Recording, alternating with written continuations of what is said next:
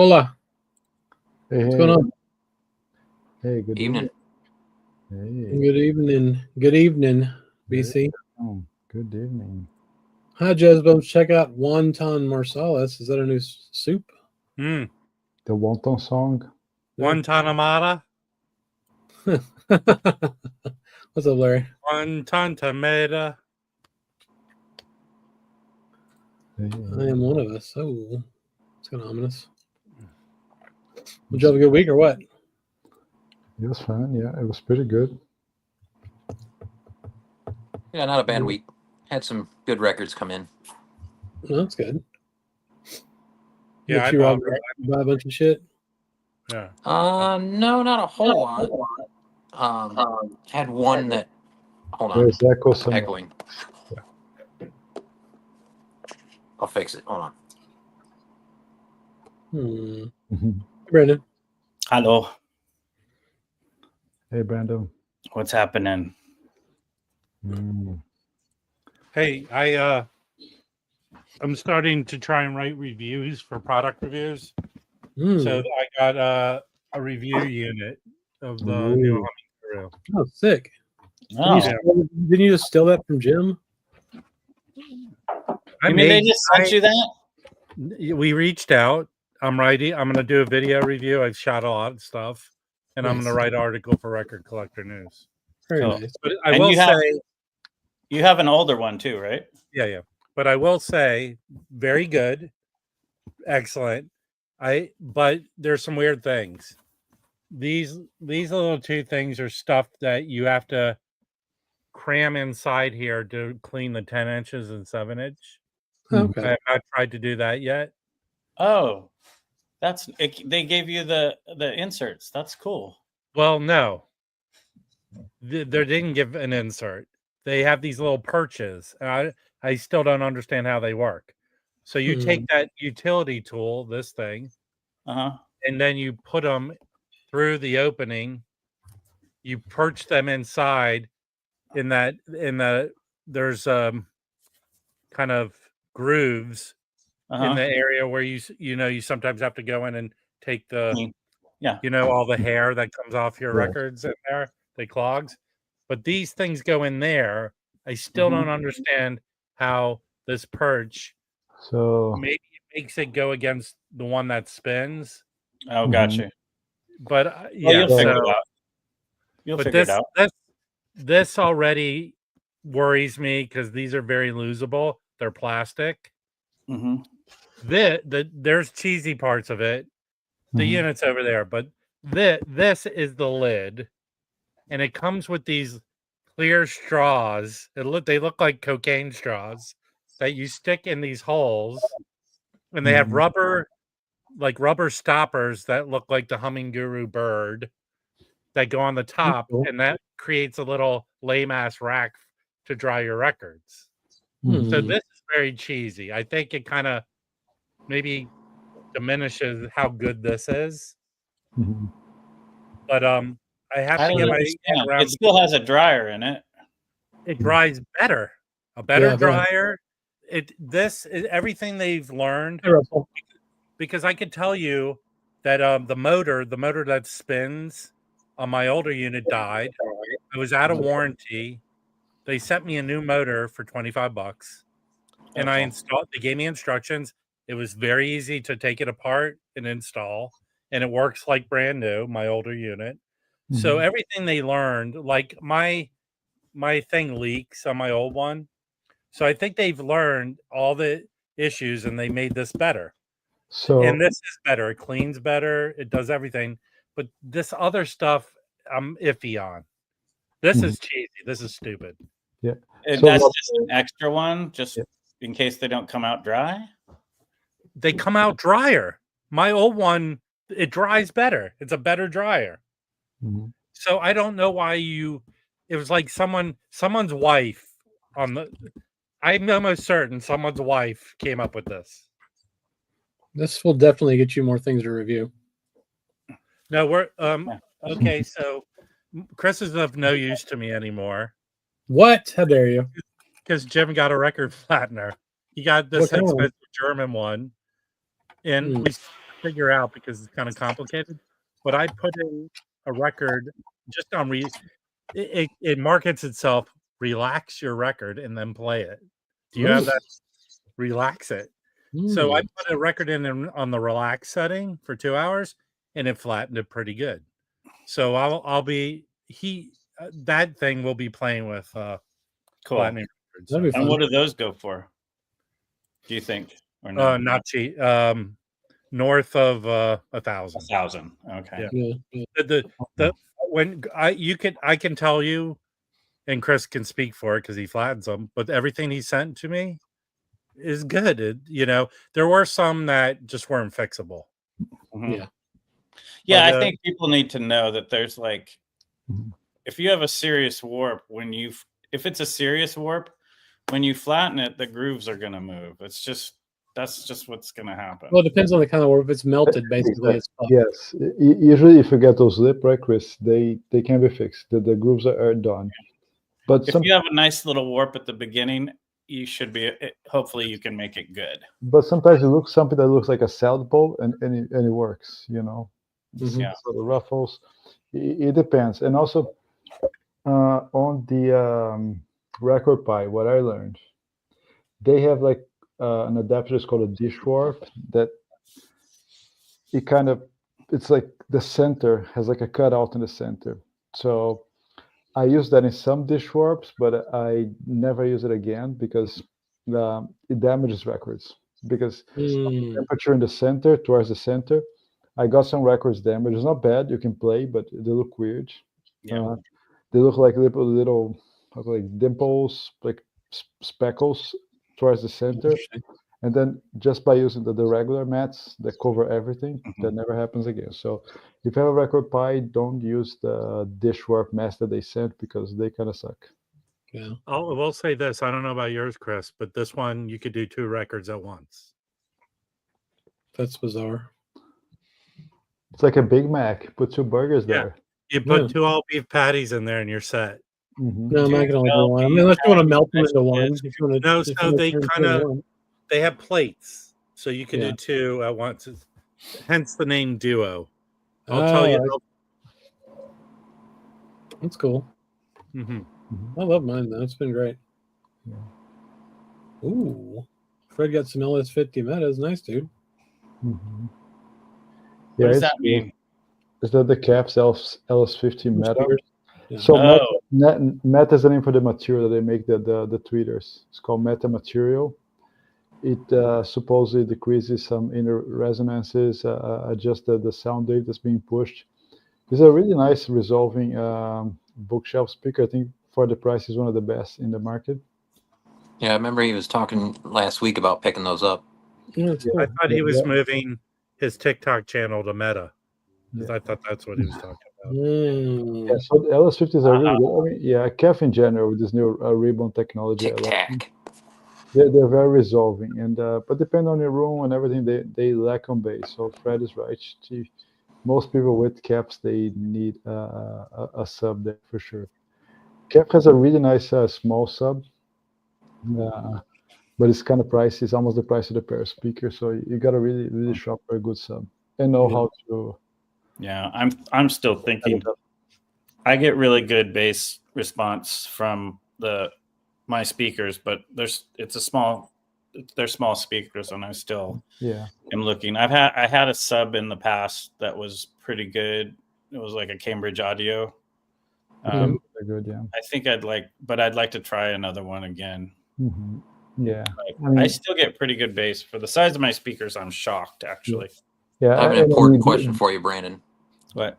Last weekend, did you see El Clasico? Oh God, yes. I never miss a Barca game.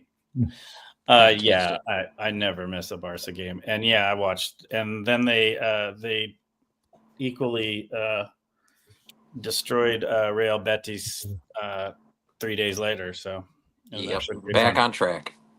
Back on track, I would say. The problem with Barcelona is always the same. They always lose against the crappy teams. Correct. Yeah.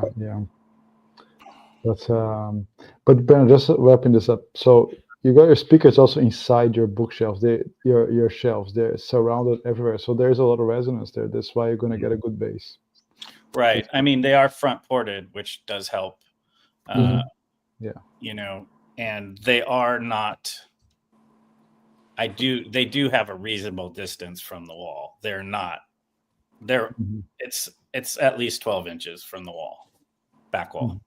Oh, okay. So they're front ported and they have the back wall, so they're not suffering from, you know, just the physics of the physics aren't creating a problem as well. Or I've tried to eliminate most of the physical problems, but it's still they're small speakers, and for the size they have an incredibly good bass. But it would be fun on certain records, you know. It would be fun, you know, to play Stevie Wonder, Hotter Than July. To play that record with some serious bass would be fun. So no, for sure. Yeah. What is this, Felipe? Have you seen this or anyone? Toll Freak's asking who is tempted to buy the Analog Productions upcoming Buena Vista Social Club release on 4x45 RPM next month for $120. Man, I don't know. I have a CD, Buena Vista Social Club, that I bought when it came out. I'm very happy with it. Are you sure? Are they repressing a classic records? Like they have the metalwork from it? Or is this a brand new thing? Probably. Yeah. Let's see. There's a big. I don't know. Because I that wonder would how that was seem recorded. I mean, that was 5. 95. But when Classic Records was doing all those one-sided 45s, it doesn't seem like it makes good business sense. I don't know if it's one-sided or not. Let me look. There's a lot of pressings of that record, man, everywhere. I got one 2-3 years ago. CD too. I mean, I can go into any shop in Charlotte and pull that record. Oh, they got a tape too. Holy shit. Okay. Kids love the tapes. 45 4LP set, Mr. Bernie Grumman. Later than plastic QRP. I know y'all probably can't see this because it's tiny. There we go. So yeah, it's $120. Do you guys remember, did it come out on vinyl or was it just CD? I don't remember. Let's see. Oh, so it's just a bunch of tracks because it's because it's a 2LP anyway. It's 2LP. It's a long record. I think it came out for like record store day once on vinyl. No, it did. I know, but I was just asking if in 95, do you guys remember, was it released on vinyl? No, I don't know. I wasn't paying attention to the records then. It's a great record, but I don't think I need to buy another copy of it for $120 necessarily. I have the CD. Yeah, so. That's what I have too, Carl. CD, but I'd kind of rather have just a 33 of it. Get that anniversary one that came out a couple years ago. It's good. It's not probably not expensive either. Yeah, probably not. Yeah, but again, it's a 95 release. I mean, the CD sounds really good. Very happy with that. Let's see this one. And I'll show you the one I have real quick, just for the hell of it. I mean, it's a great record. Could you take longer? Oh, thank you. Shut up. So yeah, this is the one I have. It's 2 vinyl, obviously. GZ 25th anniversary. Sounds fine. You can get it for $30 or less. So yeah. But I'm sure the CD is just as good, or if not better. Sort of related. My this was given to me as a Christmas present. It's Cooter and Manuel Galban. So very similar to the Buena Vista record. It's pretty cool. I think this was released in like early 2000s, if I remember correctly. But it's great. It's really good. If you like Ry Cooter and his Cuban influences, and you like the Buena Vista Social Club. No, check it out. I like the Buena Vista Social Club record for sure. Great. So I guess no one here is tempted by that, but let's see. Someone else said they had. Where is it? I saw it. Damn it! Wicked Exile just sold the 8LP single-sided 45. Holy shit! That's not how long. I mean, how much music's on each side? 3 minutes. I think Wicked Exile's joke. It's a long record. I think it's probably to the limit of the CD. Yeah, it's long. Got to be like 70 minutes of music or something. Yeah. Exactly. Mhm. Sean Howard is asking about this LA benefit concert. Here's what I do know. Yeah, I They're got an doing- email. Yeah, today. In one night, they're doing 2 separate concerts at 2 different venues. They're doing one at the brand new Intuit Arena. That's the Mhm. Clippers Arena in Inglewood. And they're doing another one down in Orange County. It used to be the Honda Center. I don't know what it's called now. It's where the Ducks play hockey. So Mhm. that night on the 20-something, they're doing the show. And it's a pretty good lineup of people playing. I just don't know who's going to be where. Yeah, I heard the lineup and it was pretty good. Okay, here's the lineup. And it'd probably be smart that they're probably going to televise this. Billie Eilish and her brother, Dave Matthews and John Mayer. Yeah, okay, unfortunately, Earth, Wind, and Fire are going to be there. I'm not joking. Earth, Wind, and Fire. Okay, you go back to sleep. Gracie Abrams, Green Day, Gwen Stefani, Jelly Roll, Joni Mitchell, and Katy Perry. That's one show. The other one is Lady Gaga, Little Baby Pink, Red Hot Chili Peppers, Rod Stewart, Steven Stills, Stevie Nicks, Sting, and Tay McRae. So that I'm sure other people will probably show up. So they're 2 separate concerts on the 30th. It's the 30th. Yeah. Yeah. Yeah. Exactly, Sean. Yeah. I would, if I were down there, I would go. I would go to one of them. I'd go to LA. I'm not. Wait, Paul, stay by your computer for the thumbnail, okay?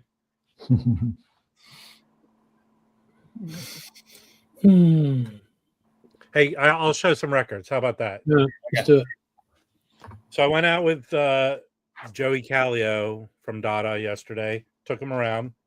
I actually picked this up today. Does anyone watch Bruce Brown movies? He did Endless Summer, all those surfing movies. This is like the one non-surfing movie he did about motorcycle racing. Looks like, yeah. So this, my buddy loves that movie. Yeah. So it's it's a lot of jazz people that play on this. Really? Yeah, this is from 71. So you got Pete Kalani and Connie. You got Tom Scott, Larry Bunker, Emil Richards, Carol Kay, who's part of the Wrecking Crew, right? Yeah. Really did a good job selling bass guitar there. Yeah, this goes for some good money, this soundtrack. But here's what I read interesting. This guy, Dominic Frontieri, he was a big scorer TV shows and movies, but he was married to Georgia Frontiani. If anyone knows, she owned the Rams. She's the one who moved the LA Rams to St. Louis. He went to jail because in 1980, he got 16,000. Remember when they went to the Super Bowl? And he sold the tickets and didn't declare anything and went to jail for it. Oh, for tax evasion? But yeah, this should be really good. So I just got it today, so I haven't listened to it. All right. I picked this up. We went to Boogie Maru, the Japanese vinyl store here in LA. And I got this. They had a nice sized Mal Waldron section. This is excellent. This sounds killer. Sounds so good. What's it on? What label's it on? It's a division of King called Paddle Wheel. Yeah, I actually have some paddle wheels. I picked this up. This is, I guess, Tommy Flanagan's answer to the Hank Jones Great Trio or whatever. This is the Super Jazz Trio, which is Tommy Flanagan, Reggie Workman, and Joe Chambers. Damn. Oh, yeah, great. And they had another record they did. They all wear the same hats. And this is called The Standard. What label's that one on? I know the other one's They're on, it's on Bridge. What is this? It's on, this one's on. That's Bay State. Bay State. Yeah. Bay State, both Bay State. Oh, nice. Japanese, Okay. yeah. This weekend, Freak Beat's having their annual big sale. There wasn't a lot of good stuff, but I picked this. This is the Superior Viaduct first issue of this. first reissue that came out in 2017. They just reissued it last year again. They repressed it. So this is I don't think anyone knows. Black Herald, which is cool. So pretty cool. I picked that up. I picked up. Fred, do you have like a fan in front of your microphone or something? Oh shit, maybe. Hold on. My bad. That's sweet. Do you know this one, Dave? Yeah, I have those both volumes on Shandar from France. Those are great Shandar. LPs. I only like picked. This is a nice textured cover. Oh yeah, those are really nice records.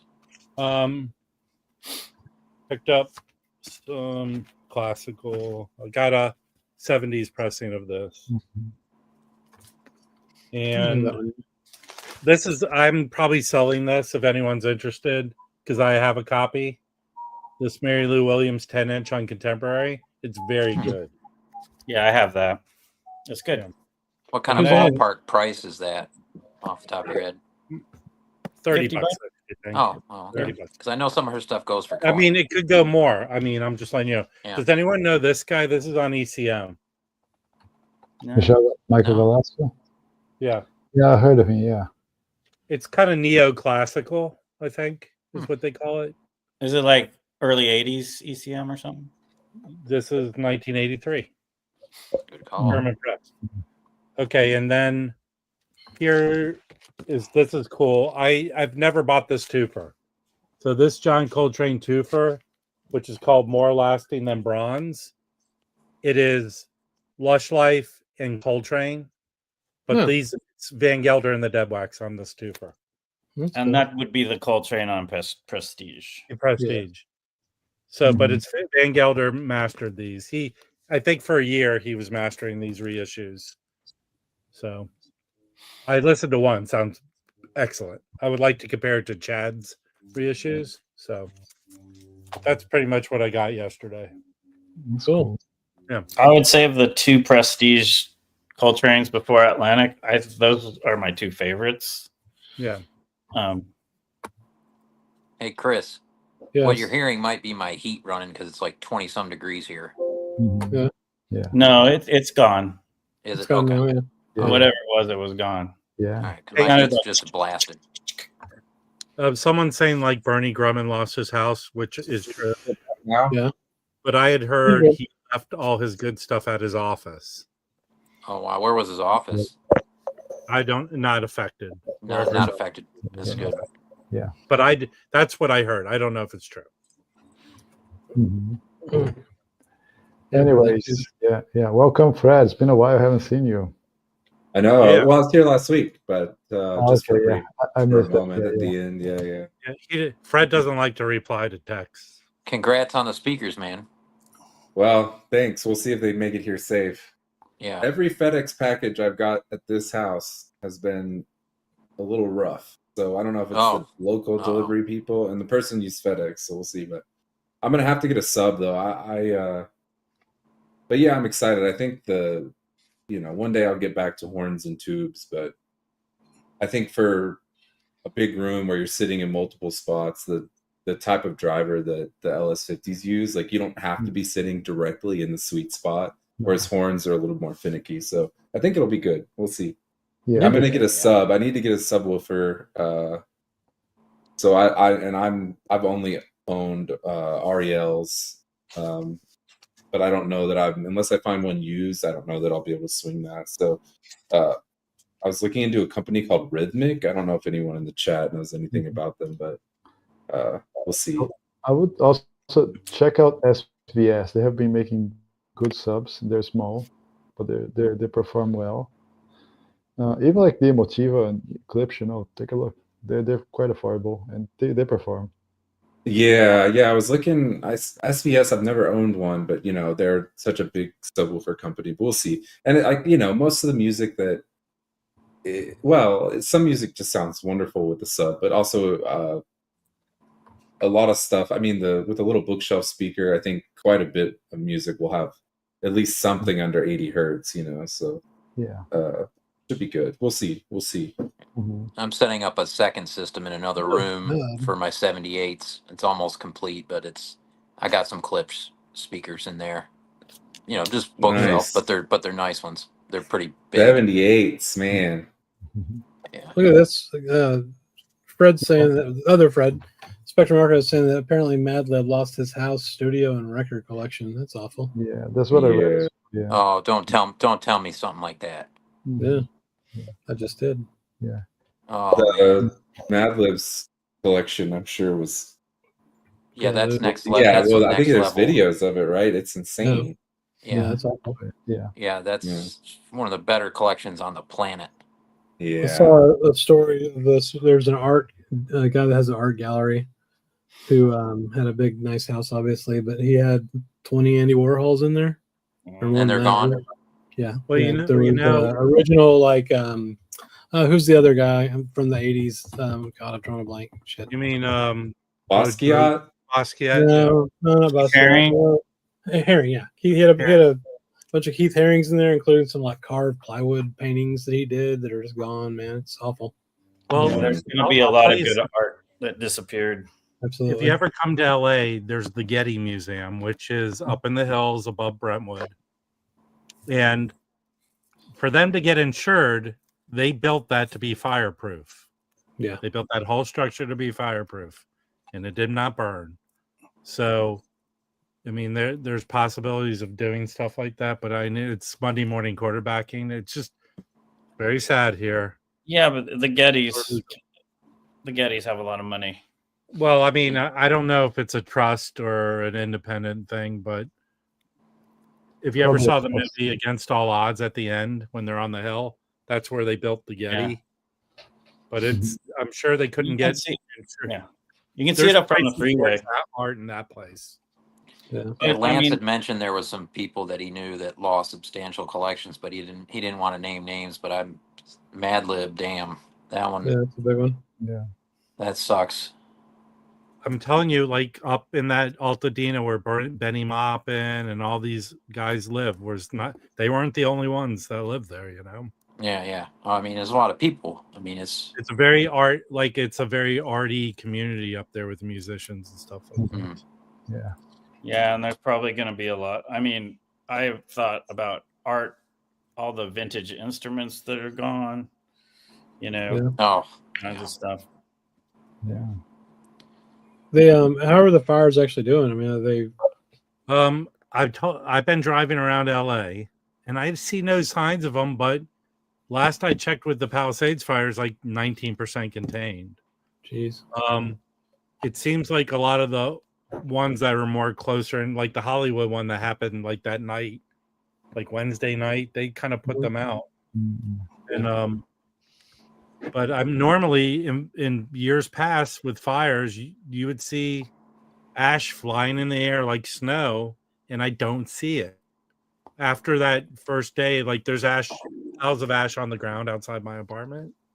But maybe the wind just blowing a different direction or something. I don't know. I'm assuming that they're not going to lie about containment of fires. No, fire's crazy. We had a fire. We have fires all the time out here, but the lake house is about an hour and a half west of here, out at Possum Kingdom Lake, and we had a fire about 10 years ago. That got about like a quarter mile from the house, but it burned. I mean, it burned an area the size of Fort Worth, like the whole city.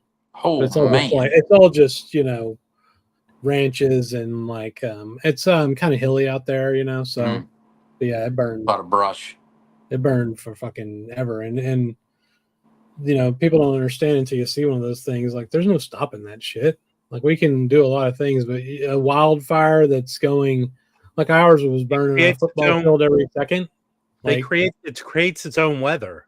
Yeah, exactly. You know, I don't want to be political about anything, and I've had enough people call me with Monday morning quarterback nonsense. To be here, I've never been near 100-mile-per-hour winds. Right. The wind was talking. It was going, get the fuck out of here. I've never experienced it.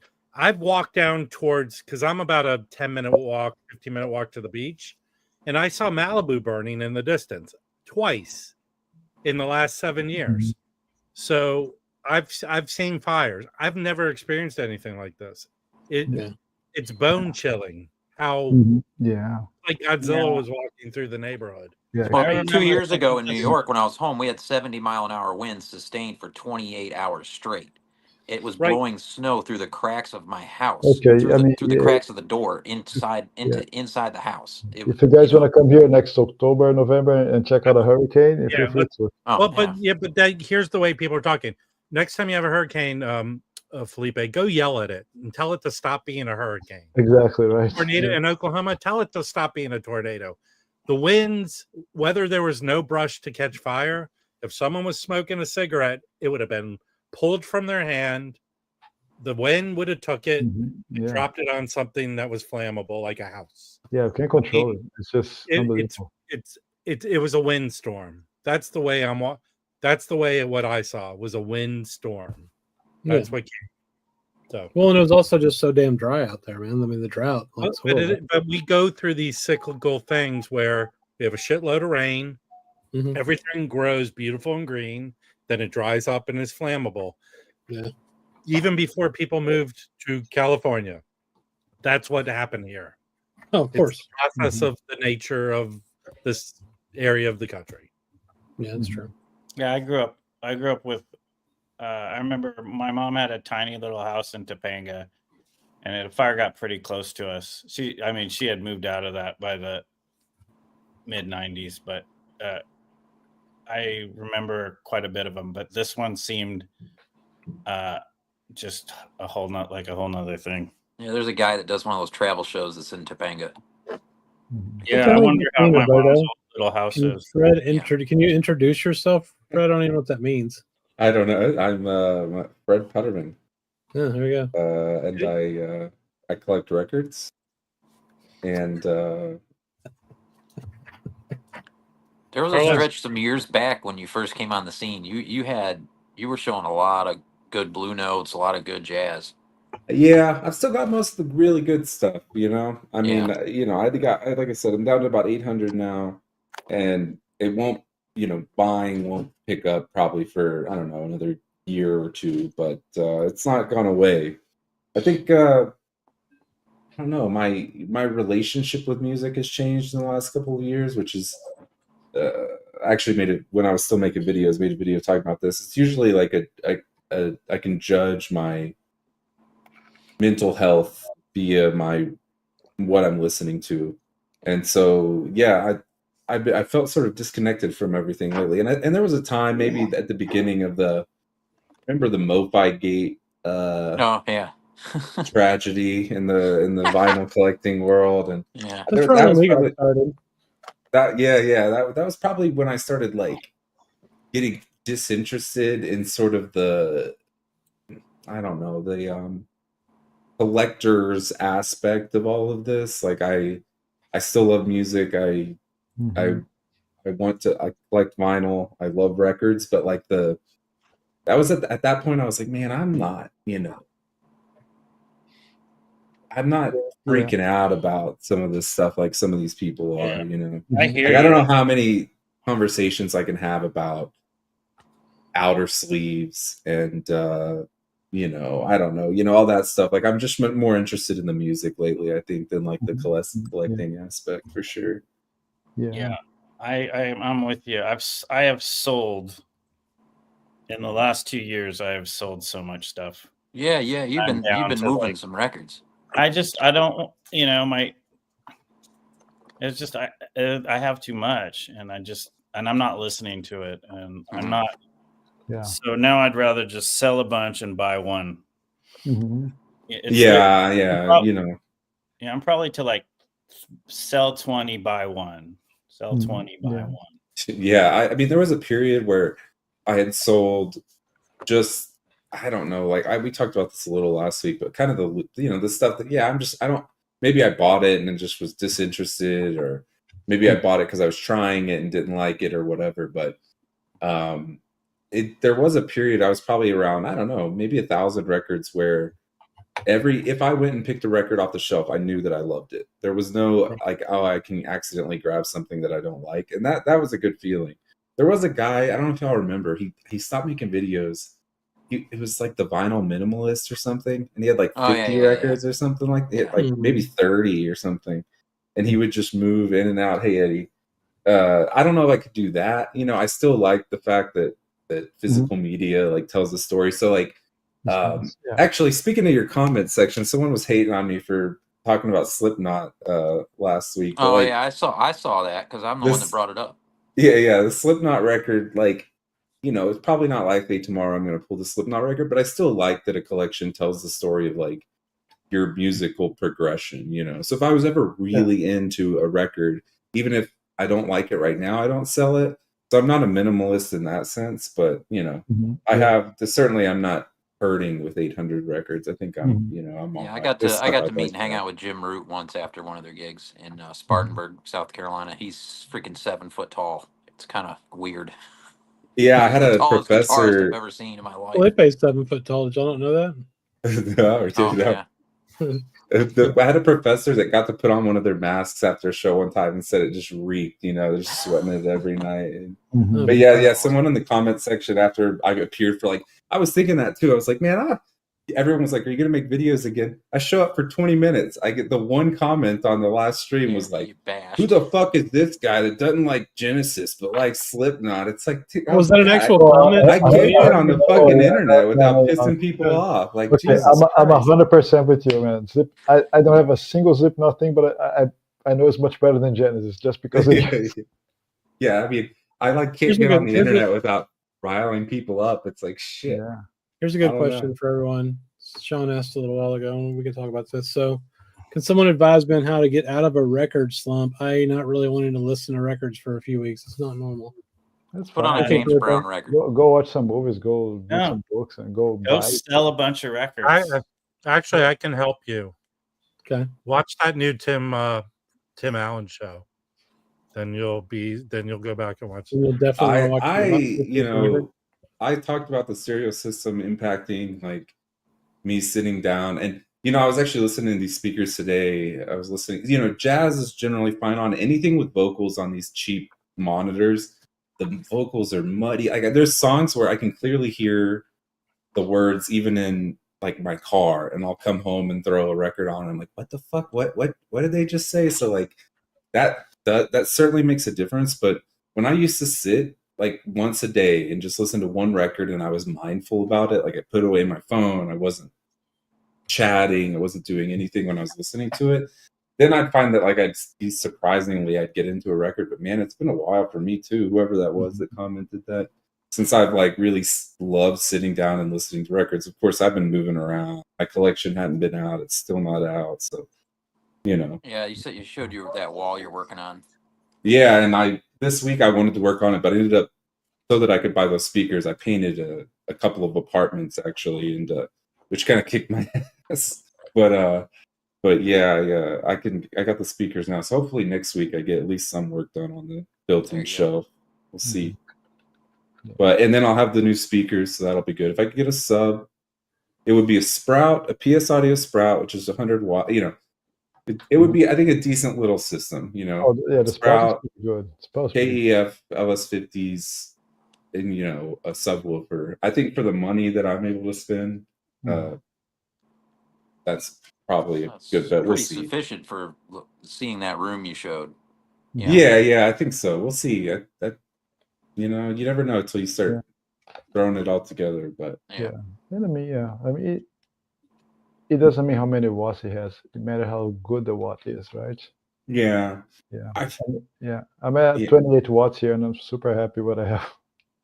Yeah, I mean, I've had tube stuff forever. You know, I was at just a few watts with horn speakers, and that was the sound that I absolutely fell in love with. I am probably going to buy a I don't know if y'all know Skunky Designs on YouTube.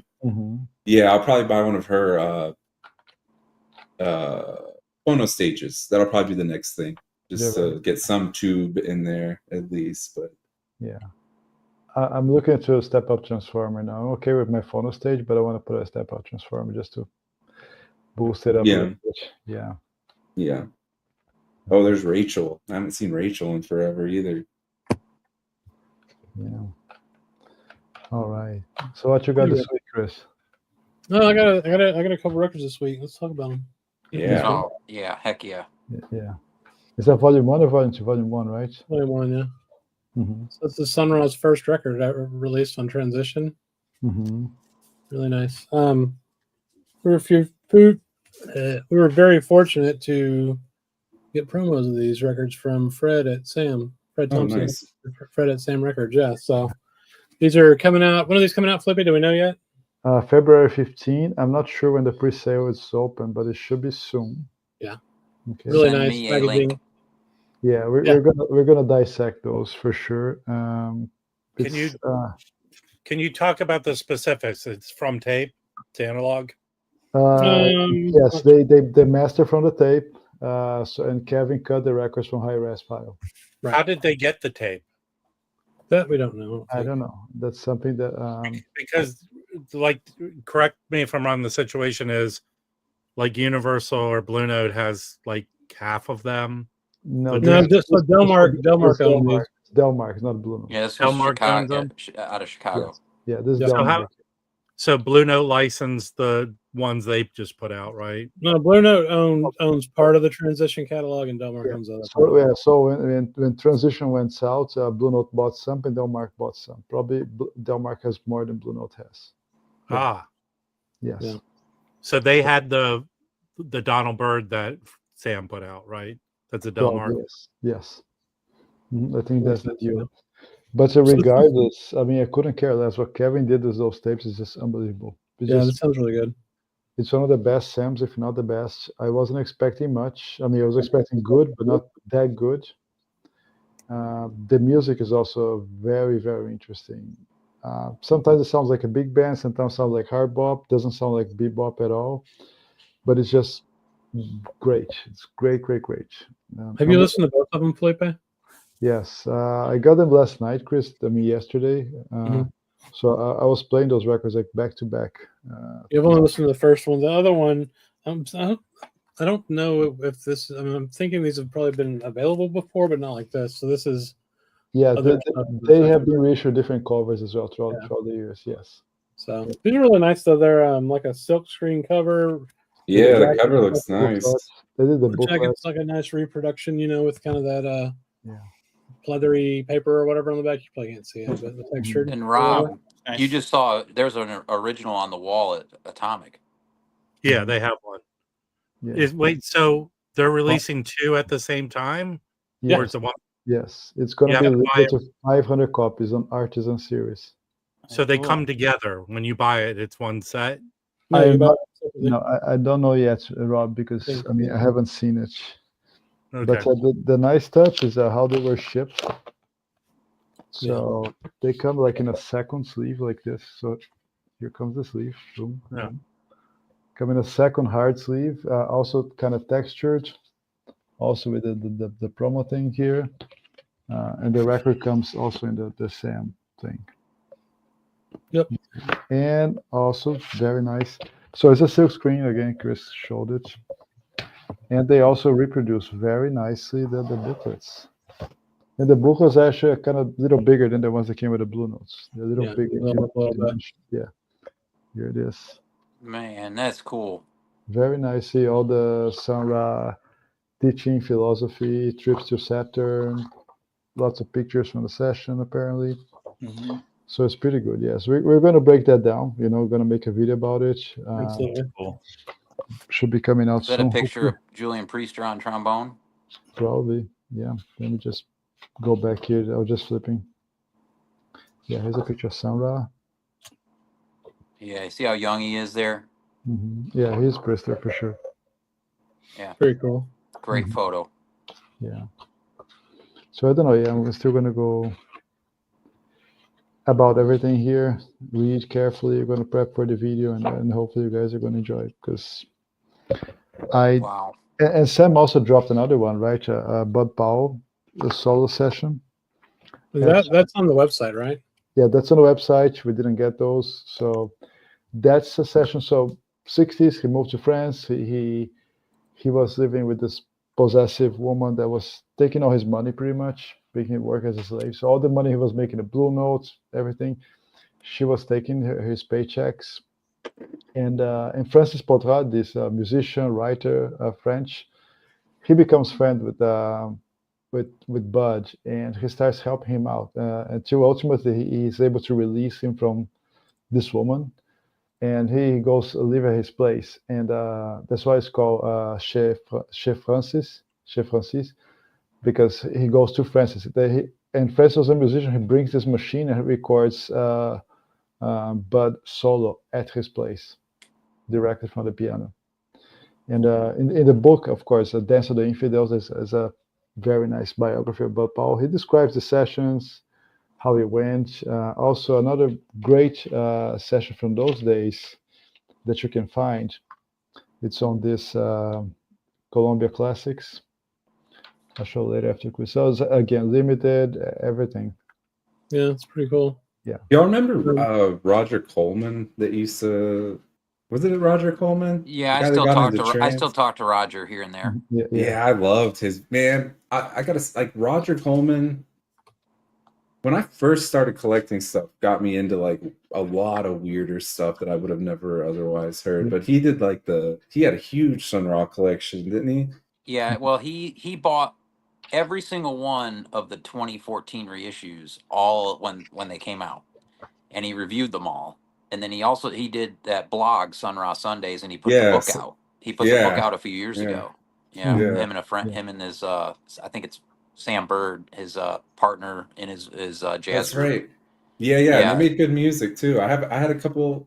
I don't know if I have them anymore. I don't know where my CDs are after all these moves, but yeah, Roger left the record world. Well, he didn't leave the record world. He left the VC world and joined the foaming at the mouth train collector world. Yes, the train, as he likes to call it. Did I ever show you that? Did you ever see this, Felipe? The switched on Raw, like the switched on Bach records. Yeah. Oh, this is silk screen as well, though. I don't remember. Awesome. That's awesome, Fred. Yeah, it's got this beautiful cover. That's cool. What else were you going to show, Felipe, or talk about? Just about the same time frame, Chris. He was already living with Francis, and this came out of the Columbia Legacy. Those CDs are amazing with the extras. So this is Bud Powell, Don't Buy Us, a tribute to Cannonball. Oh, yeah. I have the album. That's excellent. Yeah, that's very good. Here's Don't Buy Us and Adrian Suleiman. So the band is amazing. Adrian Suleiman, Bud Powell, Pierre Michelot, Don't Buy Us, and Kenny Clark. And the good thing about here's Cannonball. So Cannonball stopped by, and they had actually a session booked. So Bud didn't make it, but it's a really nice booklet. All these releases here on the Columbia Legacy, if you can get. And the good thing is that the CD, of course, comes with extra tracks. Yeah, that's awesome. Yeah. Tell us about your amp, Felipe. Is it integrated? You have a separate preamp? What's your setup? It is an integrated, yes. It can be used as a power amp. I can connect a preamp to it. Mm-hmm. But it is an integrated. It runs KT88, 6L6, EL34, KT77, 350Bs. This is kind of like Dave talking about random names. We don't know what are those different kinds of tubes. Just different kinds of tubes. So each tube is going to have a different sound signature, and it's auto bias. So you can just there's some switches there. You just change the switches, changes the voltage plate, so you can use different types of tubes there. That's awesome. And it sounds sweet, man. It's not an expensive one, and but I'll never sell it. I had like many people like offering to buy. I'll never sell it. I might buy a second amp, but I'll keep this one. Cool. Yeah. Did you get the new Miles archive on CD yet? The bootleg new one? Yeah. No. Yeah, bootleg. Not yet. So the MoFi should be releasing it any day now. Dark Magus, that 74 live record that was released in Japan first in 77. Oh yeah. Shit.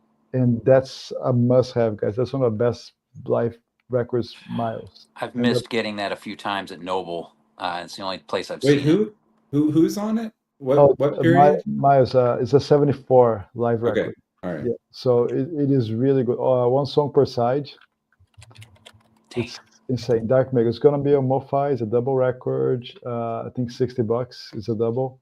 Yeah, I'll be getting that for sure. I'm not sure if it's going to be super vinyl or not. You got to double check on that. But Well, if it's double for that 60, record's probably escaped Oh me. my god. See, super vinyl. What the fuck does that mean? I see the MoFi gate, that was the end of it for me. This is nothingness. Here's the Super record. vinyl, Felipe? You know what super vinyl is?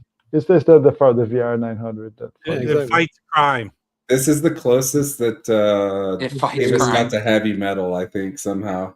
Where the Dark hell Magus. is the? I'm just looking for the lineup. Yeah. Oh, this is great. Does it I have think it? I already passed, Chris.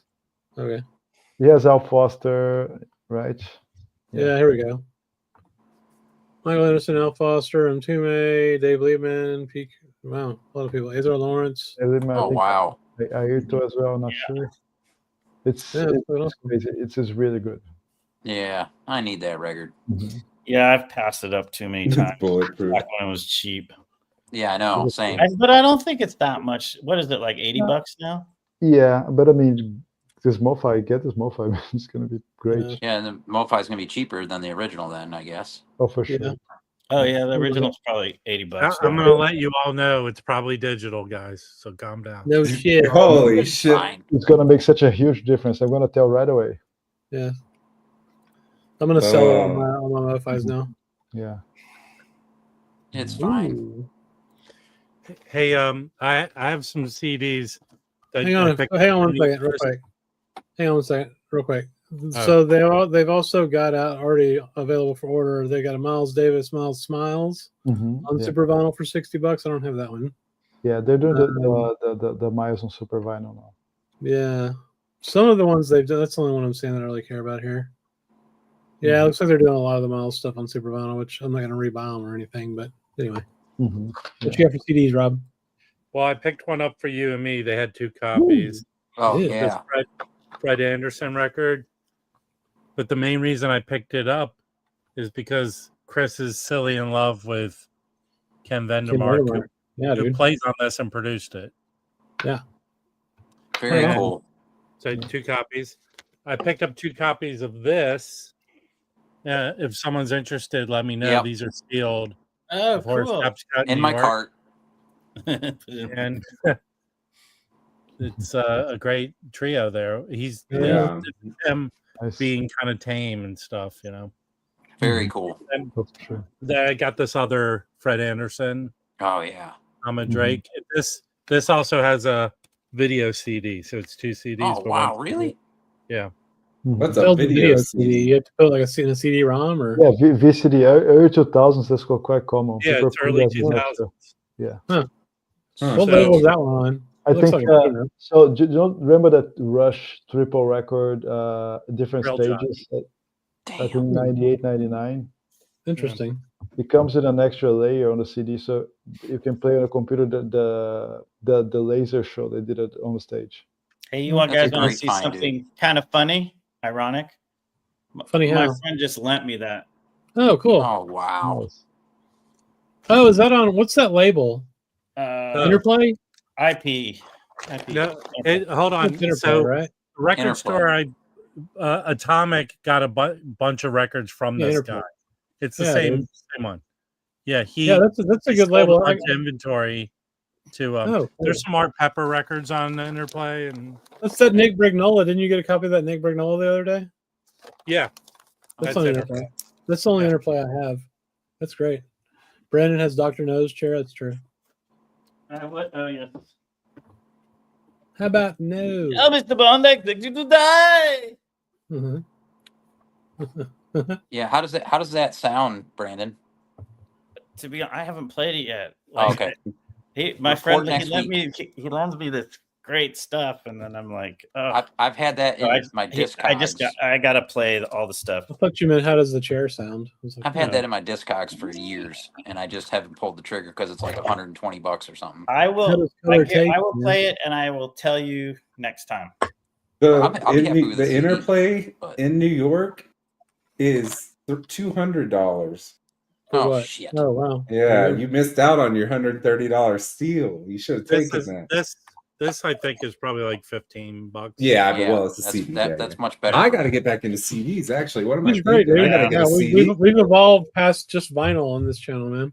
I think shit. No, I think vinyl has surpassed us, our pocketbooks. Yeah, a little bit. Yeah, I mean, if I can get, yeah, I don't know why. I think for a while I resisted CDs because if I start collecting multiple things, while CDs are cheaper, it's still just more to buy. Like this album that we just Tap Scott record. Right now, it's just like I can't get it. If I start thinking about CDs, I can get a $15 CD. So then I end up actually just spending more because I'm collecting multiple formats. Right.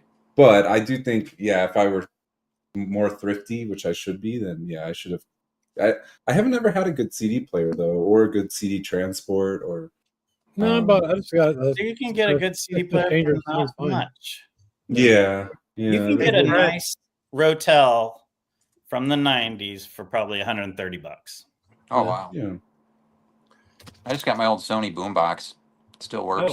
It's probably more. I'm probably underpricing everything, but it's between 150 and 200. You can get a really nice Rotel in good shape. Hey, Fred, and you can get a Luxman. Is that in that what? Pay more. Yeah, NAD makes killer ones you can buy for $200. That is totally true. Where's our friend from San Francisco? What? Where's our friend from San Francisco? I ain't seen her in a while. I don't know. Yeah, that's what I would say. NAD. She's got a great CD Hotel, or if you got a little more money, get a Luxman and something. I forgot to show. I picked up a record out of spite. I only bought this. It was sealed. It's an FU to Blue Note. Why would you have FU to Blue Note? You can only get through their subscription service. Oh yeah, that sounds. Oh, good. Do they have a subscription service now? This is new to me. There's so much you don't know. I know. I've been gone for 2 years. 5 people in the VC were murdered. We'll tell you about this. Oh no! Well, here's the recommendation record of the week. That's a great record. This is a record everyone should own. This is an '88 reissue on Atlantic. Probably, I'm gonna guess it probably sounds better than the original. This is very avant-garde-ish. Where is he from? The UK? No, it's in the US. So you got Art Farmer, G.G. Grice, J.R. Montrose, Mal Waldron. In fact, Don Butterfield on tuba, bro. Let's go. Wait, is that a different record? Did they retitle it? Yeah, I think it's been. Eddie Charles. Are you sure? Are you sure? Yeah. I'm gonna look it up. I've been looking at an original copy on eBay. Okay. But they do this very Vibrations Mal Waldron song is excellent. But this is kind of what Jimmy Giuffre was doing back then. This is what Teddy Charles is doing on here. It's very good. It's a mono. This version is not expensive. You can get it on cassette. Huh? You could buy it on cassette too. But get a record out of spite and then get this is very good. This version sounds Hold on, tell me about this Blue Note subscriptions. It's like the net. It's like what you pay a month. It's a Vinyl Me Please for Blue Note or what? No. It's lamer than that. It's not lamer than that. Shut up. Okay, they already make these tone poets, right, Fred? Yeah.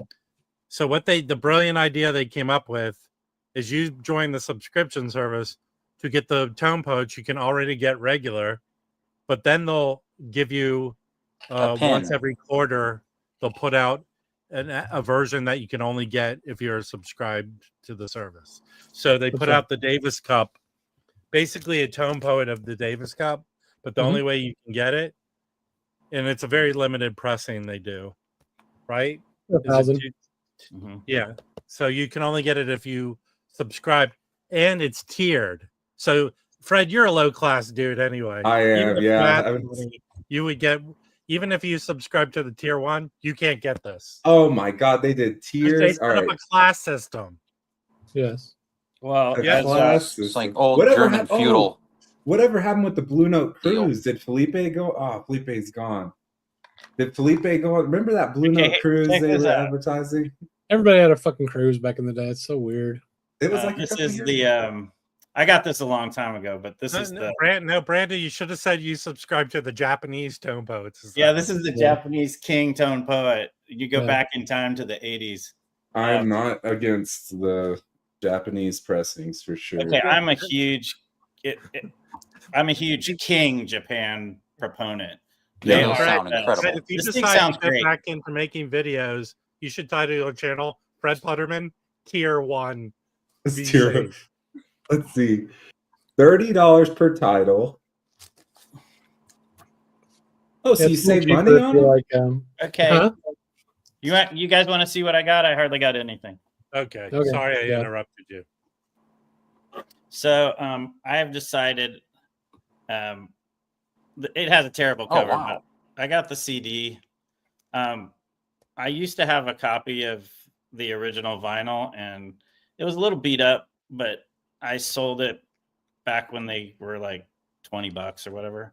Because I figured I'd find another one, and I never did. I've never And now seen it's the like CD. a $200 record, so I just bought this for $15. Is that on 32 Jazz?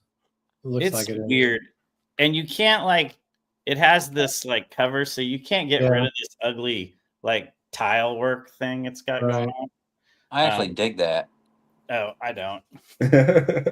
And you can't change it, and then it's got the same thing inside. But if I could flip it, I would put that on the front. Oh, yeah. Well, if you throw away the jewel case and just put it in one of those little sleeves, you can. I might do that. Yeah. But anyway, got that for I think I got it for 11, and it was like ended up being like $15 shipped or something like that, 16. Anyway, I've been selling a bunch of stuff, and I'll grab something if I unload like some records. This is killer. Oh, cool. And it's not expensive. I think it was $15. It's one of those later prestigious, which are Hampton Hawes I really like. And he plays pretty much a Rhodes on the whole thing. Oh, yeah. And it's totally funky and fun. It's called Playing in the Yard, and that's the first track. The band is Bob Cranshaw on electric bass and Kenny Clark on drums. And he plays he plays acoustic piano, I think, on 1 or 2 tracks, but it's mostly Rhodes. And Any like cover? Is there any like modern soul covers on there or anything? No. Wait. No.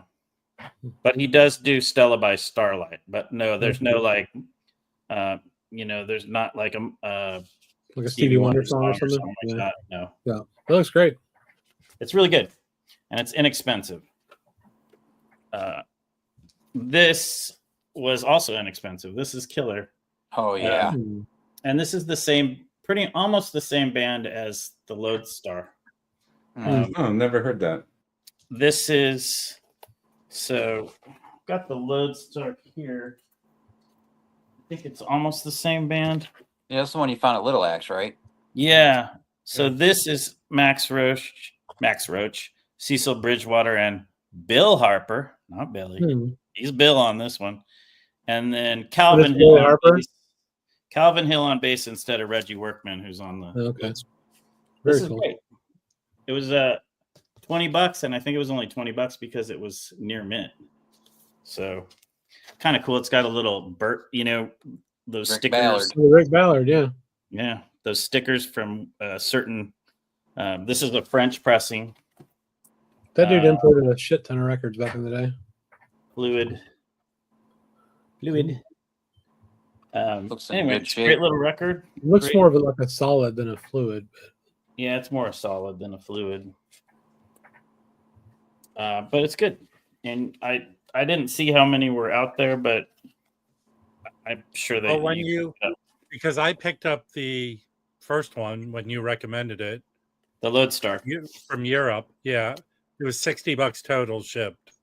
Yeah, I think that one's not that expensive. Now it's expensive because people have been buying up copies of it. Yeah, that's the problem. I would show you it's the Jazz Bums influence, man.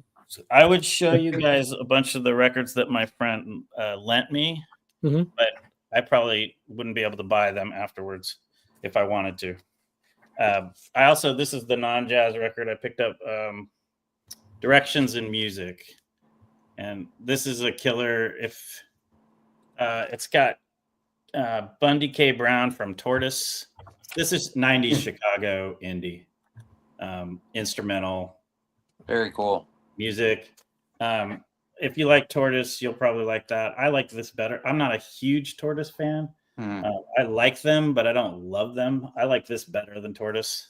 Yeah, I like the early Tortoise stuff. I've got like their first 7 inches and this is stuff just like that. Bass guitar and drums, making really nice melodic music. Good. That's it. Nice. Very cool. I got a few in this week if you want to see them quick. Yeah. Of course. Always. I can live vicariously through y'all again. This is one that Alex, actually at the end of last year, he asked me if there was anything from this one shop in Montreal that I'd be interested in because he was putting in an order. So he's like, save on shipping and do a combined thing, like kind of like what Felipe does. So I found this record, and this is one that I'm pretty stoked about. Like, I don't know how I'm going to top this year. It's not that crazy a price or anything, but it's the Yasuki Yamashita Trio, Charisma. And this has got Akira Sakata on it, on saxophone, just going off. Like, what's it called? It's, here you go. Okay, yeah, there we go. All right, let me look this up. All right, I got it. It's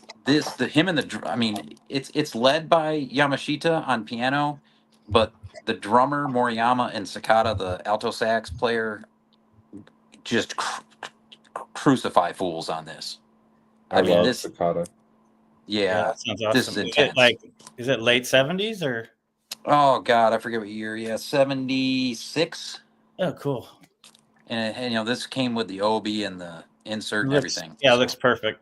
Yeah, it's a mint copy, and it was a decent price. And then I saved on the shipping with Alex doing his due diligence, and I was surprised how fast it came with everything going on in LA with the LA fires and all that. He got it and then got it to me quick, so it went through Anaheim to come to me. So, but that was a big one, basically from last year that just came in, and then this one, they have Sunday sales at Pop Shop in Rochester, and when I was up there, this was on the wall. So I called them back, and I got the Sunday deal and free shipping. I got the Glen Branca, the Ascension, which is it's got Lee Ronaldo from Sonic Youth. Yeah, I used to. I don't know what happened to my copy. Yeah. Oh, Robert Longo photo drawing. Yeah, so this is the original press of this. It's missing the insert, but it was a good price, and it's in nice shape overall. Like probably VG cover and VG Plus record. So that was a big one. That's killer, man. That is so cool. This one's for Felipe. This came today. Oh, yeah. Alenko, Nora, cool. Dizke Ufu Parai. I'm not sure how it's said in Portuguese. Diz que eu fui por aí. Tell them I'm out there. Mono 7-inch. I love her. So anything I find, and the reason I found this is because you were talking about those Alenko records with Ken, and so I was looking for this one, and I found the 7-inch instead. So. This is her only record on Alenko. The thing about Alenko is that artistic director, he's a very bossa guy, so he kind of pushed the artist to do bossa records, and she was never into it. What does that sound like, you guys? This is a bossa nova record. It is a bossa. Okay. Yeah, because beautiful voice. Yeah, and she can play guitar really well too. Yeah, every record she did, they were different from each other. She never repeated herself. Yeah. So because she was a wealthy girl from upper middle class, so she was always kind of having to prove herself, and she was always hanging out with those guys. Her apartment was she lived in a huge apartment in Copacabana, and pretty much every night, all the cream of the crop of the composers, musicians, they would get together and throw parties and play together, compose, write music, and everything. Sounds like Sam Rivers' apartment. Sort of, yeah, but just a different thing, sort of. So and she was always interested in many different things other than bossa. So she recorded this record by them, and then she went to Philips, and then at Philips, with a better, different, more open-minded artistic direction, she was able to do whatever the heck she wanted. Record music from different composers, from different styles, different times, she records stuff from old times because they will say, "Oh, she's too modern." Then she goes and okay, I'm gonna do a record of old music from the 30s and new composers and samba and bring people that were not even on the map and put them on the map. So she was always like great innovator. Yeah, I'm really happy to find that. It was some little place up near the Canadian border in New York, where that he had a few other Brazilian things, but I wasn't familiar with them.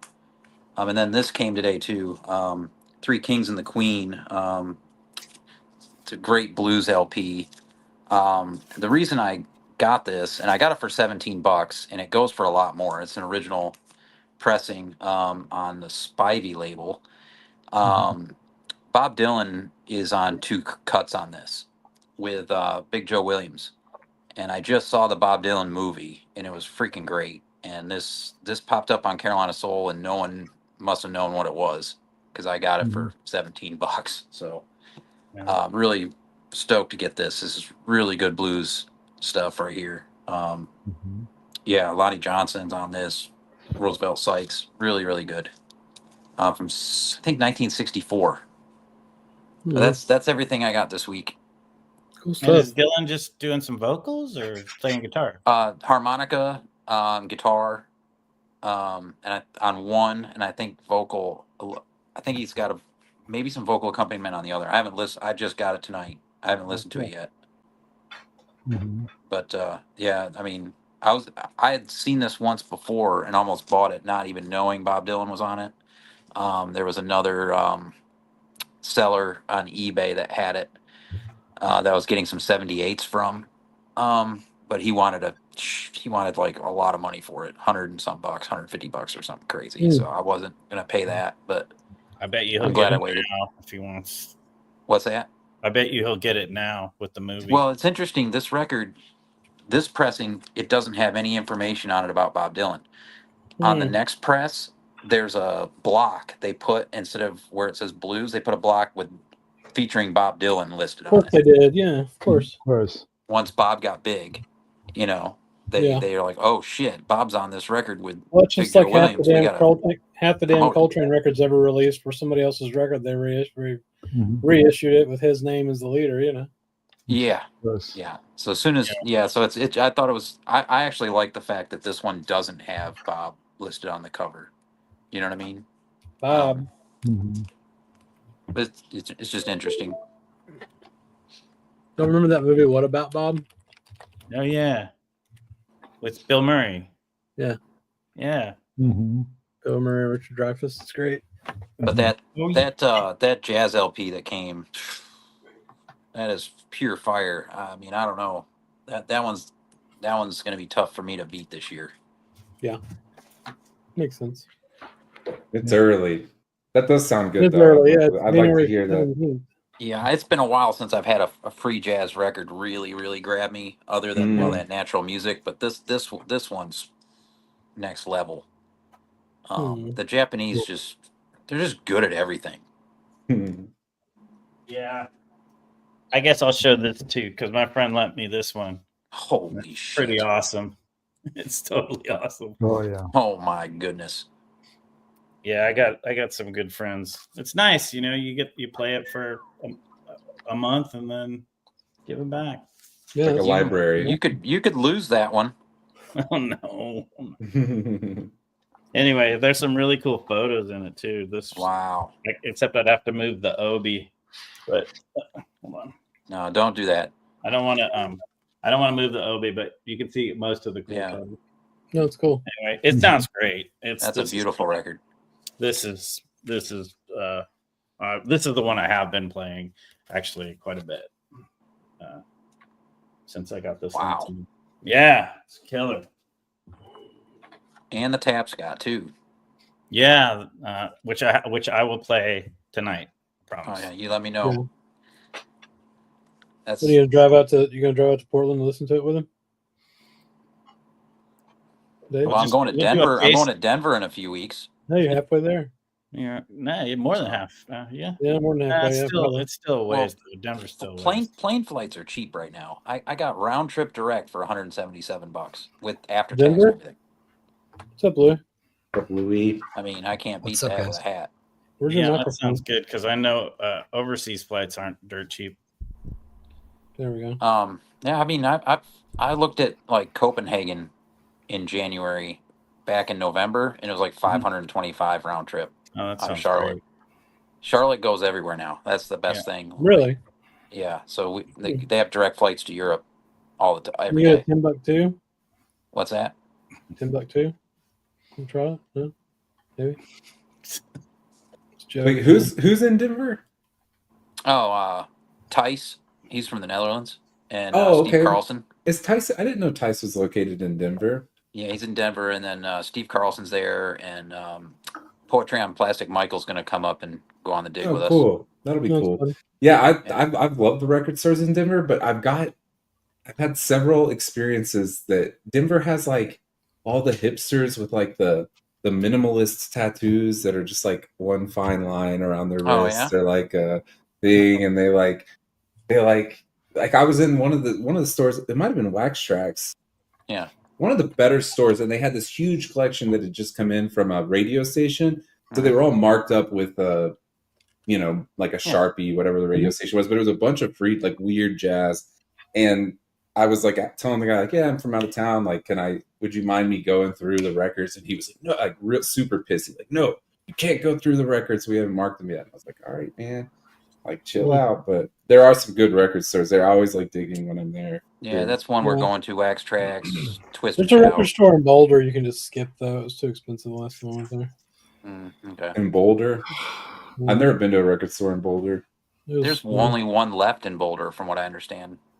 I mean, it could have just been a bad day for me to find stuff there, but Yeah, Tice ran into Carlson at that one in Boulder. Is how they met. You got all these great ideas, Roberto. Thank you for the donation. But you're still not a subscriber, bro. Can you subscribe to your channel? Yeah. Wow, man, things have really changed in the last couple of years.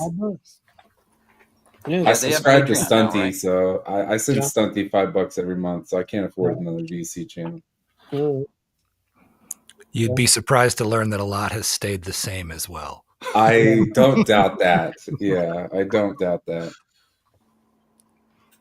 Then there's a new AP pressing of Get to Go-Go. I didn't know that. I'll tell you what. Yes, if you're not in StreamYard, you can actually see it on YouTube. Out. Chris, when does that Sunrock from Sam come out? I think it pre-orders. Someone said the pre-order starts February 1st or February 15th, something like that. Okay, I'm all over that. Yeah, that's a really cool reissue. I'm hoping we don't. I hope everyone doesn't order before me. This show. Now here's the question. Well, they're not available for pre-order yet. Let's pretend that it goes on sale February 1st. Is it February 1st in France? Yes. No, good point. Is that here? No, you're probably gonna want to buy that directly from him if you want a copy. I would think. That's a good point, Rob, you have to. There's only 500. They're going to go fast. Yeah, it's part of the archive series or whatever they say. Whatever it's called. I think it's called archive series. And is there a limit on how many you can order? Another good question. Shane. No worries at all, dude. Somebody take Shane's spot. Here's my question: Why did Jazz Bum Chris get a copy? He seems to know very little about this record. Because we're gonna do a video about it. That's why. I just got it today. What do you want? And why are you wearing Linus's T-shirt? I don't know. I hope you brought enough for everybody, Rob. What are you eating? Do you? None yet. Yeah. Some things. I'm eating healthy because I have to. You're drinking sugar coffee It's there, not. It's not sugar. It's not sugarless. Yeah, it is. It probably is. It probably does have sugar, Rob. How's that? How's your car doing, Rob? Excellent. I love that car. Yeah. In fact, went in front of the Boogie Maru. They had a charger, and a girl comes out and going, "They're not working." People say they're not working. It's Shell. Shell's gotten in. Shell has charging stations. I plugged it in and I didn't fill in on an app, and it charged my car without paying. So, Oh, That's nice. cool. Yeah, did you have any trouble? And you're in LA, so even driving around California, you wouldn't have any problem finding a charging station during the fires, even, I guess, huh? I mean, if you're in populated areas, there's charging stations. Yeah. If I want to go to Vegas, I'm not driving there. I'll fly to Vegas. That's fair. Oh my You don't God, want to have it lose charge in the middle of the desert. No, there are places if you strategically do it, but I don't want to be forced to have to do that. It's a great commuter car. It's a perfect commuter car. It's also only $100 to fly there from there. Yeah, exactly. Vegas always has cheap flights. They just want to get you there, right? Yeah, same with Colorado right now because the ski season. I love Denver and Boulder, specifically. I like Boulder more, but Yeah, my brother lived in Leadville for many years, so I'd go every January. So I'm now eating he's in New York. I haven't been in a few. So what? Quinoa, Louis. I'm eating quinoa. Quinoa's kind of problematic. Quinoa is the superfood. Yeah. Is that what they make super vinyl out of? Yes.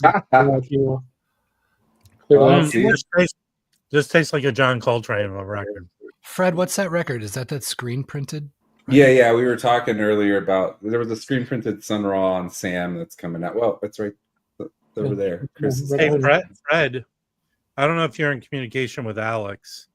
Marimba. Marimba, yeah. I picked up the Sonny Simmons record that just got pressed. Do you know about this one? Oh no, what is it? Oh yeah. It's somewhere hidden in my thing. But what's it called? Alex somehow, I don't know. What you have in your prison purse? I mean, what's going on around here? If he befriended this guy who owns a record store in Idaho, and he had the tapes of a Sonny Simmons live recording from the early 90s, I think. Oh, a live recording. And the CD had come out. He had put it out, but he just pressed 100 of them. He's selling them on Discogs, and it's really good. Discogs? That's how he's selling them. A lot of stores do that when they make small. Oh, okay. Like Nice. that. I mean, there's a few. I'll send you a link. I'll text you a link. Okay. But you have to respond and go, "Thanks, Rob." Okay. Because there were many texts that were not returned. I don't think that's true. Actually, I don't know if I still have them, but I. No, I think he's probably right, Fred. Well, I'm really bad. Louis knows I'm horrible at texting, especially last year, man. I look at the phone and I go, oh, as soon as it's like Pavlov's dogs. If you know the little bleep on your phone when I get a text, usually there have been times in my life when I get a bleep and I'm like, oh, someone texted me. Right now, I'm like, who the fuck is texting me right now? So that's my general response. Hey, Rob, goes down what year was that show from? That Sonny Simmons? I think I'll look it up right now to be 100%. But I think I'm going on early. My favorite was like this one that went unreturned. It was like, "Hi, checking in. Hope all is well." There was no response to that one. It wasn't going well. What month was that? Tell me what month that was. This was March. This was April of last year. Was it April? Yeah, it was hell. I mean, I don't know. There was a March text went on a return. March, April, hell.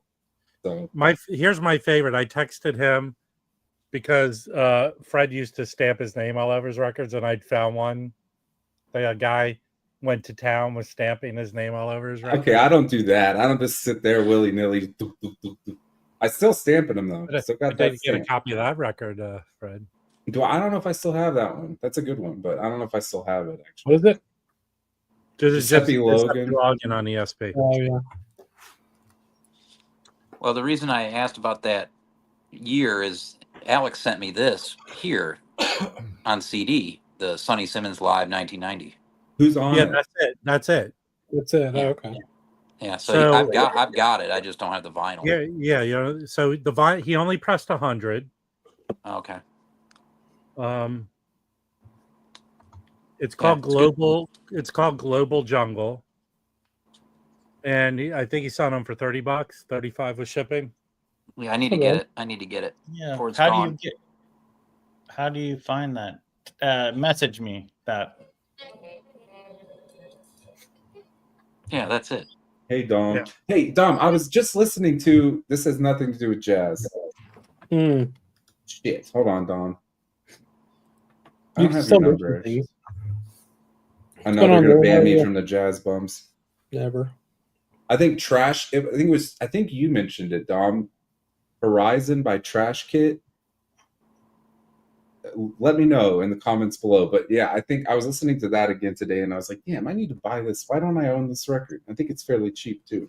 Maybe it wasn't you, Dom, and if it wasn't you years ago, disregard everything I just said. But all right, Rob, did you text me? I'm taking. Oh, there you go. I'm gonna say thanks, Rob. All right, you suckers. It's official. Once I get the text from him, he doesn't hate my guts anymore. Good. Thank you. Nah, man. I mean, I mean, it's just been a hellish. I get it. I get it. Things are leveling out. So we're back on the jazz bums. Back on the jazz bums. Sounds like it was the same session, Alex. So, Louis. What up? Earlier this week, you've been listening to a lot of jazz records. What have you been listening to? Oh, I have a whole stack. You want to see it? Mm-hmm. Yes. Yeah, you've been showing some bunch of jazz here recently. Hold on. Premature and Biggin. He's not even prepared. He's not a good person for the jazz bum. He's a great person for the jazz bums. How dare you? What's up? Hey, Felipe. Hey.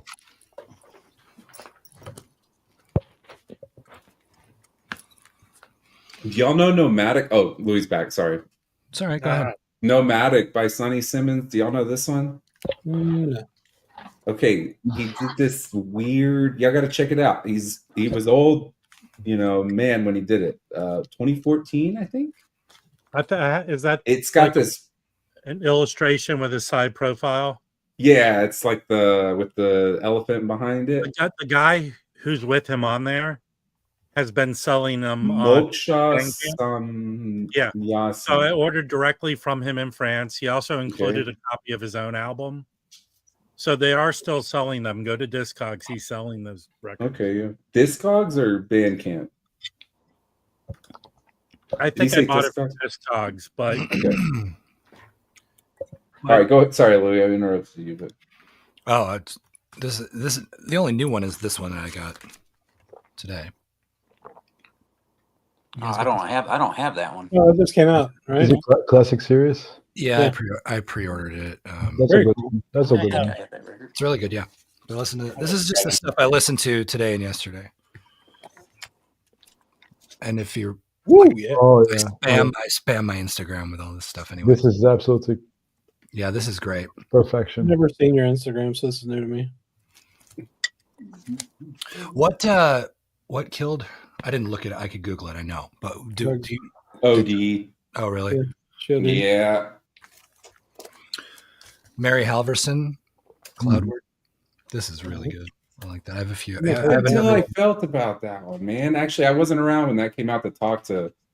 Yeah, this is good. And I have another. I have 3 of her records. Another one. Both the other ones are in my queue to listen to. Tonight. So Louis, if you go to Non Such website today, they had some of their artists jamming and playing a concert. There's the videos are there on the Non Such website. At least I got on their email newsletter today. That's very cool. Yeah. The Triforce of Jazz or whatever. Mm-hmm. This is great. I think this is. I don't know. I never really paid attention too much. I think it's an OG though. Not that I'm one who cares all that much about that sort of stuff. Here's an Astral Spirits one by a dude named David Lord. Forest Standards 3. I don't have 1 and 2, but this one's 34 out of 500, and it sounds. Cool. What is that? I've never even heard of that. It's I don't know how to describe Astral Spirits. It's like they're real committed to free jazz and regional and local artists, and like this guy is a guitar player, and all the songs he wrote for this whole Forest Standards project are like he talks about like from the forest perspective, like some like Infant Elm, Wood Nymph, The Woods I Know, Green Cap, Tree Sap in Winter, shit like that, and it's really good. It's not like sandblasting a barn door free jazz. It's super Is relaxing. it music you can play while you're playing Dungeons and Dragons? Yeah, for sure. Mm-hmm. And this was what did I get this? Was this RSD's? Yes. Yeah, that's greatness. You like that, Louis? Yeah, I like it a lot. The they did such a good job on the print and everything with this. The booklet's like 4 million pages long and it's all full color and everything. It's good. It's almost the same lineup as the record I showed from Sweet Basil. The only drummer different. Live in Antwerp. I like this better than this is of the Pharaoh Sanders I've heard. This is my favorite. Well, where'd you get that from? I don't remember. I don't have that. What's your favorite Sanders you've heard so far? Hey man, other than like I'm open to new. You know what? If we get one more Karma, everyone loves Karma. Everyone loves Tahid, but it's nice to hear good original takes. Well, okay. I like this one better than Karma. I agree with you. I like Karma, right? But I think other than when he's a player on other stuff, I don't really know how to compare it, but I like this way better. I don't like Karma, dude. I don't understand hype. Well, Karma's gonna get you for saying yeah, fucking. Hey. Well, that version of Karma's gonna have to fucking wait in line. No shit, bro. Dan, remember that Floating Points album a few years ago? That the pressings were just bosh. I don't know if anyone got a clean pressing of that thing. Mine sounds okay, but I mean, the Floating Points guy ripped off Clark. You guys have this from VMP? I have. Oh no, I do not. That looks cool. It's good. It looks cool. Such knocking about that record. Is it recorded by the same time he was there giving those interviews on the French TV? There was a documentary about him. Sounds like shit.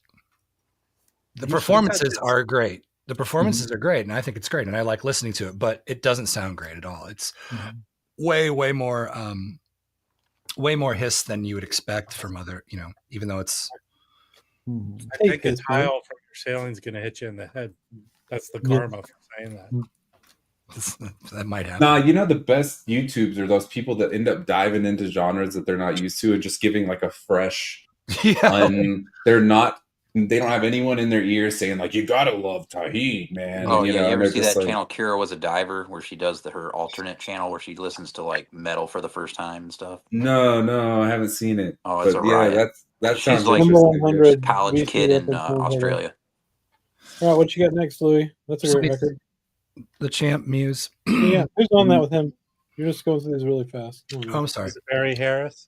John Newman, Duke Jordan, Sam Jones, and Ray Brooks. That's good. The Champ's good. Yeah. Don't you have an OG of this? Me? Yeah. No, I have the reissue that Third Man put out. This is not. No, this is that. Yes, this is Third Man. I didn't know what reissue it was, or if there were other ones. I think Dom's the one among us that has the OG, though, right? That sounds right. Correct. I don't even know, but that does sound. No, Dom's got an OG of that. Yeah. This is super cool. Wonky. 1981. Yeah, that's Detroit. Was Third Man putting out all the Detroit stuff? Yeah. Makes sense. Oh yeah. I haven't listened to this in a million years. Somebody doodled all over my cover. That's cool. Do you guys have the VMP of this? This is back when.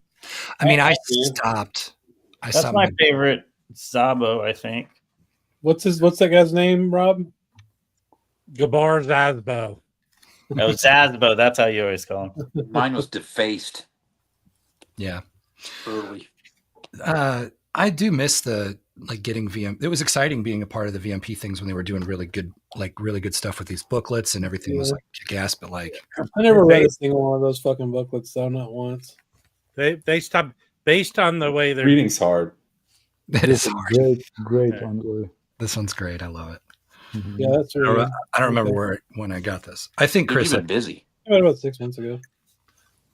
Well, I listened to I don't know, probably 10 records a day or whatever, but I'm not like actively listening to all of them, Oh, Yeah. yeah. I Nice. still need that. Very nice one. Yeah, I this finally is found the second LP to that, or actually, I found the cover of the first LP. this It was is gone for like you 6 cleaned your months. office and found Yeah. missing 2 LP discs, Yes. and then I need to get that Jessup wagon again, though. I still don't have a copy of that. Jay's Raymond Lewis. Yeah, I have that. Oh, I'm listening. That's what's next up in my. What was the last one? Soul Train? Yeah, Mhm. it's all right. Soul Train. That's all I got. I got What was that another. guy's name? Cornelius something or other? A good Don stack. Cornelius. Don Look at Quick Don Specs Cornelius. comment. Huh? Hey, who asked about their best Expects favorite comment. Pharaoh Saunders? Well, Sanders. I said Saunders. I launched the lyrics to punk songs recently, and she kept commenting, "That song wasn't even funny." But she thought all punk had to be funny to be punk.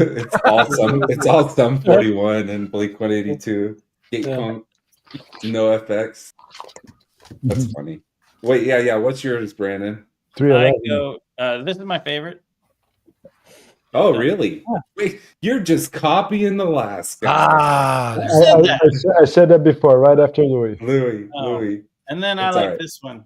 Yeah, like that's that. good. And this is it. These don't sound anything alike. No. Mhm. And this is not the original. I do not own it. This is the 2008 reissue. Was it the Probably worth original? money now, I'm sure. I bet the original is crazy. The original Yeah, is like I've been tempted to sell it, but something I'm like not gonna. $500 or something. Yeah, that sounds That weird. box that got put out last year is excellent. Yeah, it is. You can probably get that for $40 now. The extra Is there a possibility of the Southern Rock Bombs? Oh, maybe No. we'll do some Dude, This is This fine. sounds pretty good. This one sounds pretty good. This 2008. All right. This Oh, is my Fred. favorite. let me show one real quick. Another one. That one's pretty great too. Yeah, I love that. This is not my favorite, but it's good. Oh, yeah, I have that, I think. Who's on that? Rob, I forgot. Oh yeah, It's a double LP. Teresa. Thought that was Master of Puppets for a second. Yeah, Joe Bonner. Yeah. Oh, there we go. Oh, there's some Koto action there. John Hicks is what I thought. I like all this video with John Hicks. I got to show Fred a record. The centerfold is awesome. Oh, yeah. Is your angel in it? Yes. Is there any Coke in there? Fred, check this out. Why are you so blurry, Louis? Yeah. Is that your favorite Pharaoh Sanders? That's the worst jazz record ever made. Yeah, Yeah. Is that a low number? Hey, I thought I was What supposed is to it, be Louis? funny. it's my record. What type of music? I don't know. It's probably pop punk, I'd say. Yeah. Hey, Fred, you want to hear something Good. interesting? Love it. My All kid the has people- listened to that like 3 All the times, by the people way. that supported Louis, Yeah. you know what Louis did for them? Oh, He mailed one. them. Look at He mailed them high number. that. He didn't mail me high number record. What Well, number you- did you get, Chris?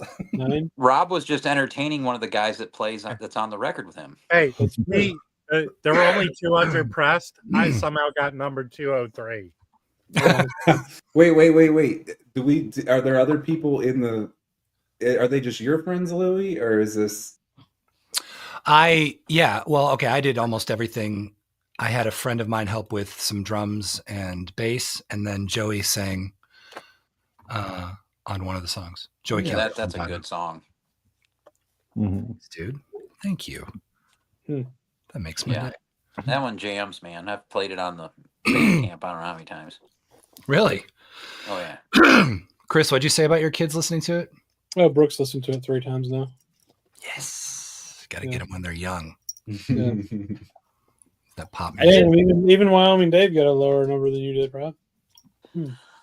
I did find something from my collection that I forgot I had that is not jazz, but it's kind of neat. Is You it guys Southern I Rock? want to see it.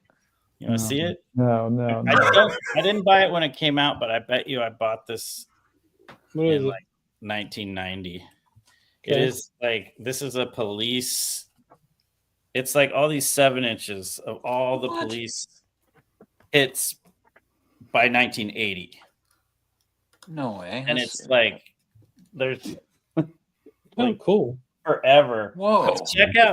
Check out the cover of. Oh, I've seen some of those at WFMU. A guy had I got the cover of "Can't Stand Losing You."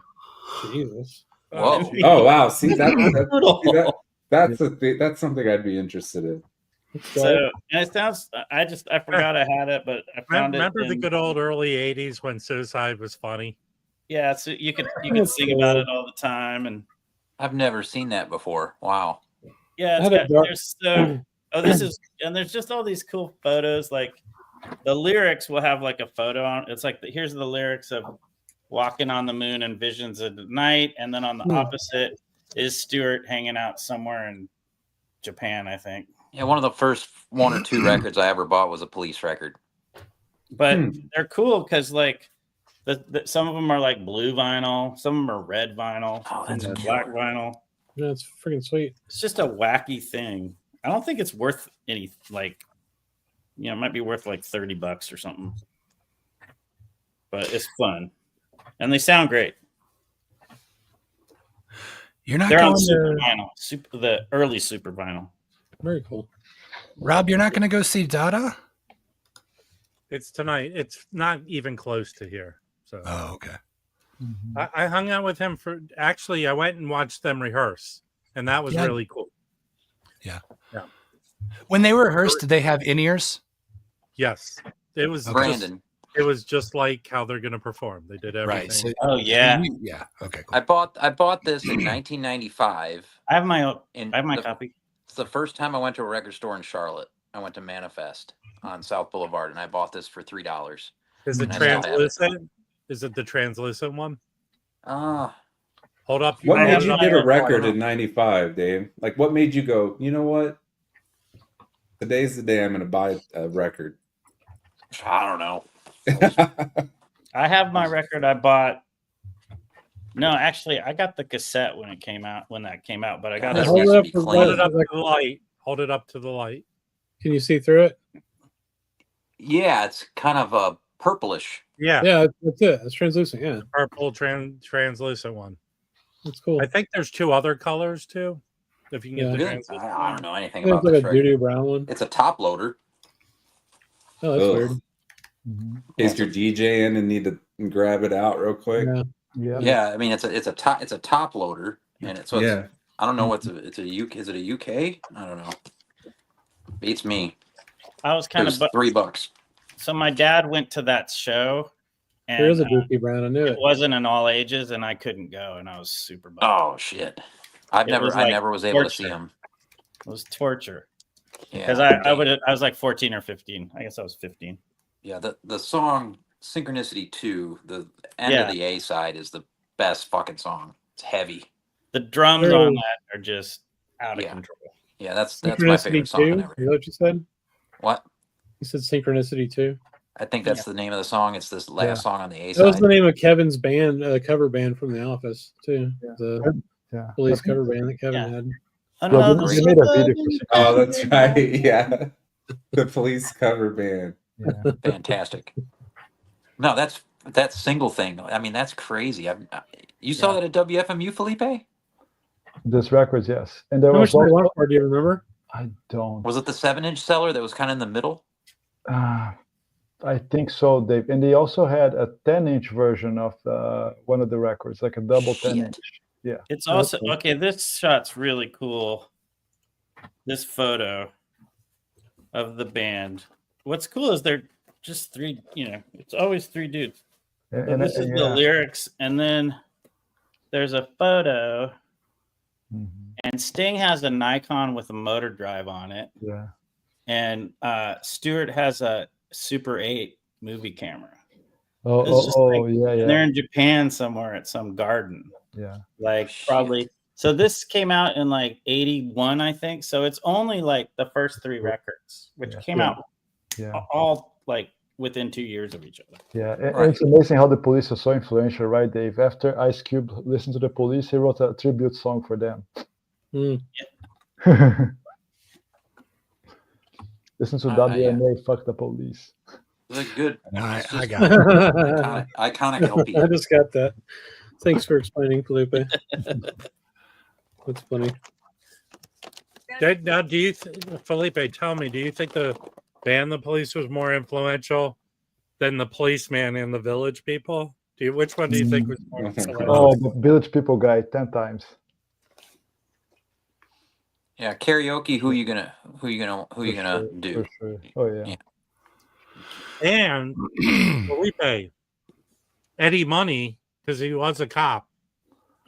Then he became a singer. Yeah. We could do this He's all more night. influential. Because he had 2 tickets to paradise. Oh yeah. Yeah. Which company does he promote that for now? The travel agency? Well, he's promoting nothing because he's dead. Oh shit, that's right.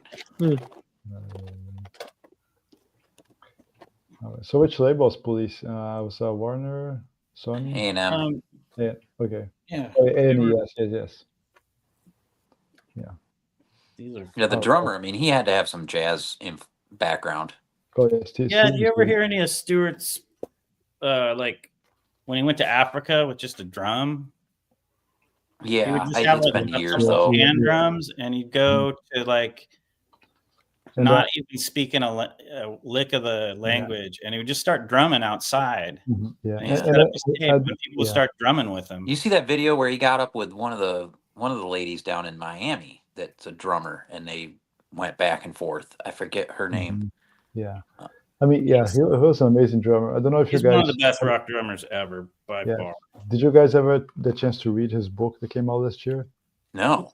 Yeah, it came out a book, and they also gave an interview on NPR. And I don't know, although he hates Sting, right? And who doesn't? By working together, right? It was a tough relationship there. But he would say, when it comes to the studio, Sting would come like drafts for songs. He would say, "Oh, this is like a draft here. Let's improve." And he said, "Man, the song to me sound finished. It was perfect." And he still thought it was a draft. Sting is a great composer. Rick Beato just interviewed Stuart Copeland. Well, how does everyone feel? I think it was like 2 or 3 years ago where Sting started up a relationship with the rapper or reggae rapper Shaggy. Like they toured together and did an album. I didn't know that. Bombastic collaboration. It wasn't him. Oh my god. I think Sting. Wait, is that Rick? What's his name? Rick whatever. Beato. Beato. He's that guy with all those boomer ass takes on YouTube, isn't he? Like, yeah. He's also definitely a great musician. Yeah, but he did a rant about yacht rock where he fails to see the point. He fails. Well, here's the deal. Here's how I feel. All those acts are selling records now because they're yacht rock. So I don't care what his personal stupid feeling is about yacht rock. It's given new careers to all these acts. Has it? They're selling records, money. Like maybe. They're able to support themselves with money. He can not like yacht rock if he doesn't want to like. No, but he doesn't like the term yacht rock. He went from 0 to 25 about it. Yeah, McToasty, I watched. Told Rob about it. Where did all the bands go? Where he's sort of talking about the boy band and the sort of like industry plant-esque type music. And I didn't think anything in that video was egregious, but I want to say I saw one like a long time. How long has he been doing this? I want to say I saw one. The real reason why music is getting worse, is that the one? Like there's like and then also maybe even in the boy band one, where did all the bands go? Like I think he hit a few takes that were talking about like I don't think he talked about bedroom pop or whatever, but I think a few of them I was like, I think you're kind of missing like a large segment of this. Like a lot of his takes seem like easy kind of I don't want to say clickbaity, but like they seem like your first thought. Like if I had my first thought about industry plant music, I'm going with that instead of like getting into the nuance of it and like thinking about how democratized music making is now with people able to make stuff in their homes. What I will say, and this is a pretty big one on like vinyl, is he kind of brings up the point is like, when I was in my teens, I would save up with my jobs and I would buy a record. It would take me like a week, or I'd buy 2 if I went to the used shop, and I would listen to that record forever. Yeah. I mean, I would listen to that record 100 times. Yeah. And that is something that is totally different now. So I mean, even when I was access to everything. Yes, I agree with that. Like even when I was a kid, and it's not even like I grew up. So the internet, we had like the dial-up connections when I was a kid, and we were downloading MP3s and stuff. But most of us were walking around school with just a Walkman. Eventually, mini disc players came out, but most of us just had a Walkman with a CD player. If you're not going to bring 50 CDs to school. It's a disc, man, dude. Come on. Yeah, so you just have one, and you'd end up listening to that thing, 300 times and then changing it. So you ended up getting a lot more acquainted. And I think collecting, I think we've talked about this, but collecting is sort of really kind of detracted from that, like really absorbing albums, because you're going to get a new album in the mail next week, and then, or 10 or whatever. Like, that's kind of where I'm like, I don't want to have like, I feel like we're just amassing so much stuff that we can't listen to it. I'm trying to get back to like, I just want to have stuff that I'm listening to all the time. I want to listen to it all the Yeah. Vinyl minimalist. He had like 30 records. He picked like one jazz record. Really hard because I have He doesn't make videos anymore. I was actually intrigued with his videos because he'd have to make these grueling decisions. Like I gotta let this one go because he had like one IKEA cube. Or one cube crate of records. It's all staged. It's all staged. He's like, he has a garage. He's crying. A garage full of it. Yeah. And just one thing, guys. Think about my situation. I will have to pray for records even to be released in my country. You guys at least could go to a store and choose it, right? And now you're importing everything, right? Everything you always wanted, right? Yeah. No, it's just I felt super lucky because I had records that had import sections, and that was like, I just would go to the import section immediately because that's there was a movie. This is just tangentially related. My mind went there, but there was a movie called A Serious Man. Who directed that? Oh, Serious Man was with brothers, maybe. Coen Brothers. Yeah. But the one of the record club, and the record club's like calling him, hounding him about the bill that he owes. That was a great movie, actually. I really liked that. Oh yeah, Tom Ford. He's right. Yeah. Oh, is it Tom Ford? There's another. Not too long after that, there's another Coen Brothers movie that has a similar name. Wait. This is the one with the. Hold on. Tom Ford did do one. The one you're describing is the Coen Brothers movie. It is the Coen Brothers one. Yeah. But Tom Ford did do one that has a similar name. Tom Ford as a director was interesting, but yeah. Tom Ford, the Fashion Man. Is it? We haven't talked about the same person, I think. Sylvanomy plays. Oh, nice. It's Joe Anderson Milestone Multiple, which we stole for the thumbnail tonight. Nice. So you got Dave Holland, Jack DeJohnette, Larry Willis, and James Blood Ulmer. Oh, I didn't realize he was on there. That's fucking awesome. I've streamed this a couple times. I'm definitely going to pick it up. It's freaking awesome. It is. Yeah. I haven't streamed it in a long time. Incredible. I can't remember. See, speaking of absorbing too much stuff, I know I've listened to that, but pre-order. Let's see when it's available. Oh shit! Sure, up at Amazon. It might be my favorite Henderson on really Milestone. Probably after Milestone. Elements. Probably Elements, and then March 7th. Yeah, I don't love Elements. Oh, Elements is amazing. I love Elements. How dare you? I know. That I'm sorry. I didn't love it. I like Elements. I like the what is it in Japan? Is that In one Japan's of them? great. Yeah, I love Alice Coltrane. I love Joe Henderson, but Elements just didn't really do it for me. Maybe in years I'll re-listen and.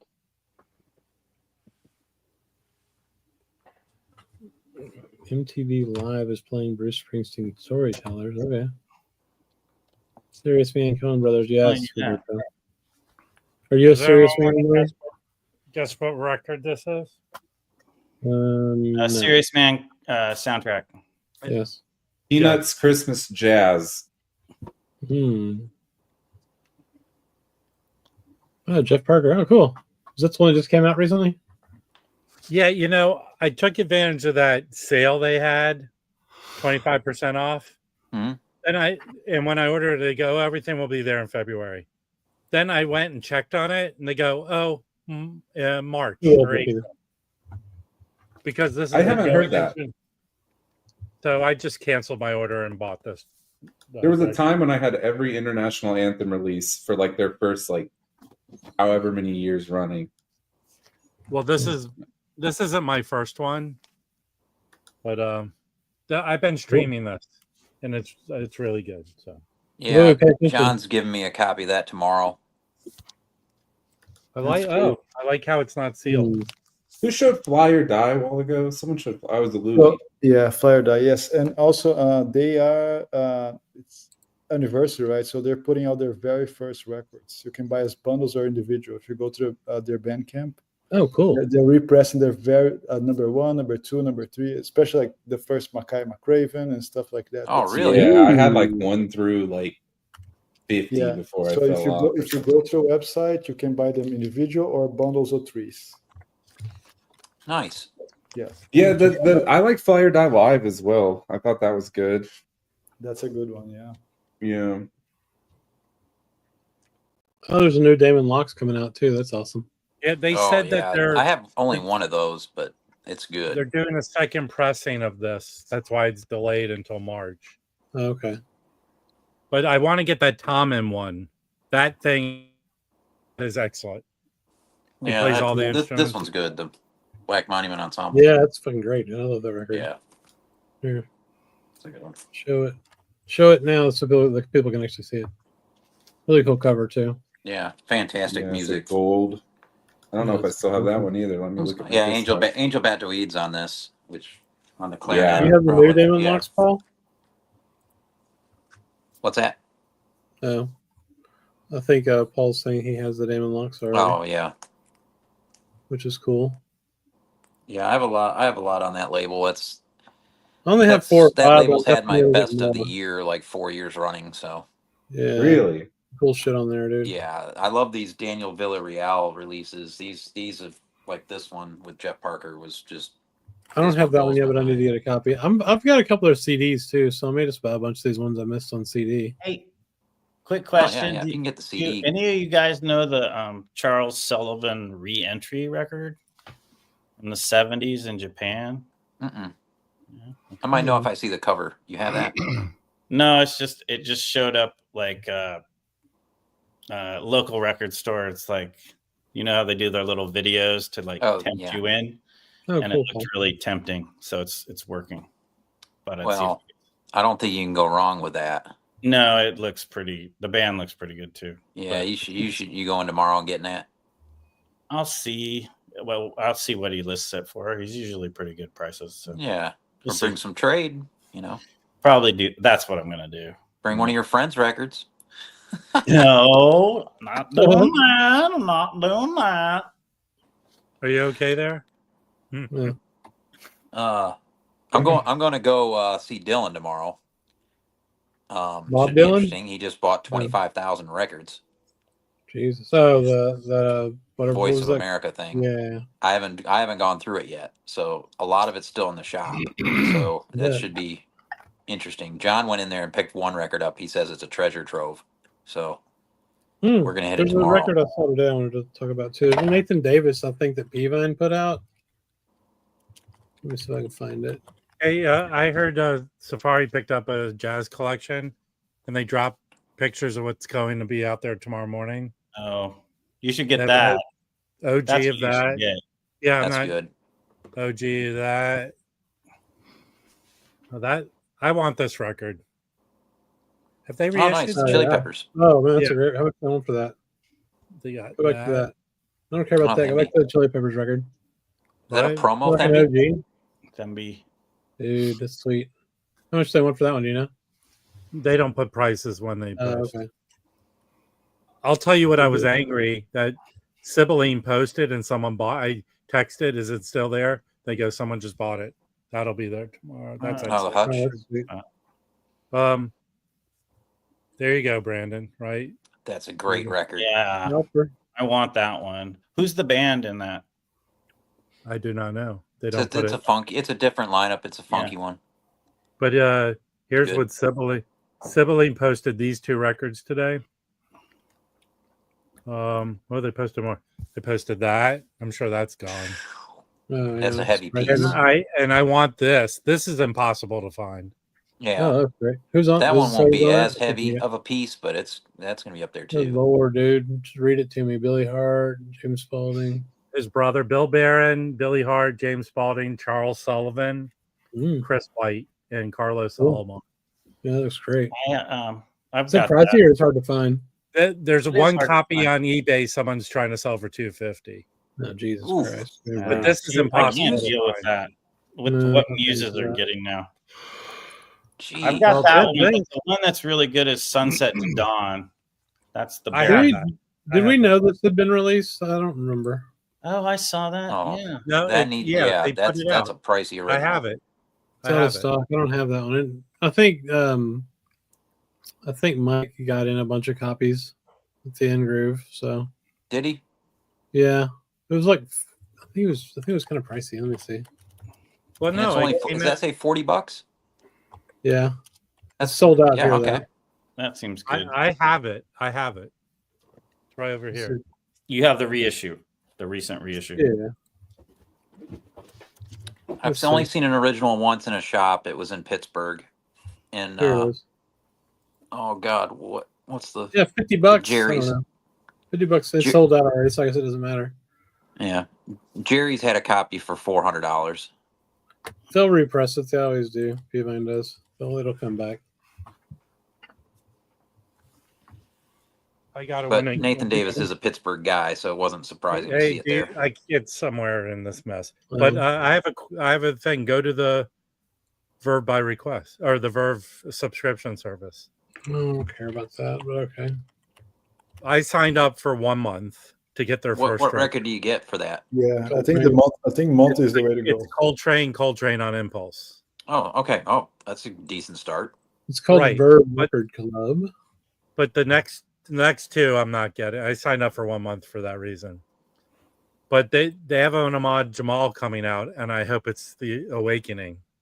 I hope that's the one they're doing. They're definitely going to redo it again. So Rob, that's the Verve not by request, right? Yes. Yeah. This is the subscriptions. This is the subscription service where you don't have to. You're not socially classed in tiers. Give me a break. Yeah, Roberto, did you get a pen? All right, so here we go. Features and program cost. You got Coltrane, Louis, and whatever this other one is. I can't That's read it. Simone. That Louis is a good one. I like it. Yeah. So the price 2,500. Yeah. RTI. They're mastered Oh, look by. at this. There's going to be an annual exclusive release available only to members, Rob. Annual, not quarterly. Well, big fucking deal. It's the same thing. Hey, Rob, do you already have a pressing of that Ahmad Jamal? Yes, I have the late 80s digital Why on is this that. website terrible? That's, here we that's go. the one I have. I was gonna say I'd give you that one, but So here's my biggest gripe: is it's too fucking expensive. It's $47 a month. But listen, dude, I want that record. It's going to be a good version of that record. Yeah, Chris, but yeah, the shipping is free. It's like $3 okay. for taxes, and then it ends up at $50. There is tax. There is tax. Okay, well, $50. Yeah, there's tax, but no shipping. So like $50 pretty much. Yeah, but I mean, I might do it. I might sign up just to get this one. I have the CD though, and it's great. So I don't know. I would have definitely be down for that. actually. Universal Germany did really good pressings of a bunch of them. I have that one. Oh, you get a slip, Matt. Ooh, who gives a fuck? Oh, and it This comes with actually one looks kind of cool too, though. This is like I actually I don't know. Maybe I will sign up for this damn thing. So this looks yeah, but pretty the cool. next too. one. Here's the third one. Scroll down. I'd be down for this too. Third one is the Lewis. It's good. I have this one. It's great. Yeah, All I right, think I already scroll- have it though. All right, let's see if we can guess the night they put a list of. Well, that's coming out, but I have Chad's version of that. Chad's version is going to be better than that. I bet. It's 45. Yeah, exactly. It's fucking great. Chad's is great.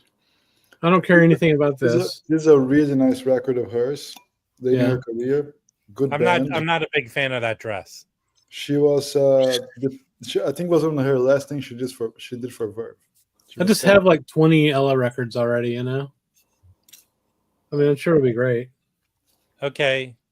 Oh, I didn't Really? know the Billie Holiday. Yeah. I knew that. 50 a month? What the fuck is It's 50 a month. It's 47 a month with shipping. If you That's- only buy 1 month. If you only buy 1 month. If you buy more than 1 month, it's cheaper. That's pretty much the Vitamin Please price, right? All right, Pretty so much, let's yeah. try and guess what records these are. Who knows, dude? I do. No, you don't. I hope the Ahmad Jamal's The Awakening. That's It what I won't know. be. They just released the damn thing. Well, maybe. I don't know.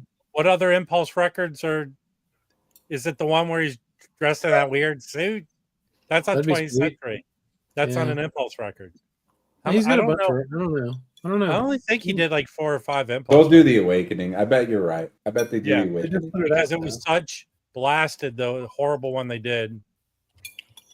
Oh, Yeah, did they just do one? Yeah, No, they did- have that did verb by Awakening. they have the verb by request last year or the Yeah. year before. It was fine. It didn't sound great, but it wasn't horrible. Okay, let me ask you a question. If they do Okay. do that one, will you join the club and buy it? 100%. Yeah, 100% I would. What? Okay. Aren't originals fairly cheap? No, know. I have an They're original. over $100. Sell it. You could buy a new car with that. Holy shit. You could buy a new car. A new car. I don't need a new car. Let's see. I- So we're talking Impulse, basically. So you got here. I'm gonna share. He has some live ones that are really good. Yeah, There's that's like the 5 or one 6 I'm thinking Impulse of. records, I think. Let's Yeah, see. the live at Montrose is one of my favorite Ahmad Yeah, what Jamals. is verb by request? It's the shit you say. It's a cheap way to digital, badly Verb by It's not request. digital, not all badly No, mastered. no, hang Wait, on. I have one. Yeah. So I must know what it So- is. I have. Let's- Verb by request is actually a great idea because they're going like deep in the catalog, getting stuff that's rare and unheard of, but unfortunately, it's not being great executed. Okay, what do I have on it? But I in terms have- of concept, Oh, Club is I the have best the club. Alice Coltrane. Saw? Yeah. That one actually was good. Brian K. Smith mastered that. Okay, so look, if it's, I would love for it to be this one here. So I don't have that. Why, That's man? not a hard. That's not a hard record to find. Yeah, that's like a Whatever. $5 record, isn't it? Yeah. Uh, Most of it's his the records worst are not. argument of all time. I know some Jamal fans That's- going to jump through the That is a woodwork, great but man, LP. all right, I'll try Free Flight again. I That is a haven't- great LP. Yeah, it is, but it's not hard to find. None of them are hard to Out of- find except for The Awakening. Oh, I don't even like that record. Oh, The shit. Awakening. No, You it know doesn't what- do anything for me at all. That- That Yeah, record, that's that- cool. That is excellent. I have that record. That yeah, is same. that's it's the same concert as the Free Flight, I think. But that's better. Yeah, it's Yeah. good. Well, those are the options, pretty much. It looks like he didn't do anything on Verve. I don't think ever. It's gonna be Awakening. All right, and what Shep record are you calling? Oh God. And what it's gonna Gillespie be, record are 4 you for Train. 4 for Train. Easy. 4 for Train would be sick. I would buy that.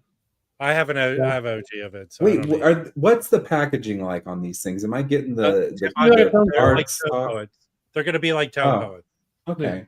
Okay, I look You for know- any excuse to show this. It's got to be this one. That'd be No, sweet. it's not. That's That's 20th the century. It's label, not but even, that is awesome. that's not Impulse, Oh. dude. It has to be Verve Or Impulse, yeah. or Impulse. Too bad. This is one of the greatest records with such an. No, You it's stuff I good. could see him doing live at Peps again. Yeah. That record's cool as shit. For Yusef. You know what? It's gonna be 1984. Mm. Who's the clown that bagged on Ahmad Jamal but like Slipknot? I know I'm gonna get that comment. Bro, Who's this fucking slip? It's like Jesus, I can't have a take. But Dizzy Gillespie, which album? Because what stuff? It's all Impulse releases. No, the one it's Swing the Low, Sweet Cadillac. Cadillac. That's a I have fucking. it. That's a fucking great album. Which album? Swing Low, Cadillac. Sweet Cadillac. Yeah. But that's not hard to find. So I have a copy of it. Half those records aren't hard to find. That's not their criteria. Oh generally. yeah, that you can find that for. You can't the Coltrane is $15. not easy to find. Yeah, do you think that Nina Simone's all that hard to find? Which one? The Louis Armstrong one definitely isn't hard to find. Yeah.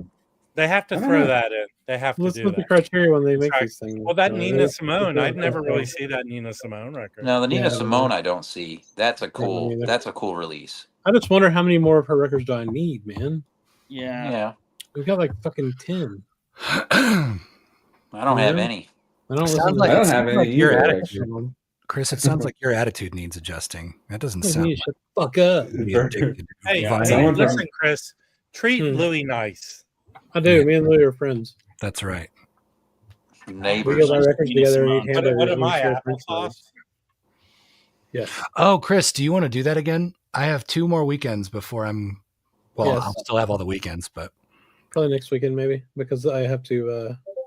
My Andrew, who I don't think you've met him yet. He turned 14 this week. So we're going to Cidercade tomorrow. It's like a bar place that has video games and ping pong and shit. So old school video games.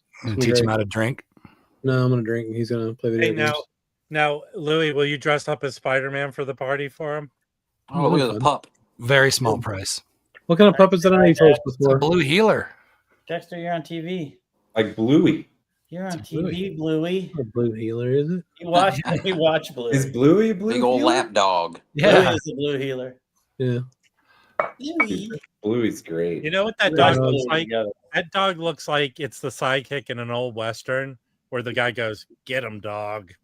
Yeah. We did discuss it, but I have a copy too. Sasha. I have 2 of them. Yeah. Where's Sasha? I'm gonna listen to the other one tomorrow. I think we're gonna try to shoot the video this weekend. Hopefully. Yes, there's a few Coltrane's. Didn't Prestige. Yeah. What was that other label that did the audiophile stuff? Weren't they German or something? Oh, shit. Speaker's Corner? Yeah, did they do Coltrane? Am I making this up? I could totally be making this up. No. Hmm. Speaker's Corner. I don't think they. I could totally. What do I know? You know. There is. Org did the Atlantic Coltrane's. Yeah, that's true. I mean, Oh, there's that's definitely a the one bunch of them. Yeah. Come on, Fred. You don't remember? I don't, man. I'm so out of hold it. on. The horrible version of Olay that was 45 and they had to cut a song in half. Yes. What the fuck was Don't that? you remember that? Oh, I have that. All right, And so I had that fucking version. Do I still have? And I found, I was upset, and I found, I think I might have been with Louis or somewhere in, maybe I was just alone, but I found just a random press of Olay at one of the Fort Worth shops, so I ended up getting that. It was like maybe the 70s or something, but the 70s one, the George Paris 70s one is very good. Yeah, and I was happy, but that 45, man, no way. You cut that song in half. Who? Yeah, no, fucking that. See, there's been several events that have really just, I do like a good stereo system, but the audiophile stuff, when you're cutting tracks in half because you want 45. It's not like I'm an expert on Fred Putterman, but I know 2 things. The harrowing experiences of your life, I know many of them, but one of them was that Olay with the song being cut in half. Yeah, I didn't like that either. I got rid of my copy. It sounded good. So this record here, I forgot what press I had, so I pulled it. Yeah. I have a 1997 press. Oh, that's the shitty one. Is it? I don't know. No, what the I'm not fuck joking. The ones with that label, they're horrible. The orange sounding. label. They did. There's a lot of them. Horrible might be a stretch. I'd be real surprised. It's like 200 gram, dude. You remember in old school when Vince Vaughn he shows up at the wedding and he's like, "Oh, here's this present." He's like, "Oh, that thing's a piece of crap." That's fucking Rob every single time. I'd never get that one. I'm not. I Listen, don't know. This is I'm not fine joking. for me. I don't know. If you ever see that label, don't buy the record. They don't sound good. That's not true. I have one of those. It sounds fine. You say that about everything. And stop talking to Dave because he has that one. Yeah. I'm fine with it. I haven't needed to buy another one. I don't know. Good. Exactly. Then just keep it that way. You know what? Hold on, Dave. When I get my special #1 top of the shelf one, I'll send you the German one that came out. It's quite good. See, he feels bad now. You can get that one for $25. That one is very good. I'll go pull mine right now. I think I have did I sell you the German one? Does it have a Fred Putterman stamp on it? I know. I've got a few Fred Putterman stamps. Yeah. Remember that weird? What was that weird bass record you sold me for $5? Remember that guy that played bass was on some weird label? And he did some weird singing on it too. What the fuck was that? Singing? Yeah. Oh, yeah. That's a cool. Is it black? What's it called? Black Pastels or something? Yes. Yes. Let me look it up. Actually, I listened to it like 5-6 I times. sold that record. Yeah. I thought that was a cool record. See, I don't know what the fuck I've sold. I don't know what I own anymore. Who knows? Yeah, Black Pastel, Hank Roberts. It's on JMT. The reason this is good is it's pressed at optimal and it's really well done. Yeah. So it's very good. It sounds really It's got good. the regular orange label, yeah. It's digital. These came out in 2022. Oh yeah, okay, I've seen that. So you can get this for $25. It is very good. Okay. Yeah. That's also the ones like the Marion Brown Vista, the Michael White, with the yellow cover. Yeah, they did about 10 of these. I had some. Did Analog Productions do that one? I had that Coltrane, and that's a great album. Yeah, that one you could get for $20, $30, $25. Oh, that's right. I remember these like albums that I needed were Shep's Attica Blues. Yeah, you probably could have got them for half price during that You Discover sale. They started selling these. There was a few that came out on that series that I was like, I'm never gonna be able to afford the original. Yeah, I have Marion Brown Vista of this. But that Coltrane, I had I think it was Analog Productions, and it was going for like $200, and I sold it. Now I don't know which version I have. Let's see.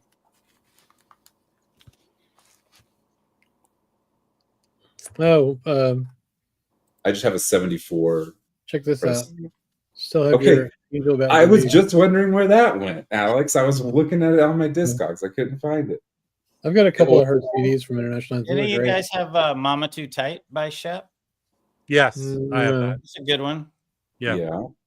I haven't really. I think I have all of. I think I have all of Shep's Impulse records. All the Impulses. Yeah. Attica Blues is great. I like that record. It is. Hey, where's Mike? I call that record a masterpiece. Wait, so you're telling me those are still cheap? Those reissues? The reissue? Well, you missed it, Fred. Like 2 weeks ago, You Discover had everything for 50% off, and they have a bunch of these reissues on there. I'm poor. I want a subwoofer. That's my next thing. Yes, you already have enough records. Chris, where's Mike? Mike Bixby, Mr. Fusion, he's back in 1942. Yeah, no shit. He's fallen off He's back into. He's into 42 now. Germany? Is that where they press these things? He's gonna be in the Scott Joplin. They pressed it optimal. All right. They were done by Universal Germany. That's who did these. Oh my god! And of course, there's not any copies available in the U.S. What the? All right. Universal Music. No, Roberto. Follow me, please. Shit. What happened to the old Roberto where he paid $5 to ask a question? He already paid like $10 tonight. It's fine to ask a free question every once in a while. Roberto's like our biggest benefactor. Leave him alone. Roberto, I just got that record. I just got some clear pressing of. That sounds pretty good. What were you saying, Felipe? We insist. VMP didn't insist hard enough for me to buy a copy. Oh. Anyways, I've got the RSD. It's fine. I don't really need anything else. I don't think. I didn't get a copy. Store here had an OG. I listened to it. I said no, don't want to buy.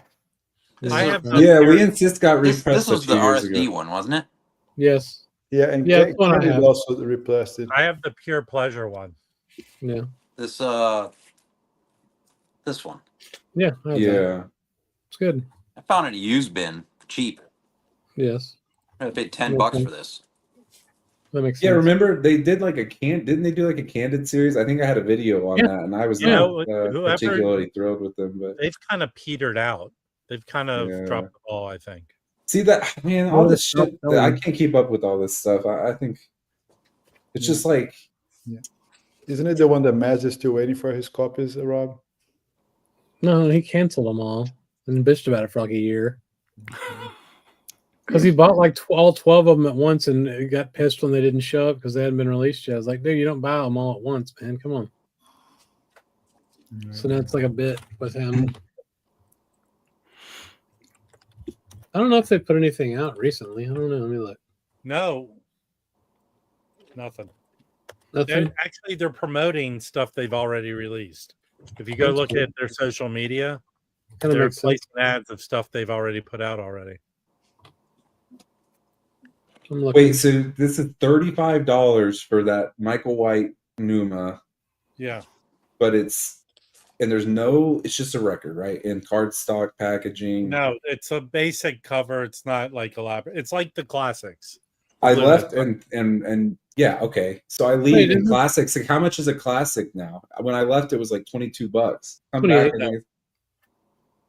Hey, Fred, there's this my thing salary. It was $22 when you left, dude. It's been the same price for like 3 years. They're 28. No, it was $20. It was $22 in 2020. They when I left, like 2020. Yeah, when I left. 4 years ago, dude. Come on. What about this one, Rob? Records have gone up, but I'm not making any more money. So that's the problem. Yeah. Buy CDs. I'm making less, actually. Don't buy CDs. Yeah. What about this one, Rob? Isn't this fairly new? I don't remember this that's one. a double L. That's a double LP, but they didn't even promote this one. Well, I mean, it's here. Who's in the trio? I've been streaming it. It's really good. It doesn't say. Let me look it up. Shecky Green, and it says it there at the bottom. Ray Drummond and Ben Riley. It's really good. Did y'all ever see that I Think You Should Leave skit where they're playing charades? Yes. And the girl has the old man boyfriend, and he's like obsessed with jazz. Yeah. That's such a good. But it's every like time awful jazz. It's like it's like always the guy. Yeah. This gazpacho is cold. It burnt my lips. Yeah, that's a good. Every time y'all start mentioning obscure jazz names, that's what I think. Yeah. I love that skit. That's one of the best. Oh, he's like, what is he like? Here's your walnuts or something. She brings him walnuts. Yeah. It's so fucking awful. What kind of pony? Doesn't the guy have a ponytail? Yes. Yeah. What kind of sub are you looking for, Fred? A twink. Yeah. Hopefully. Submissive twink. Hey, I'm looking for a sub. But subwoofer wise, that's probably pretty easy to find. Subwoofer wise, I mean, I'm just looking for decent, not a home theater sub for under 1,000 right now. I think I'll either find a used REL on US Audio Mart, or there's this company Rhythmic. I was hoping someone in the comments would have some experience with them, but they seem to be, those tiny, where it's like a guy in his workshop. Those companies tend to put out good quality stuff without the bloated price tag of some of the bigger names. So, hey, Fred, since you've been gone, I got a tube amp. Ooh, see, people are coming over to the tube game. I didn't come over; it was offered to me, and I at a good price, so I got it. And it really has changed everything. My setup sounds much better. Yeah, I have 5 tube amps. Well. But they're guitar amps. They're not. It's not a penis. They're not stereo amps. I think it's called. What's that sketch called? The charades one on. I Think You Should Leave for Kicks. I know. What about this? The second best one is the guy who drives a car with the sticker of his face. Yeah, the crooner, something crooner. The crooner. Yeah, crooner. I Think You Should Leave. I don't know which episode it is, though. There's Kicks, I tell you to go watch it. There's so many good ones. The one where the guys where they go to see their old professor, and he's like, "I should have ordered that." You know what's good about that show, and I never noticed this. The casting. Whoever casts that show does an excellent job. What show is it? I think you should leave. It's a comedy show on Netflix. At first I hate. Yeah, it's a very particular type of humor. But I think Rob showed me the coffin drop one or whatever, the corncob TV, and that was when I was like, all right, I'll watch this. Actually, the best skit is corncob TV, where their number one show is called Casket Flop. Yeah, and it's people falling out of caskets, like a practical joke show. Rhythmic, it's got a K in it. In fact, after I leave here, I'm going to watch it. That was so freaking funny. The honk if you're horny one is good Casket too. Flop. That's a Jacob. Casket Flop. That's a great name for a band. What, honk if you're horny? No, casket. No, casket flop. Oh. There's on the IT crowd, there's like one of the dark wave bands is called Coffin Fodder. That's one of the made up name bands. Yeah. That's pretty good. You should check it out. It's Coffin Fodder. Well, Lunchbox Records here used to be a morgue. What? The building was a morgue before it became a record store. Hey, did you see Russell's question about some North Carolina punk band earlier? I meant to ask you about it, but I forgot. No, I don't see the comments on here. I have it off. Oh, well, that's not very funny. My screen isn't that fancy. I pretend to see them. Right. When you highlight one is when I see them. Oh, here we go. Hey, Dave, do you have any Direct Control records? North Carolina punk band. Direct Control? No. Yeah. No? Where in North Carolina? I don't know if he's still here, but maybe he is. What's the difference? I'll look it up. Oh, Direct Control. First thing that comes up is a thrash punk band from Richmond, but that can't. Is it a band or a label? Oh yeah, is it a label maybe? I don't know. Maybe they're from Richmond and not North Carolina. Or maybe there's multiple direct, punk bands. It's not like they're going after each other for name, like copyright. There's a wood-fired place in Tucson. Wood-fired pizza place in Tucson and a former crematorium. Ooh. Do they use the same oven? Yeah, that's a little bit. I like Tucson, man. Tucson. I like Tucson. Little ode to grandma in there.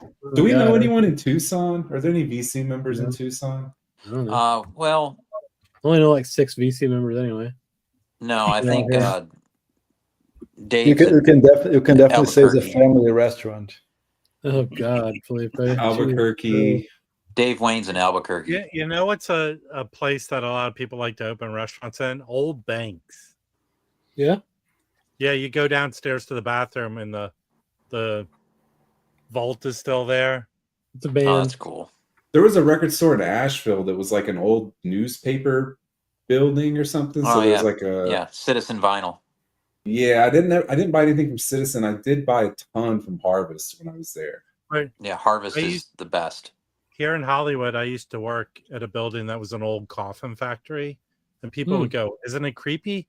I go, "No, it's a coffin factory. They didn't embalm the dead people there. Right, there were no bodies in the coffin. They just built the boxes there." Fred, if you go back to Ash, should have put you in one of them, Rob. Thank you. That's a good comeback. Wait, what, Dave? You know what? We're Fred, friends. Be nice to me. We are if you go back to Asheville, go to Earth River Records. I went to all. It sounds made it's up. new. It's kind of they're kind of like the Noble Records of Asheville. I have a theory that Harvest is like Lunchbox. I have a theory that every name that Dave says is made up. You do kind of say that's made up a lot. I said this before. Yeah. I said, Dave, we don't know who these people are. Because he'll go, yeah, John bought 3 copies of that. And I go, who's John? Is it kind of out of town a little bit? Yeah, it's North Asheville. I think I did go there. He might have just been starting or something. Yeah, it was only then you did. Because it would have been and like 2 or 3 years ago. Yeah, and he did talk to me about weird stuff for a while, but I want to say I didn't see anything there that was priced that I needed to have, and I think I just bought so much at Harvest, and the people at Harvest were real nice. Like, I hate when you go into records. There's so many factors, but when you go into a record store and the employees are kind of like dickish. And End of Veneer in Austin, which is one of my favorite record stores that I've been to ever. Mm-hmm. Yes, they used to put out their employees' top 10 albums of the year, and I love avant-garde shit, but it was hilarious. It was always like man screaming in cave for 45 minutes. Yeah, 3 copies released on, and it was like, come on. And now I think they expanded, they changed buildings. I think they, their employees, they're probably not so worried, but for a while. They're always sweet to me, so that's never a problem. But sometimes you go into record stores and you're like, you feel like you got to like pass a test or something to like chat with the people. You know what? I'll tell you. But he was really nice. Fred's problem with it is when they're more elitist musically than he is. When they're further out. Damn, I should have got that 3rd copy. Actually, the staff at Amoeba is very nice. If you come to LA, they're really a good staff. Oh, they were great. They were great to me. Yeah. I like their video series, the "What's in My Bag." Hey, well, Fred, did you see I made a Great fake video What's in series. My Bag with Mazzy. Mazzy came to LA and I made a fake one. It's pretty good. That's on my channel. Goose Jazz? Don't you mean Jazz Loon? Yeah, that's a loon, man. Come on. Yeah, come on. Cranky Hootenannies. That's a fun name. In Durham, S for Dave, not Big Dave, Medium Dave. Okay. Not Big Dave. Medium Dave. Oh shit. Hey, where is? I don't Does get up to anybody Durham know too much. It's about close to 3 hours. where Maynard's Winery is at? Is that in Tucson? It might be. I watched. Do you remember when Netflix, maybe. before Netflix had the money to get all of the big name movies, they just had like all of the indie movies, and Netflix was essentially like IFC streaming network or something. I watched a bunch of cool. I watched a documentary on his winery, or his vineyard or whatever you call it. I'm not into wine, but yeah, it's in Arizona. I think it is in Hey, Tucson. I'll see Maynard in May. They're playing with Primus, Perfect Circle. Oh, is it the Sesenta thing for his birthday still? Well, it's going to be here at PNC in May. It's Primus, Pucifer, and Perfect Circle. Yeah, yeah, it's same lineup. They I don't know if they're still calling it Sesenta, but I saw that last year. Yeah, I get box seats from work, so VIP. This is really I thought kick he ass. was in both of those projects. He is. The way he's playing in two. Yeah, it's fucking awesome. So it's so they kind of switch. They'll play like 2 or 3 songs, and then another band comes up and they switch out. Mm-hmm. And then towards the end of the concert, they all kind of start intermingling and playing with each other. It's really cool. Like the second half of the show, fucking who's the guy? Shit, the bass player. I've gone blank. Come on, from Primus. Fuck, what's his name? Oh, Stud. You shouldn't have said Primus. Les Claypool. Yes. Claypool, thank you, dude. Dave, He's in you this. hear it? Yeah. Speaking of obscure Netflix shit, Rob, have you ever seen the fucking? It was a jam band mockumentary. So it's like making fun of like Fish and what's the other big jam band that's still around? Not Grateful. String Cheese Incident. Widespread Panic and all those guys. But there's a Les Claypool. Am I making this shit up? I think Les Claypool's in this mockumentary. He might be. It's not Spinal Tap. It's like the jam band. It's called Electric Apricot or some shit. Oh shit! This got to be good. That sounds good. But he wasn't in one of those bands. He was in Oysterhead with Stuart Copeland and the Fish Dude. Well, the one he's in with Lennon is like that now. My buddy saw this film, and it's probably going to get nominated for Best Documentary. Okay. So it's about Abby Lincoln and Max. I want to hear you pronounce that. Is it on Canopy? I'm not even going to pronounce it, but here's the thing. In 1960, they got Abby Lincoln and Max Roach involved in this political nonsense. Oh, cool. And they send Louis Armstrong to the Congo. My friend said this is, so if you have a library card, there's a streaming service called Canopy that you can get for free with your library card. This is on Canopy, so you can watch it on Canopy. Oh, I'm watching it. Canopy's great. That's the one. Yeah. You got to get, if you don't have a library card, you got to go get a library card. You can get, there's at least 2 streaming service, and you could digitally check out books, but go watch this movie because it's probably. Will you text me a screenshot of that? Yeah, it's nominated for an Independent Spirit Award for Best Documentary. Cool. So it's probably going to be nominated for an Oscar. That's awesome. Yeah, I would like to see that. Did you guys ever see? Speaking of Netflix, did you guys ever see that series? I think it was called "I Didn't Ask for This," and then the pandemic shut it off. It was kind of like sort of this really cool modern take on this indie girl Carrie kind of thing. It was really good, but then they had to cut it off. But it was shot in Pittsburgh, and it was just Carrie, as in like the Stephen King Carrie, or yeah, Awakening like the Carrie? Stephen King Carrie. Oh, the Carrie 2 soundtrack. The band I roadied for opens that movie. Oh, okay. Yeah, it's crazy. No, it was just this show about this like young girl, and she's kind of like an outsider or whatever, and she makes friends, and she doesn't realize she has some. And they dump a bucket of blood on her at the end. Sort of. And it's a different way to embarrass, but it's shot in Pittsburgh, and it's so freaking gorgeous. Like the scenes of like just by the train tracks, and just the cinematography just blew my mind. And Pittsburgh has all those old like 50s and 60s shops that are still. It looks like you're going back in time, even though it's set in modern day. What's it called? It's like something like I didn't ask for this, or let's see if I can find it. Can you still get it on there?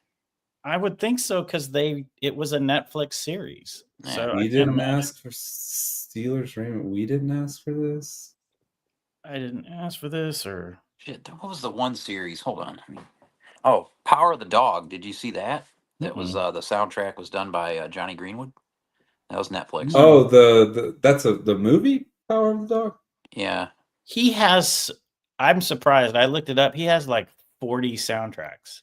Yeah. He has so Johnny many Greenwood, soundtracks. Yeah, that's how he makes his money. I mean, Radiohead's been gone for a while, but he's doing the Smile now. But nobody wants this. No, what is that called? Nobody Wants This is a comedy series. Yeah, it's about. No. Okay. Hey, Louis wants back on. No, why did he leave? I am okay with this. He had to take a number 2. Yeah, it was the number 2.5. Ooh, 2.5. Wow. On that note, I'm out. I'm gonna leave. I'm gonna leave. Oh, here it's called I Am Not Okay With This. I am not okay with this. Huh. I am. Yeah, it came. It was released in 2020, but then and they had filmed it in like 2019, and then the pandemic shut it off, and it's a bummer because it's right when it starts getting good. So just realize it's kind of like it's awesome, and then when it starts to get good, it ends. Yeah, kind of like Game of Thrones.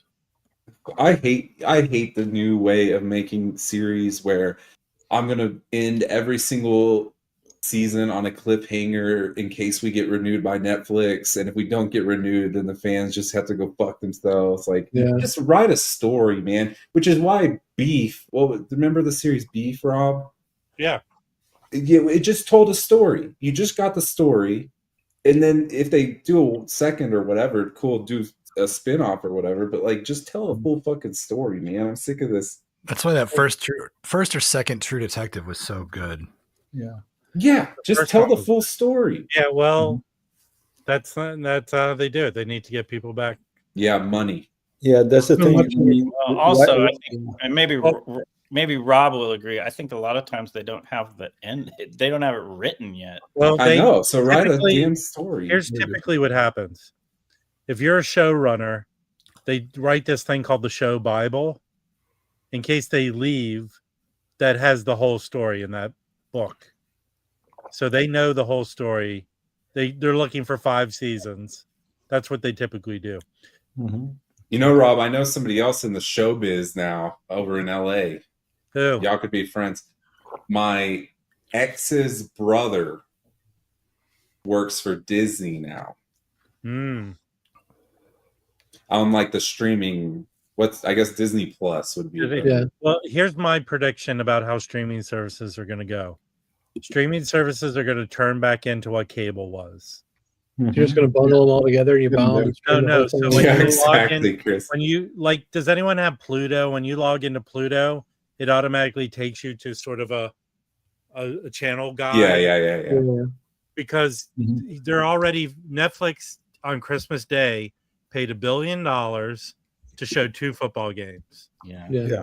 Live sports is where it's at for all of them, and with ESPN kind of falling apart and going away, which it eventually might, it's going to change because they're already doing advertising. Yeah. And the problem with the advertisers is they don't want to do advertising on network TV shows because people will tape and fast forward through them. So live sports, 1970. Yeah, live sports is where it's at. So it's already happening. The streaming services are merging together too. There'll be like 4 streaming services. It's getting gross. It'll have news, sports. It'll have all that. It'll be just like old cable. Yeah, we Except it'll be $200 a month. Exactly. Well, no, I mean, if it's ad supported, it won't be $200 a month. Well, anything that can give me more ads during the day. I love a good ad. You know, like, I need to be like, why am I not being advertised to right this minute? Why are we doing ads on this show? Seriously. And that is a great thing, right? At least back in the day, we'd have TV over the air, free. You get ads. Now you pay to have ads. It's even better. Yeah, that's insane. I mean, Rob, do you know meth streams? Like the you go and stream illegal live sports, basically any. Let's just say Crack I have streams, a Amazon Fire Stick, which that's very easy to do on. Yeah, so Apple TV too. You can even download a VPN on your Apple TV now, Yeah, so you can get.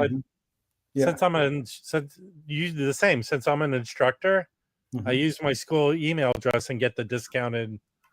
Yeah, but I was gonna say meth streams or any of the, some guy was asking me how I was watching the MLB playoffs at the airport, and I was like, oh well, there's a site you can go to, and I forgot that usually when you go to those nefarious sites, usually you'll get like an ad for like Chatterbait or one of the porn sites or whatever. Yeah. So I pulled it up on his phone, this like respectable boomer businessman, and an ad popped up, and I went into a state of embarrassment and sort of like shuddered away and ran away. Fred, you should have done this. Success and run away. Just like I was like, he thinks I infected it. He was probably like, oh God, my phone's gonna die or whatever. Hey, meanwhile, I know your wife. Bye. I was like, and we were having a good conversation. Yeah. And Fred, it's even worse on Spotify, right? Because they have all those fake bands and fake artists. They record songs for them. You pay for the subscription, and they also put those guys that belongs to them, and they get cents every time they get played. They don't even realize. Oh no, I didn't. So I have the paid version of Spotify. They have tons of fake artists. They record versions of songs. They throw in people's playlists. They don't even realize what's happening. And, that makes sense. They get the cents from the streaming plus whatever you're paying them. Damn, I wish I was better at hustling. Which is even worse. And if you pay attention, sometimes you're going to listen to the same song many times during the day, and they have different artists' names which don't exist for the same song. That's insane. Yeah, that's interesting. You mean my new favorite jazz band, Saxophone Louie? Is it real? Saxophone Louie? I don't think so. No. It does a cover of whatever.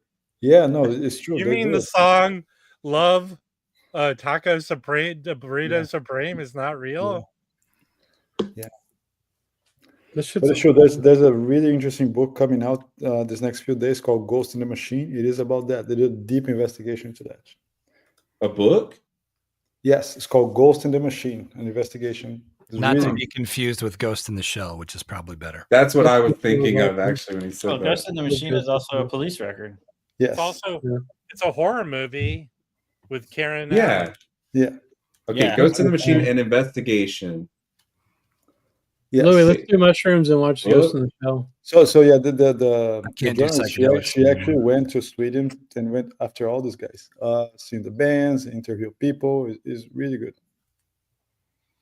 Huh. Certain goal. Because they throw a lot of ghost artists between playlists.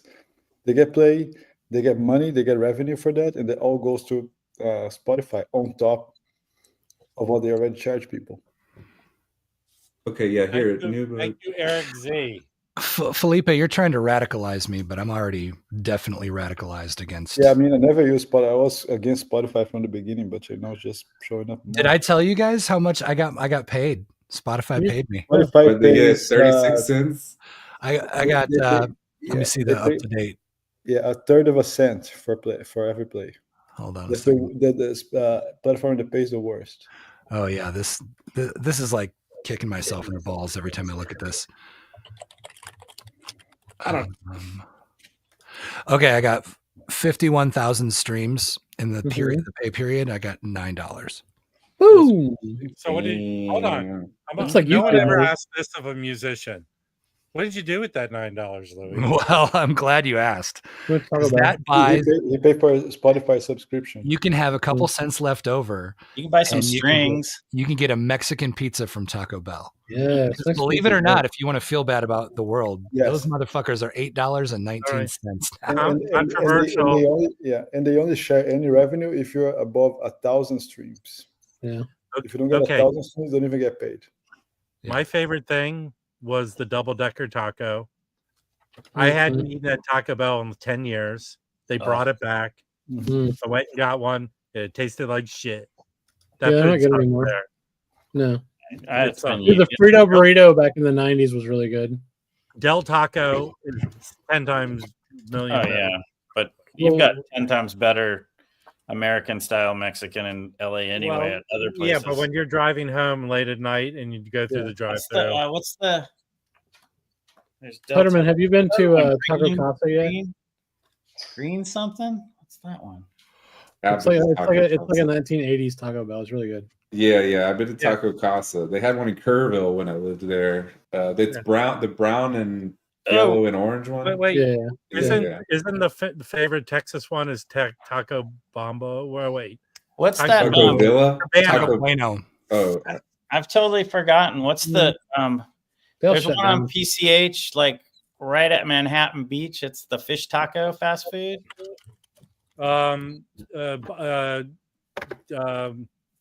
Rubio's. Yes. I used to love that place. Hey, this is the smartest thing that Roberto has said ever. Yeah, well, it's the same thing about KFC. I think McDonald's. I think McDonald's is worse than Taco Bell.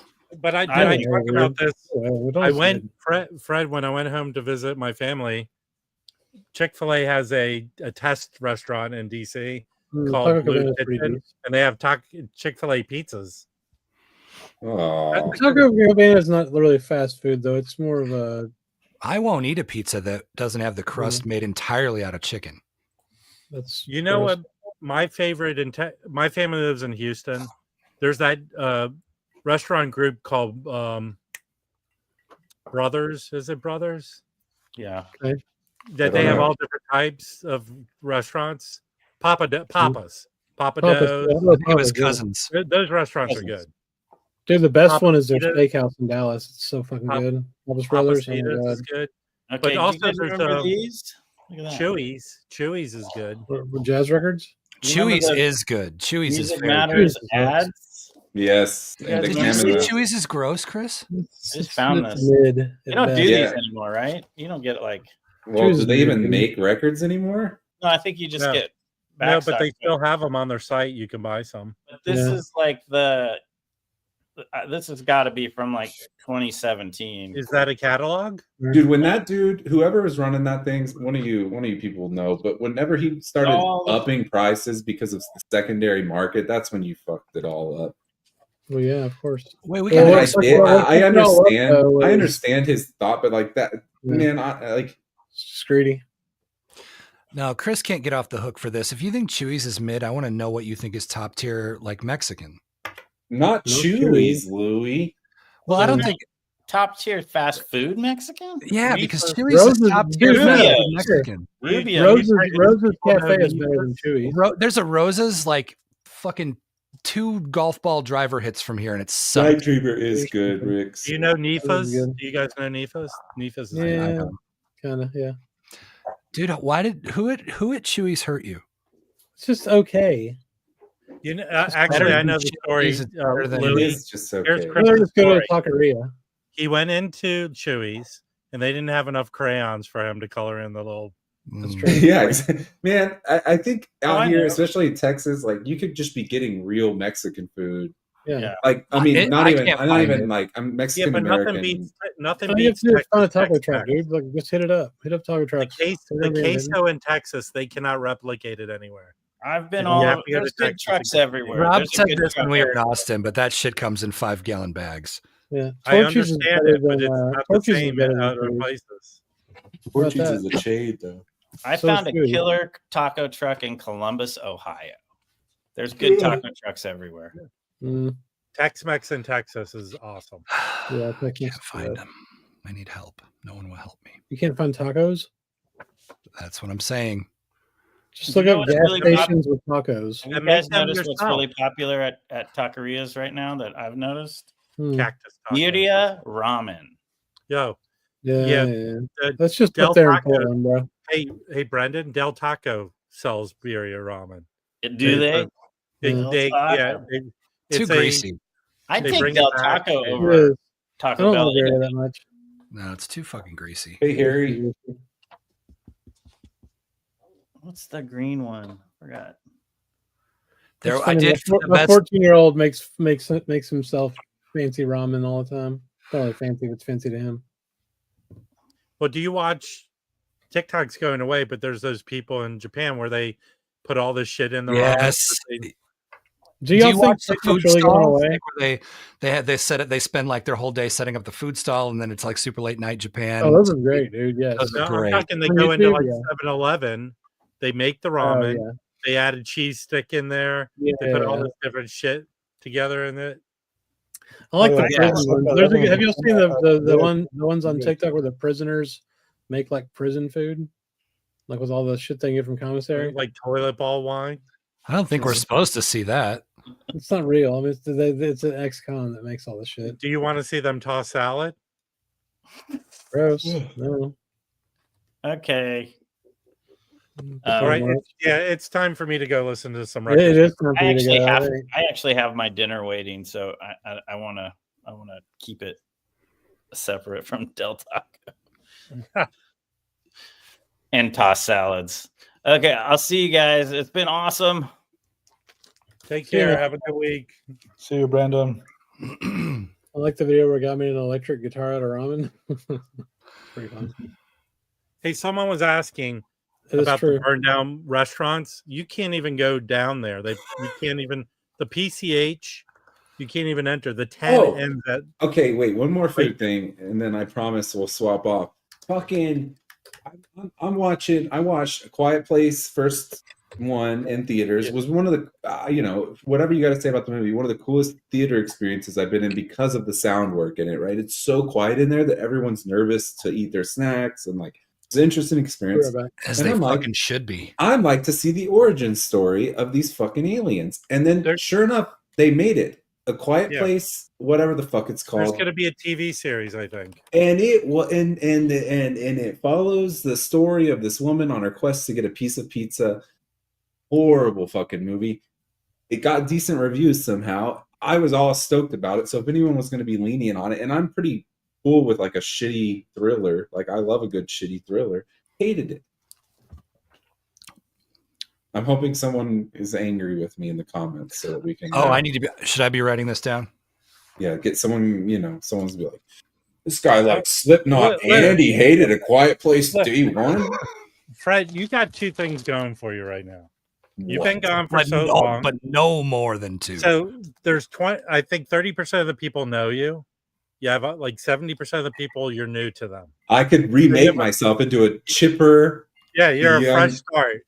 You're walking on the sunny side of the street. Hello, jazz lover here. I love. He likes. You know who?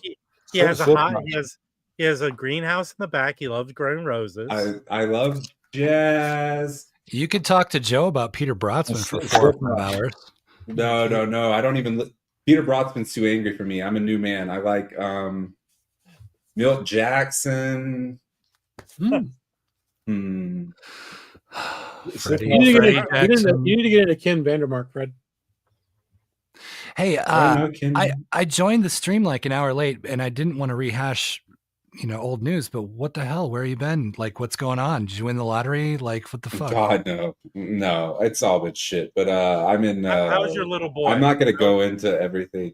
Just give me the highlights, I guess. I mean, no, not even going to give you the highlights here. I could text you, but we know how text goes, though. I'm in Amarillo, Texas, and this wood wall, Roberto, is a false wall that I put up that I'm going to do a built-in record shelf on if I could get to it. I actually have all the wood and everything. I just need to get out there. I've never done a built-in. It could end up botched and horrible. I don't know. But Fred, did you ever save that placard you made for your cleaning station?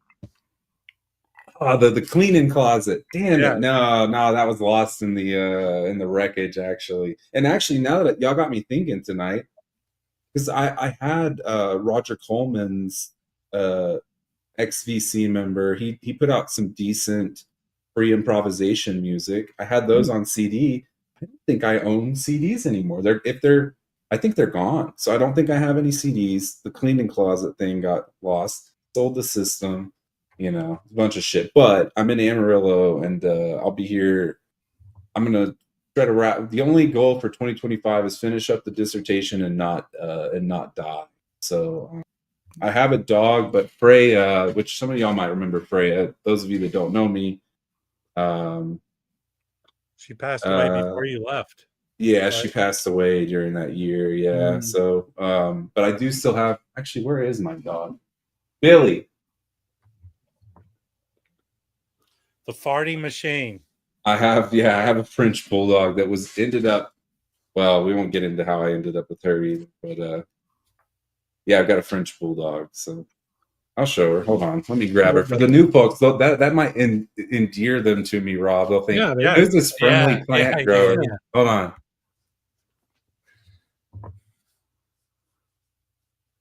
Louis has a smile stuck on his face. That's I just remember. I remember hanging out with Fred. We went to Fort Worth and went to record stores and stuff. It was just fun.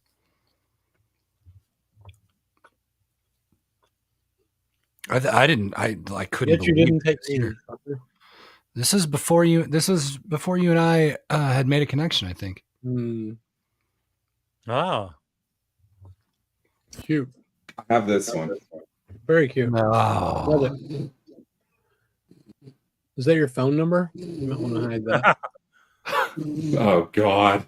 You have to take the stream down. Did they see all of it? You shouldn't have pointed it out, Chris.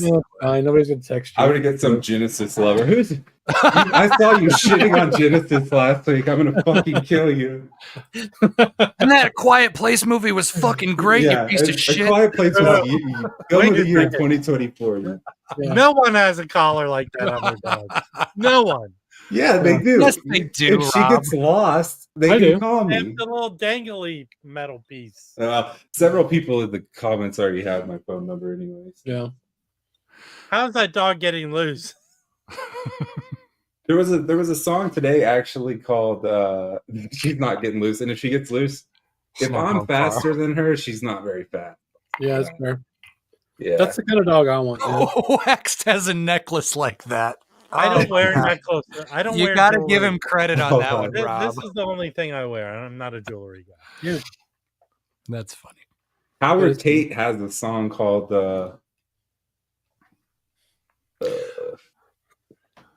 "How Come My Bulldog Don't Bark." And I listened to that today. That's a bulldog related. Well, so I mean, I guess my main curiosity question is like, what did you just see the jazz bumps tonight? And you're like.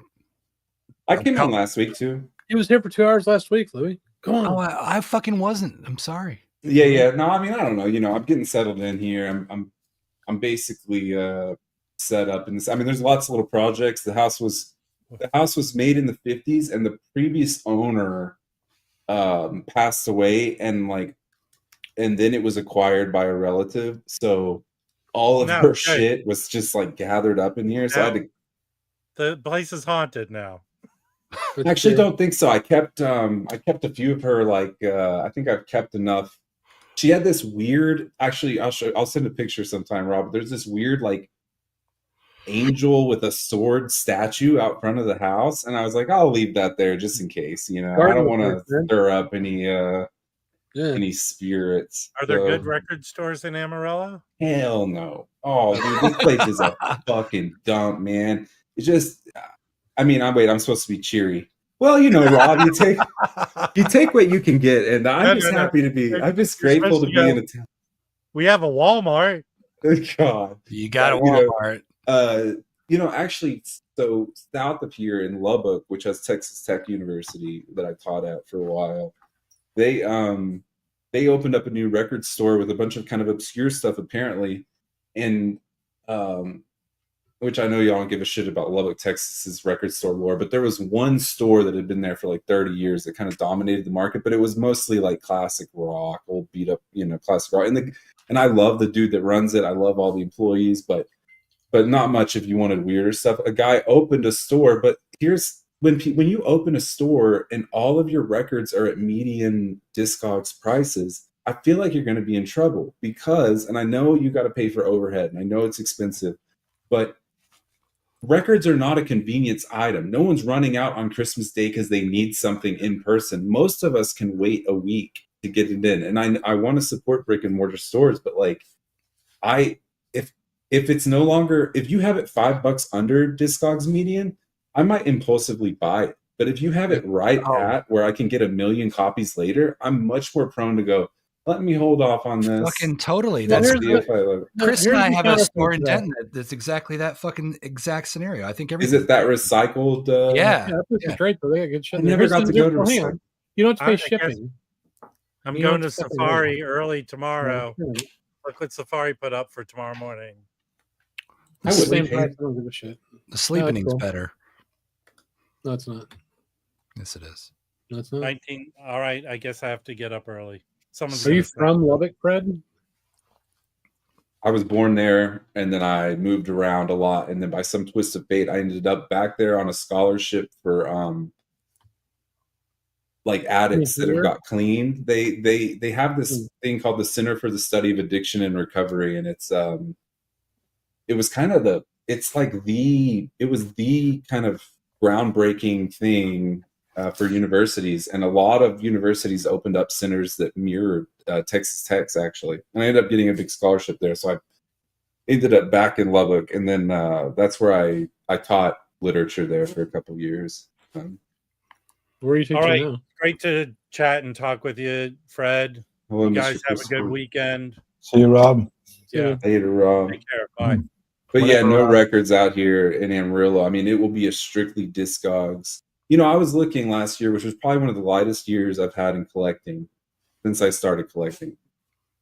I bought, I don't know, 50 records or so, maybe 50-ish. And I got a lot of them in person at, what's the Fort Worth store? Which one, Docs? Docs, the big one. Yeah, okay. They ain't had shit in forever, though. Yeah, I mean, and it wasn't often that I'd go in there and they didn't have any weird 20th century classical or avant-garde stuff. Last time they did have some jazz. Last time I was at Docs, I was there with you. Yeah. So, but they got enough new stuff in that like I'd go buy some stuff in person. But this year is going to be a all Discogs type year. Oh, Chris, Fred turned me onto that Don Pullen record that you hate. My record fucking sucks. I hate that record. I like. Wait, you don't like any Milford Graves stuff, or I don't like that specific record. The gold. I forget that. Yeah, I'll re-listen to that. Live where Did you ever see? What's the documentary called? Alex on Milford Graves. Something Mantis. Hold on, I'll Google it. Team Death Mantis, I think. I listened to it 3 times and I didn't like it, so I was like, okay, that's not for me. Yeah, if people like it. No. Full Mantis. If you haven't seen Full Mantis, yeah. If you're not into free jazz, and you're into free jazz, just not that one. But I mean, for the people. Oh, sure. There's a documentary called Full Mantis about Milford Graves, his drummer. It's definitely worth watching, even if you're not into free jazz. It's a great documentary. I'm sorry. Harry, you're definitely welcome to come up if you want, though. Fuck you, Chris. I'll go re-listen to that session. I don't know that if I own it, I don't know that I've sat with it. I sat with the other 2 that came out. It was like 3 of them. Well, I don't like anything really that I've heard from fucking what's his name? The Joe's favorite person who we talked about a minute ago. Peter Brotzman? Yeah, Brotzman. I don't like any of that shit either. Oh, I mean, that's not like...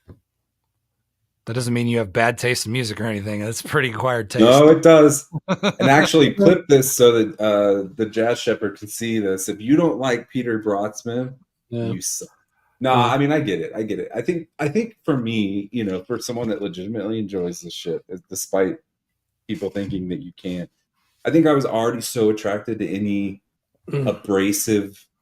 I was excited by like metal when I was a kid, but then at some point, metal's not really scary. When you're a kid and you hear your first death metal record, it's like what the fuck is this? You know, but then as you get older, you're like, oh, I get it. You know, right. Like, how many obituary records can I hear? You know, right. Metal wasn't scaring serious adults. No. Yeah. But I was like, a kid. Well, Fred, you're from Texas too. Well, you're from Texas. Did you grow up with any crazy religious background as a child? No, because no. I mean, I grew up Methodist. I did. So my whole family was like Pentecostal, speaking in tongues. Okay, religious, and Louis too, maybe. So everything was from the devil, right? So, but all that did for me was make me want to hear the most evil shit I could find. Like, so when I was like, I don't know, 10 or 11, one of my friend's older brothers gave me a Bathory fucking tape. Ooh, that's awesome. I was like, this is fucking awesome. I think it's for sure, man. I think it's pronounced Bat Lord. No, it's not. What? That's for Elizabeth Bathory. Come on. No, I know. But on their first one with their name just right at the top in that old English font, it looks like Bat Lord. Yeah, it does look like Bat Lord. But Bathory, that's fucking awesome. Get a tape. But yeah, so when I was a kid, that scared me. And then it's at some point that sort of loses its edge. And I saw, and then, you get into, well, not you, I don't know why I'm talking, like everyone goes through this path, but, I was also into punk, I was into hardcore, I was going to a lot of hardcore shows.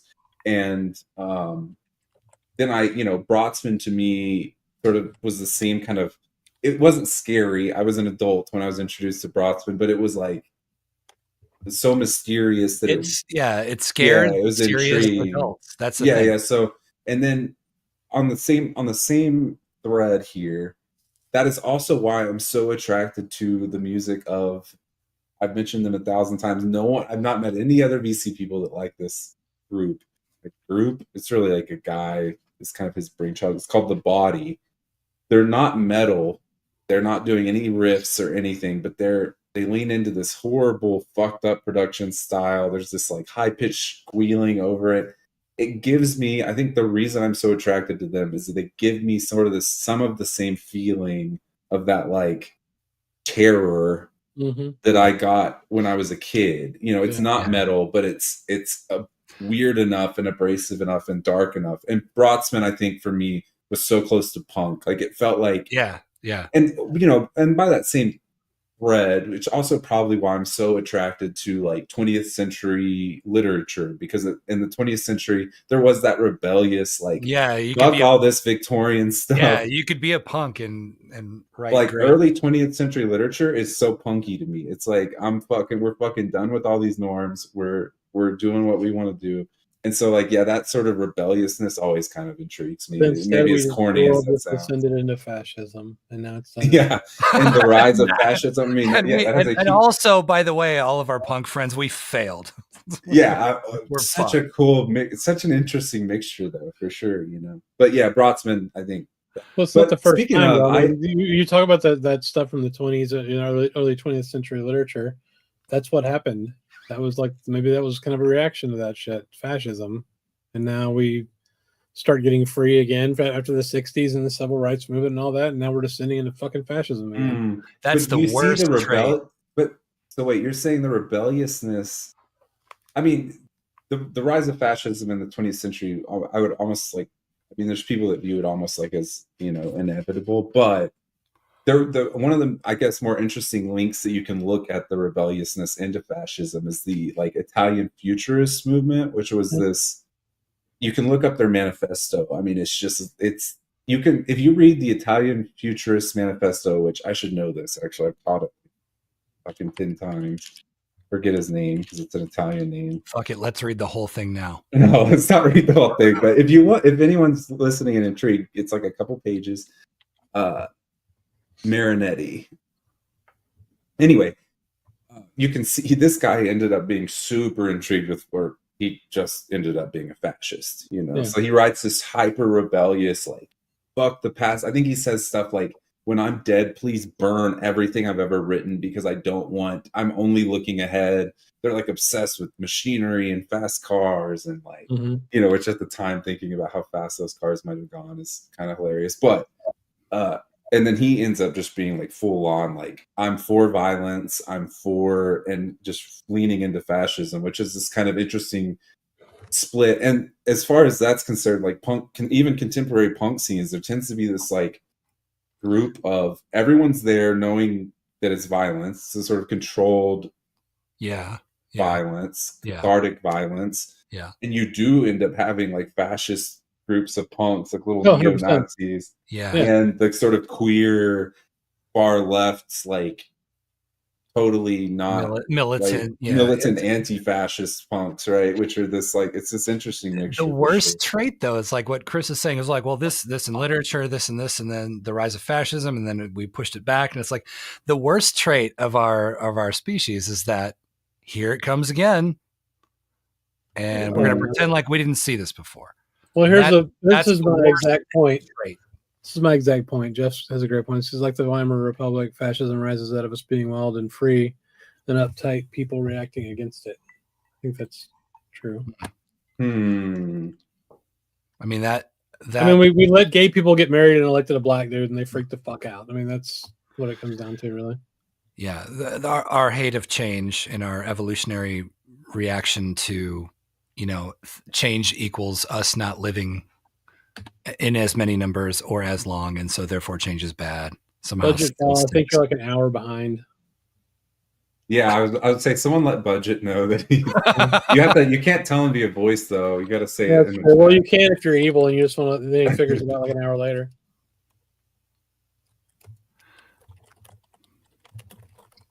I feel like. Another reason, Louis. Speaking of, you're like, why'd you come on the Jazz Bones? I think during odd transition periods of my life, I could get pretty good at distracting myself through whatever it is. Oh yeah, healthy distraction for sure. Oh, I can go way unhealthy with the distraction. No, we all can. I know, but like, so this one's fine, I right? was playing this old MMORPG that I played when I was a kid. What one? It's called Dark Age of Camelot. It's like a predecessor to World of Warcraft, and but it's mostly like it's probably like 3,000 of us or something that play on a private server. But the devs, there's seasons. Well, there's seasons, so the devs have to shut it down for a little bit to do some changes, and so they've shut it down right now. So there's no unhealthy distraction for me. I got one for you, bro. I got a perfect. Don't. Yeah. It's this You're game gonna here. bust out RuneScape? No, dude. Don't. It's a fun game. Look at my. Don't do it. This is drugs. Yeah. This is fucking drugs. Don't do it. Little city, bro. It's fucking Clash of Clans. It's all it is. How much money you pay for that? See? Wait, hang on. First question. You lie because you tell me how much you spend, Chris, you motherfucker. Look, here's all of our little towns. We're all bubbled up and shielded, and tomorrow we're going to invade a server and kill everyone. And this we is all in it together because we spend all of our money on this shit. Who is we? Huh? Him. Not me. Oh, he's trying to, Chris. Dude. Hey, dude, Fred. I've been trying to get so hard. I've been trying to get Chris to play Hearthstone with me for the past 3 years. He will not do it. I haven't even known you for 3 years. He loves magic. Magic. He's a magic guy from way back. And Hearthstone. I know we've talked magic. But now all of a sudden it's like, hey man, you should play this last war game with me. And it's like, you know. We're gonna spend all our money and we're gonna raid servers and stuff. It's gonna be great. I mean, Clash of Clans is different from Magic. It's different from Hearthstone for sure, though. That's what I'm saying. Don't get me started. The Jazz, someone's gonna be angry that we started talking about video games on here. They're gonna be mad at me for some reason. Is anybody watching still? It's hour 3. We got 109 people watching, bro. Oh, these poor people. Well, it must be because of the content, or they'd leave. SimCity on my Commodore 64. Fuck yeah, dude. Dude, SimCity. Do you remember Dracula's Castle on Commodore 64? I'm older than all y'all, so probably not. You're not older than me, are you? Yeah, I'm 49, dude. Oh no, I'm gonna be 49. Fuck. And next week. When is my birthday? Next week? What are you doing for your birthday? Bro? I don't know. Somebody gets a spanking. Spanking. Get Bring the twinks.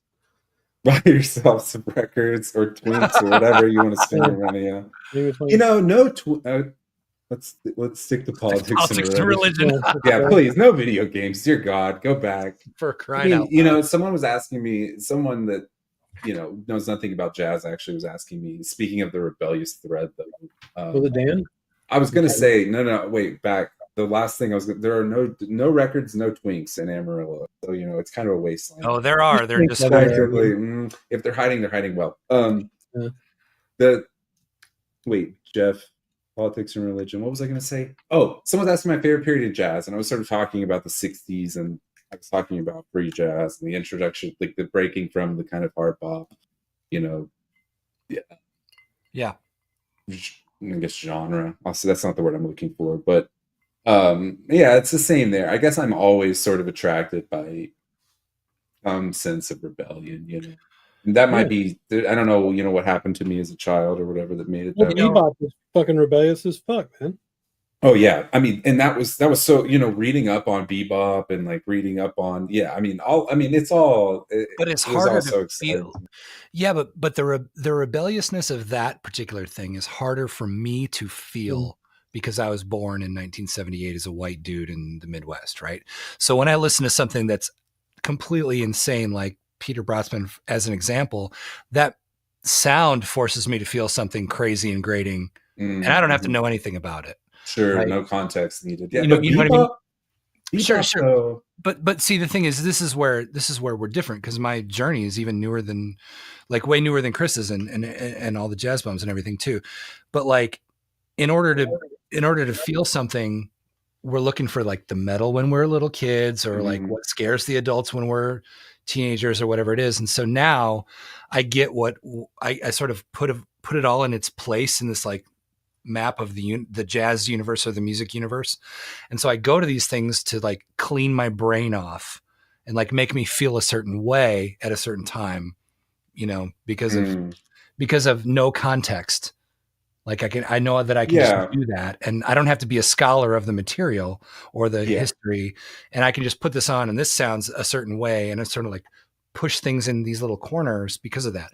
Because I don't have all the time in the fucking world to become a historian on this shit the way that Chris does and you do, and you know what I mean? You do. You have just as much time as everybody else. I mean, I was actually just saying, Louis, that like just recently, actually, when the first, I don't know, 8, 9, 10 years I was into jazz, I was just any book, any interview, any article, just consuming and loving and really enjoying. And it's actually just been within the last few years that like I haven't even been reading liner notes. I'm not saying the liner notes are wonderful. And I'm not saying getting that knowledge is even useless. I think it was super vital to me, but I am intrigued with, and to Jeff's point, music is inherently political. Like and to the Jazz Shepherds Project, Chris, like I don't want to decontextualize everything. I think like the material conditions that this stuff is made in are super important, but there is something intriguing. Like is a Brötzmann record is abrasive without any context of that shit. If I heard bebop, would I think the same?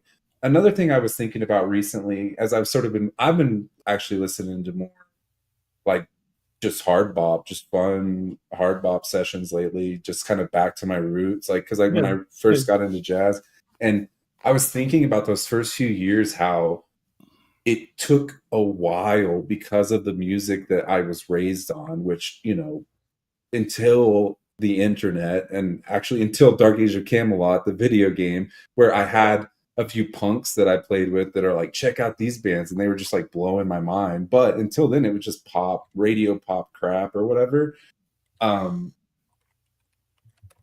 I like the hard bop took some time to like acclimate my ears to, like the sense of melody that you get from and someone that knows music theory. We need poetry on plastic now, but or someone, but like there's a different. What I know that they're blues based, right? But there's something else going. The melodies are just so foreign to a modern ear that it took a cultural understanding of the music for me to get inspired to keep listening. So like there was some level, like I don't know that if you would have just handed me a hard bop record, no context at 20, if I would have been like, I need more. It took some like knowledge of what this was.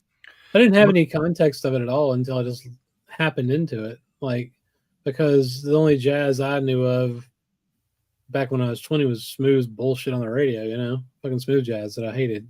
Right. And yeah, I played, actually, I was what playing jazz was totally forever. And then when I was in like 1996, I was actually 20, so that's not true. I got into Headhunters, you know, the Herbie Hancock Headhunters. Yeah. I got into Bitches Brew. Yeah. I just bought those 2 CDs because they looked cool and I'd heard of them and I loved them both and I listened to them forever. But I never moved past that. It was like those 2 CDs and then, you know, rock and whatever else. Rap, there was a Hank Mobley record early on. I think it's just it has the red. It has the red. It just says Mobley or Hank Mobley. It's a blue note. Is it 1568 or? If I remember the number, I'm a fucking. You're Felipe. Yeah, you know, it's a white cover. It is. It's 1568. 68 is the white cover. Yeah. Yeah. So Felipe listen. He's been sitting there this whole time waiting. Yeah. Is that the one where he has the sunglasses on? It's like the coolest cover of all time, or is that a different one? Yeah, I'm listening to music, so I don't want to get us demonetized or something. Yes, but I don't know, Jacob. I think I mean melody-wise. Like the melodies are really fun. Well, isn't the thing with a lot of that just it's minor keys, which is a little bit foreign? Maybe I don't know. Someone that modal.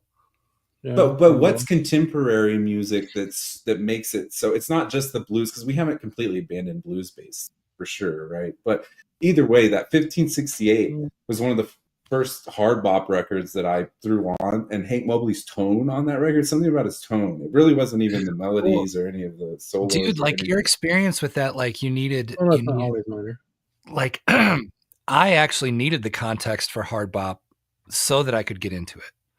Yeah.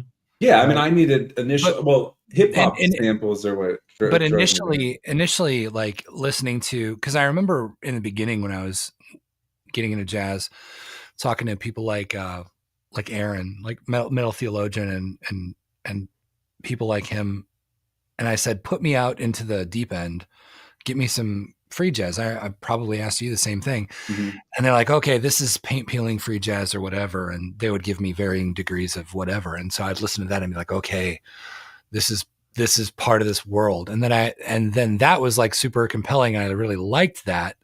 And then I would need more compelling reasons to go back to the hard bop, which I do prefer a little bit. Well, I can't say that.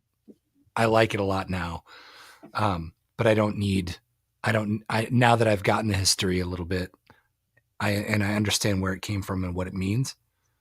Yeah. We have extra money being spent, so let's talk about this.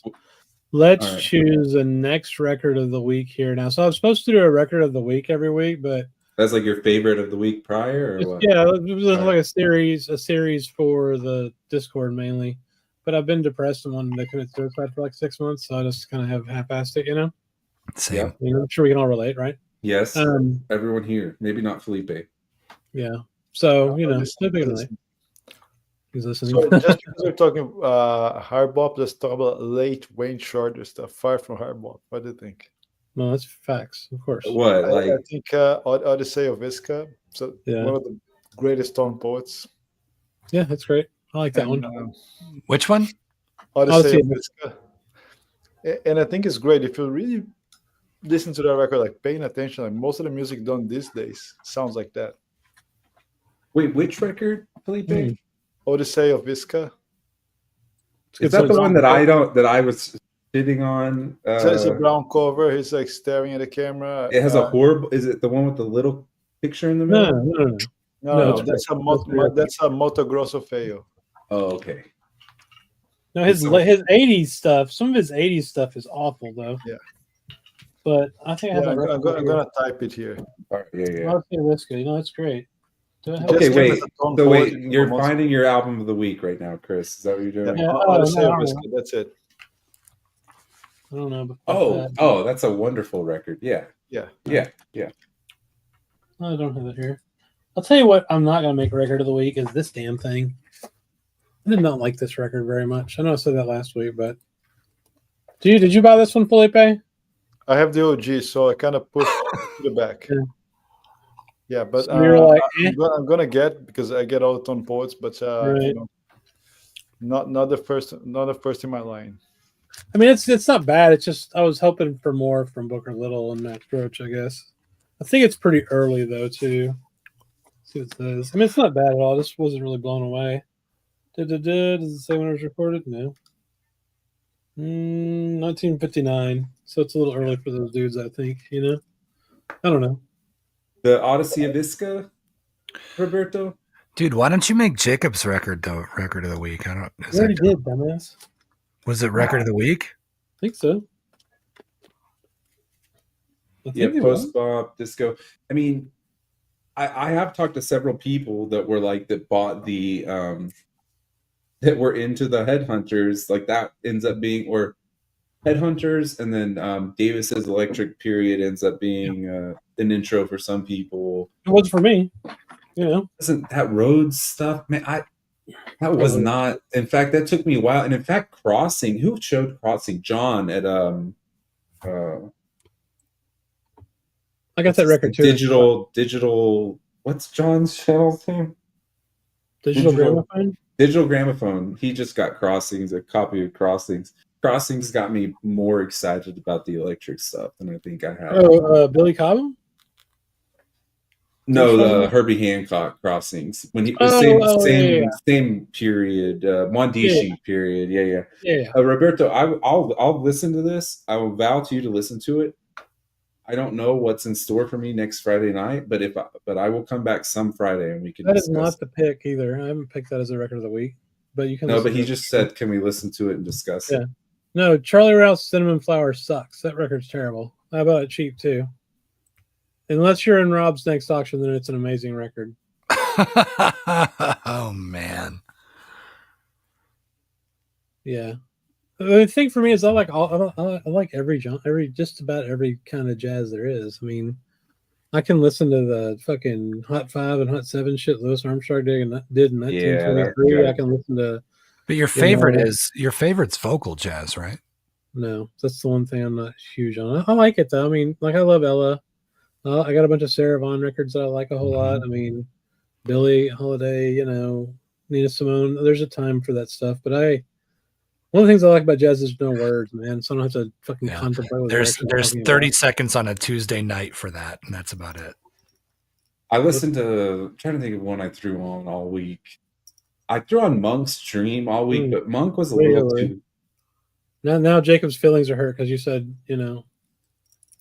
I should make his record of the week, and it hasn't been yet. No, your feelings are the one that should be hurt. Why? Because I'm right, and you should just do that. Maybe we'll see. See, this is what we call planting the seed, Fred. Yeah, that's true.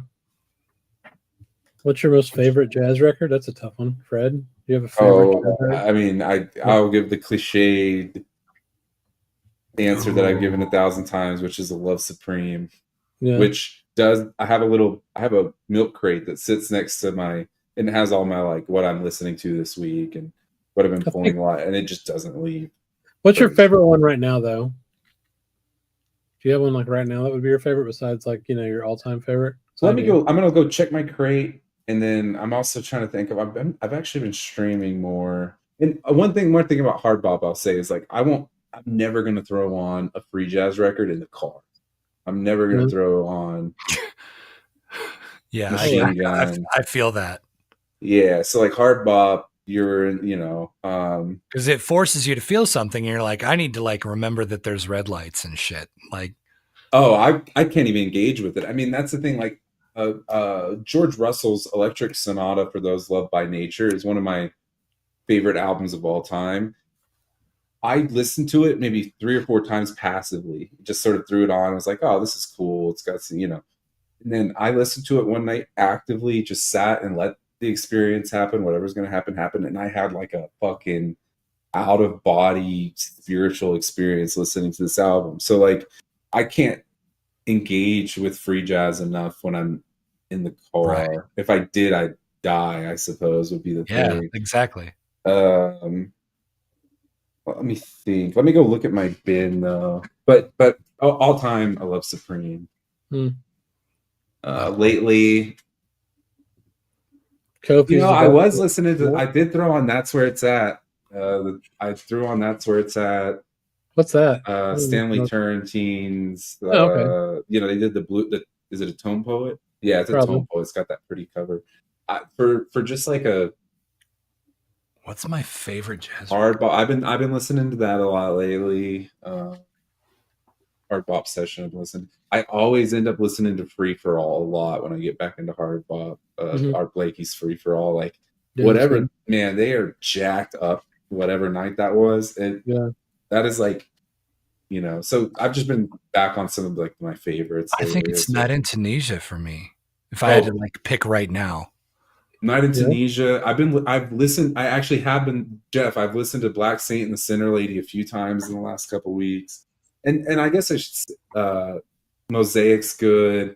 I guess I should say like the last few weeks I've been kind of me getting back into listening to records after a long time away. So I'm not like, I used to, and when I had that stereo system, I would just sit for hours and just listen and listen. I haven't done that lately, so hopefully that changes when the new speakers come in. I'll be a little more excited. I do that almost every day.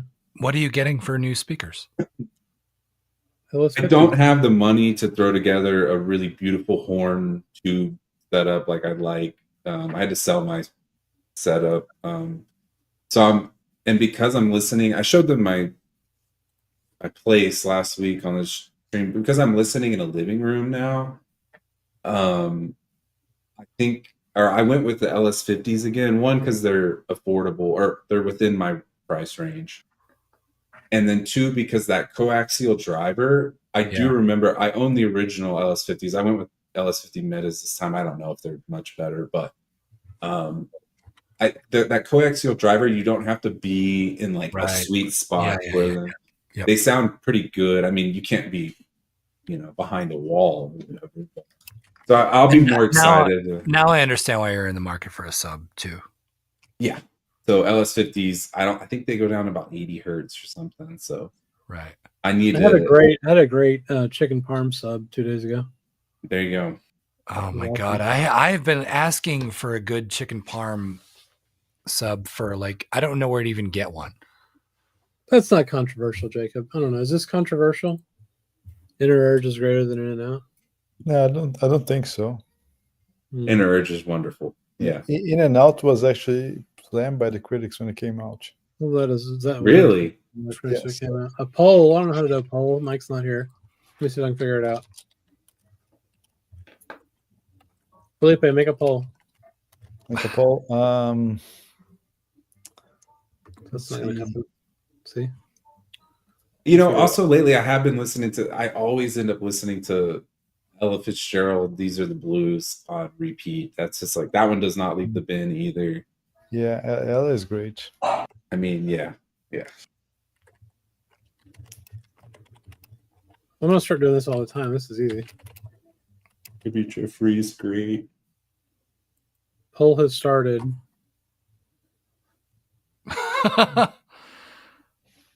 People can vote. All right, yeah, I want more people. I just voted, but I shouldn't have voted. I want to see what everyone else thinks. In and Out would just be if you're into, well. I love In and Out too, but I was thinking Urge is better. That's great. Inner Urge has the worst. These are both Joe Henderson records if people don't know.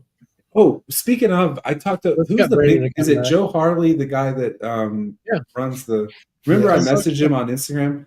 Why haven't they released Compulsion on Tone Poet yet? It's one of the, it's been pressed like 3 times. Andrew Hill's Compulsion. Was that a music? They're all like 200. No, it wasn't. Okay, you're gonna have to pull. That's a good chance. Like he said, I imagine eventually we'll get to it. I think was his response. Yeah. But Compulsion's one that's been on my want list forever. And I sold my Music Matters Judgment, so I need to get another copy of Judgment because that's one of my favorite. Let's get the classic series. It sounds great. I have it. They did Judgment? Yes. Yeah, it's the 80th series actually. So yeah, you get $20 probably. They're doing Andrew this year, which is one of, I actually have a copy, but mine's kind of beat. So I'm excited they're doing Andrew. If you like Compulsion, Andrew's pretty damn good too. Yeah. Smokestack. I have Andrew. I have an original of Andrew. Smokestack's good. I don't have Compulsion. Oh shit! They did Judgment. I could just buy Judgment. I love Smokestack double bass. Yeah. Smokestack's cool because of the double bass. I like playing Smokestack and Magic the Gathering too, Fred. Yeah. Smokestack. Hey, speaking of making nerd friends here in the dusty, plains of Amarillo, I should probably go play Magic again, just because, how else am I going to meet people? Hey, you could play Hearthstone with me. The problem is Magic. Meet anyone, Louis. Yeah, the worst thing about Magic, though, is the Magic players. That's the worst thing about. I don't know, man. I mean, yeah, there's yes, but also I've met some cool people over the years. I have too. I've got a lot of friends. Don't the Magic community and it's the same as anything else, man. It's like the car community or the fucking. Mm-hmm. I mean, I like weirdos, collecting bottle caps community. Like there's assholes in every fucking single one of them. Do you think there's a bottle cap YouTube thing? I hope there is. There is too. That's even more niche than what we do. Oh God, yeah. Bottle cap collecting. Yeah. Mm-hmm. It's not like you can buy new ones. What's up, Brandon? You're back. I know. He came back. Wait, is inner urge greater than in and out? Yes. Yes. Okay. We got the poll going. What's we're talking best fast food burger? No, dude, no. I don't see Judgment, y'all. No. Think about recent pressing of Judgment. Yeah, just make the movie connection. Think about Clockwork Orange. They always They always have the urge for the good old in and out, right? Yeah. Yes. Oh my God. I don't see Judgment. I think y'all are lying. Could be shit on Judgment. I'm not be lying. So I'm waiting for that one because right now I have the Connoisseur series one. Oh no, that one's not out. That one's not out yet. No, you're thinking because Dialogue by Bobby Hutcherson was released, which is very similar band lineup, and you can play those two back to back, and it's like one long album. Well, Dialogue's all Andrew Hill tunes anyway, pretty much. I mean, I have like a 75th of Dialogue or something. I want to say it's back when the 75ths they weren't great, But didn't they just repressed Dialogue, didn't they? So I have that on my want list now. Dialogue, Tone Poet, it's good. They did it as a Tone Poet. Yeah. Oh yeah, I'd buy that. Dialogue is good. Yeah. Joe Chambers. Dance with Death too. The Dance with Ghetto Death. Lights is on. Oh fuck! Dialogue has Ghetto Lights on it, which is such a fucking great. Ghetto Lights is a great track. Andrew Hill composition.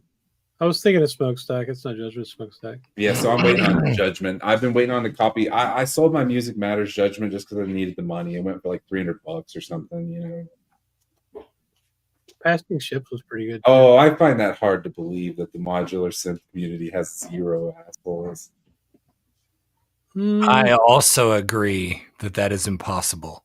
Yeah. I cannot. I would imagine. I have a friend that got super into synths last year, and he's an asshole. He didn't get. No, and he's the worst. No, he's my best friend in the world. I love him, but. Alessandro Cortini, what's up with he's still putting out the who? Alessandro Cortini, he did some work with 9 Inch Nails, but he's super into synth, and he put out this kind of, I would say, like dramatic synthy. I like a lot of his stuff actually, but it's a little. Have you seen oh god, Danny Carey, the drummer from Tool? Have you seen like the synth? Oscillator shit he's been fucking with lately? No. He has like this big box that he's built. It's got all these different circuits and shit in it, and he fucks with it for about 10 minutes during every Tool show now. It's kind of cool. Huh. It's very percussive. How do I see the poll? Oh, you have to go to YouTube. I can tell you the poll. So the poll, we only have 17 votes. We need more votes. Come on, there's 103 people watching. Yeah, but they're falling asleep to your voice. They are far fast. It's a little jazz ASMR. Yeah. That's smooth jazz shit. Smooth. No gatekeepers. Very helpful. I like some not being male, not having a bunch of men, gatekeep the shit out of a hobby does help for sure. Yeah, there's probably way less assholes in the synth community, I guess, than something like cars or Oh no, high the or worst audiophiles. vintage guitars. That's it is the worst. I guarantee you, like 50% of those people are just ready to start a fight. Like the moment you type something in, they're just like, "Oh, you're." Yeah. Bob Bradley likes vintage guitars. I wonder. Bob Bradley's cool though, man. He's in the Bob Bradley's real nice, but then he's in the forums. He's just there's a bunch of really nice people. Tasing, will like tasing will people. bring you up, but there's immediately someone following that's gonna like just say, that's a piece of shit. Like, you're like, I found this cool, and they're like, I really like this thing I got. So like Rob, well, you should kill yourself. Like Rob tonight when Dave showed his Soul Train record. It's fucking terrible. That's the worst pressing ever. You know, I got. People usually have the strongest opinions on things they know the least. Oh, exactly. Oh. I also got, man, Felipe, you couldn't. You know, there's so much that I guess in some sectors of the world, I guess I'm about to be deemed like if I fucking finish this thing, which y'all have been hearing me say this for 2 years now, but if I finish this dissertation, I'll be an expert in the field. And like, you know, the more I get to know, it's so funny, the topics that when I was young, I was so like, I had a take and I was sure of it, and I was just wrong about so much shit. Are you in graduate school, Fred? Yeah, I'm a PhD candidate, but these guys have heard me. I've been basically, I just need to write the dissertation. Stay in school as long as possible. Yeah, that's what I would do. Yeah. Well, I teach literature. Graduate school way too fast. Mm-hmm. I had my graduate degree by the time I was 27. It was like I mean, I've taught literature through my master's and my PhD. So I guess that's the paycheck is the teaching. But if I got to finish the damn thing I don't like. There's so many things now, Felipe, where I'm like, it's complicated. Crazy, right? So, like that's my answer. People are like, they expect me to have a hard take on something, and I'm like, I don't know. It's complicated. It's really complicated the more you look at it. Brandon, the Dunning-Kruger effect for sure. Yeah. Brandon, it is quite interesting, right? Yeah. What is it? Photography, Brandon? Yeah, I got. Well, the only reason I went to graduate school is because I got accepted to this really hard program, and so I did it. Nice. Yeah. So your job, you're a photographer. That's what you do. Yes. Yeah. Still. Yeah. All day, every day. Like work is. Well, I wish. Right. Yeah. It's been pretty tough since the pandemic, to be honest. I'm thinking about like little side jobs to kind of do some stuff. Yeah. It's been really tough because it's specialty stuff, and it's like it's not stuff that everybody needs all the time. So you know how things go when you got to get into weddings. Yeah, that's what I did that when I was young. Do you have a website you can put in the private chat? I just do my Instagram now. I get more work from that. So I don't even know that, man. Come on. Oh, it's just Brandon. Oh, this is a good comment from Roberto. Brandon, you should hire Mazzy as your publicist. There you go. He's retired. Still working? No, he's retired. He's retired.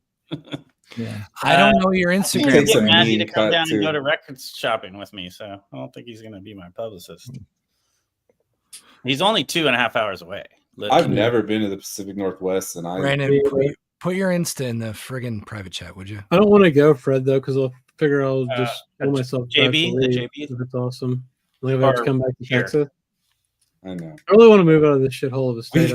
We got two fucking oil barons that are about to have the entire Texas government bought out. Like we're about to be like, man, they're gonna fucking. I'm gonna get tossed into a camp or some shit because I've read fucking Das Kapital. Like I'm fucking we're bad. Are you in the JB super chat thing? Yeah. I'll just. Yeah, no, that's true. We have. They're not just oil barons. They're fucking like right-wing white Christian nationalist pastors too. Yeah. So it's like they got the whole fucking thing going, dude. They want to force us all to believe and act and live just like they do. And which isn't even Christianity. It's not. No, it's not Christianity at all.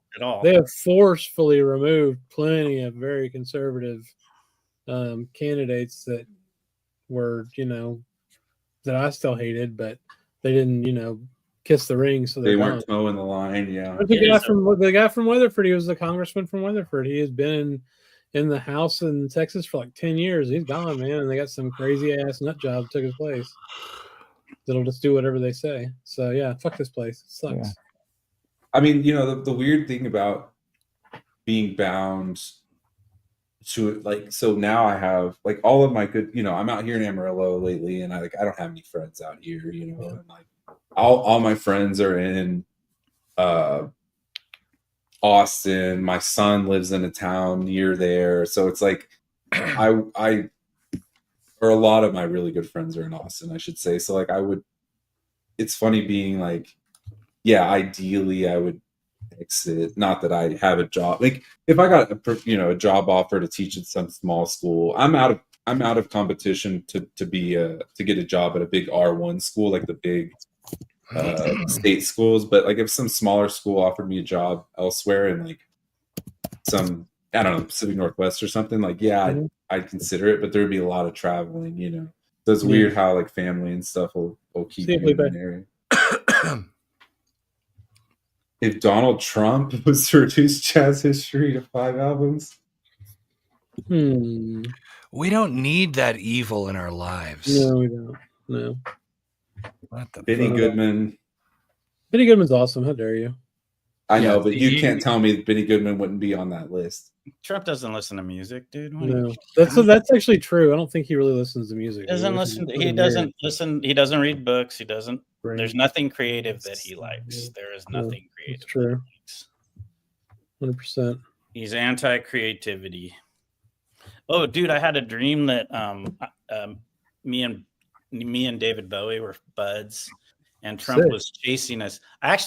Since Bowie died, I have once or twice a year he shows up in my dreams, and we're both about the same age in the dreams, and we're friends, but not like close friends, but like friends, but not like best friends. Yeah.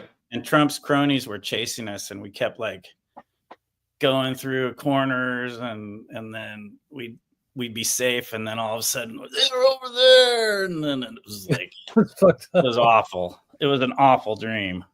Yes. He does listen to YMCA, that's true.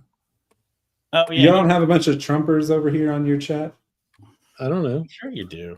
President-elect Trump would never do what? Maybe we do. I don't know, reduce jazz history to 5 albums, maybe? I'm not sure. Oh, that's fair. Yeah, well, his favorite book is the Bible. That's pretty funny. I was thinking the exact same thing. Which he's never read, along with any other book. Oh, yes. Well, sucks, dude. It sucks. It fucking sucks. It sucks. But we're gonna persevere. We're gonna be talking about jazz and shit no matter what. I'll find some good stuff. You guys want to see some good stuff? Yeah. Or I could just show like 150 CDs. No, please, God, no. Why not? Or show like 20. Show 20 CDs. All right, you get some shit, and I'll dig out some shit. How about that? The deal. CDs are the worst. You're the worst. You're the worst. I can still hear you when you whisper, fucker. You're the worst. Look at how clean your office is, dude. Yeah, it's all right. I need to clean it better. I picked this up. I think this is really good. Cat Power. And it's her doing covers. Oh, cool. Which she's really good at. I haven't heard someone mention Cat Power in the longest time. What kind of music is her? What is it? Folk or? No, it's indie, but indie, yeah. She has, she has a telephone book voice. She can, anything she says sounds good. She could just read the telephone book. I mean, her voice is amazing, and she does this is like all covers. She has another album called The Covers Album. So she's done 2 of these, but it's pretty good. She does a Pair of Brown Eyes by the Pogues. These Days by Jackson Browne. Here Comes a Regular by the Replacements. There's like one original on here. It's good. It's really good. Very cool. You know Claire Rousay? I don't know how to pronounce her name. Rousay. I do not. I've heard of her. She was based out of San Antonio for a while. Now I think she moved to LA. And she does. I mean, I don't know. I doubt anyone watching the jazz bums, but it's like ambient, a lot of field recordings and stuff. I've been listening to a lot of her stuff lately. I was thinking of album of the week, actually, like what I spun. Got a couple of hers at End of an Ear the other day. I was in Austin. End of an Ear is awesome, man. Yeah, that's great. Now, what's the big one downtown? Waterloo. See, so Waterloo is one of the best like jazz, like new jazz records and reissues. Yes, they get all the reissues. Ever seen, dude. They would have shit. They had shit like Tone Poets and stuff. I went down there a couple of years ago that were just like out of stock and everywhere, and they were like $90, and they'd have them for $30 or whatever, which is cool. I'm gonna pick out a bunch of CDs we can talk about. Here's a fucking awesome CD. Wonder if he's look. This is a great CD. Yeah.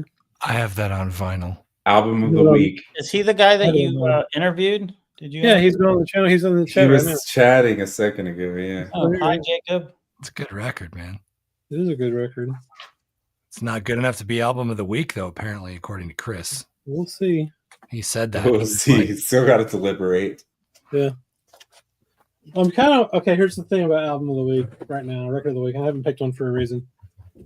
I'm really interested in revolutionary kind of records right now because what's going on in this country. So I'm kind of interested in. Well, there's not a whole lot of things that are more revolutionary than people who are living right now who are making jazz music. Yeah. Creation in general. I'm not saying that. I'm just thinking of. I don't know. I'm not saying you're saying that. I'm saying that that's a reason to. That is a good reason. Add that to the list. I mean, like fucking cats that are making jazz music right now, releasing their music on vinyl is not a garden variety thing. That is very true. I already dug through this whole box of shit. 1 second. All right, fuck it.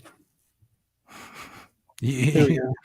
I just picked out about 10 or 15 that I like and I've listened to lately. Burl Ives. What's wrong with Burl Ives, man? I'm ready for Christmas again already. I can't remember her name now. Does anyone remember who is the singer or the singer?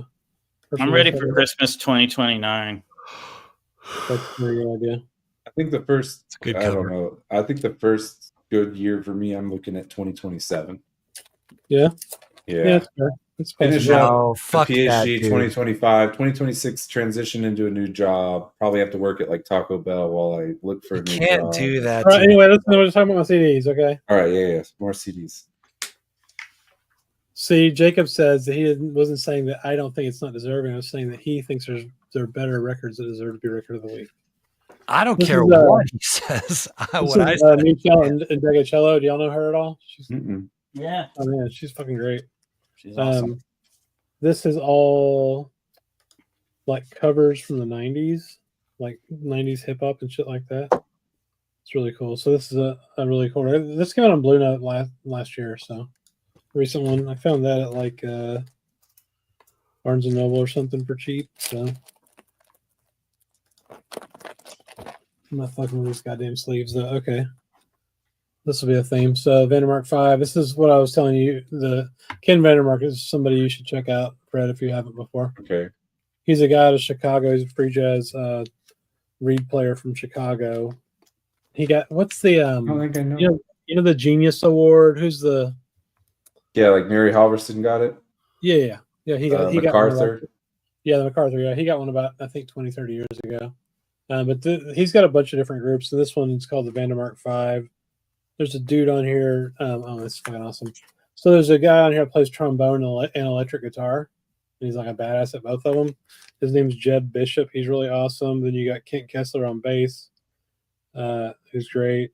Dave Rimpus on alto. Anyway, so the Vandermark 5 is like his quintet stuff, obviously, but it's still free jazz, but it's a little more, I guess, accessible if you. You know what I mean? Compared to some other shit he's done. That's great. I was super stoked to pick this. This is a live recording of Basie in Sweden. This is on Roulette Records originally, and I've had 2 different copies of it, like OG vinyl copies, but they both sound like shit. Because the vinyl is just kind of crappy. Yeah. It sounds excellent. And it's also, the other cool thing about these is this one's got like an extra 3 or 4 tunes on it. But the quit yawning, you fucker. Sorry, what do you want from me? You're supposed to be interested, man. You're supposed to have commentary. Come on. I'm trying hard here. It's 11 o'clock in the PM. That's fair. All right, here's another one. It's another Vandermark 5. So what's cool about this is I can't remember the name of the place. Let's see what it says here. Happy or no? Fuck. What the cover look like? What Blakey album? Yeah, it looks like the Columbia Blakey record. Yeah. A little bit. But what's cool about this is, so he played something like the Bottle Cap or some shit, this club in Chicago. And they do free jazz like every Tuesday night or some shit. And he's done it for like decades. Like he's not there every Tuesday, but if he's in town, they're fucking, gigging this place forever. So anyway, so he's got, a bunch of CDs they put out, like the one I just showed you, Burn Unit, or what the fuck it's called, this one. So Burn the Incline, right? Well, when these first came out, they would press 1,000 copies of all of them, and they would put a extra CD in them that was live show recordings from like the same time period. And there's like this collective in Chicago that went around recording all kinds of like experimental music and stuff back then. So those became hard to come by. So then they put this out, which is like the live shows that were part of those original CDs. Nice. This one's pretty kick-ass. Roscoe Mitchell and the Note Factory. Song for my sister. It's awesome. What else? Ooh. Okay. This is my favorite record that I've gotten in the last 6 months, probably. Oh. Really? Oh, is that on Red?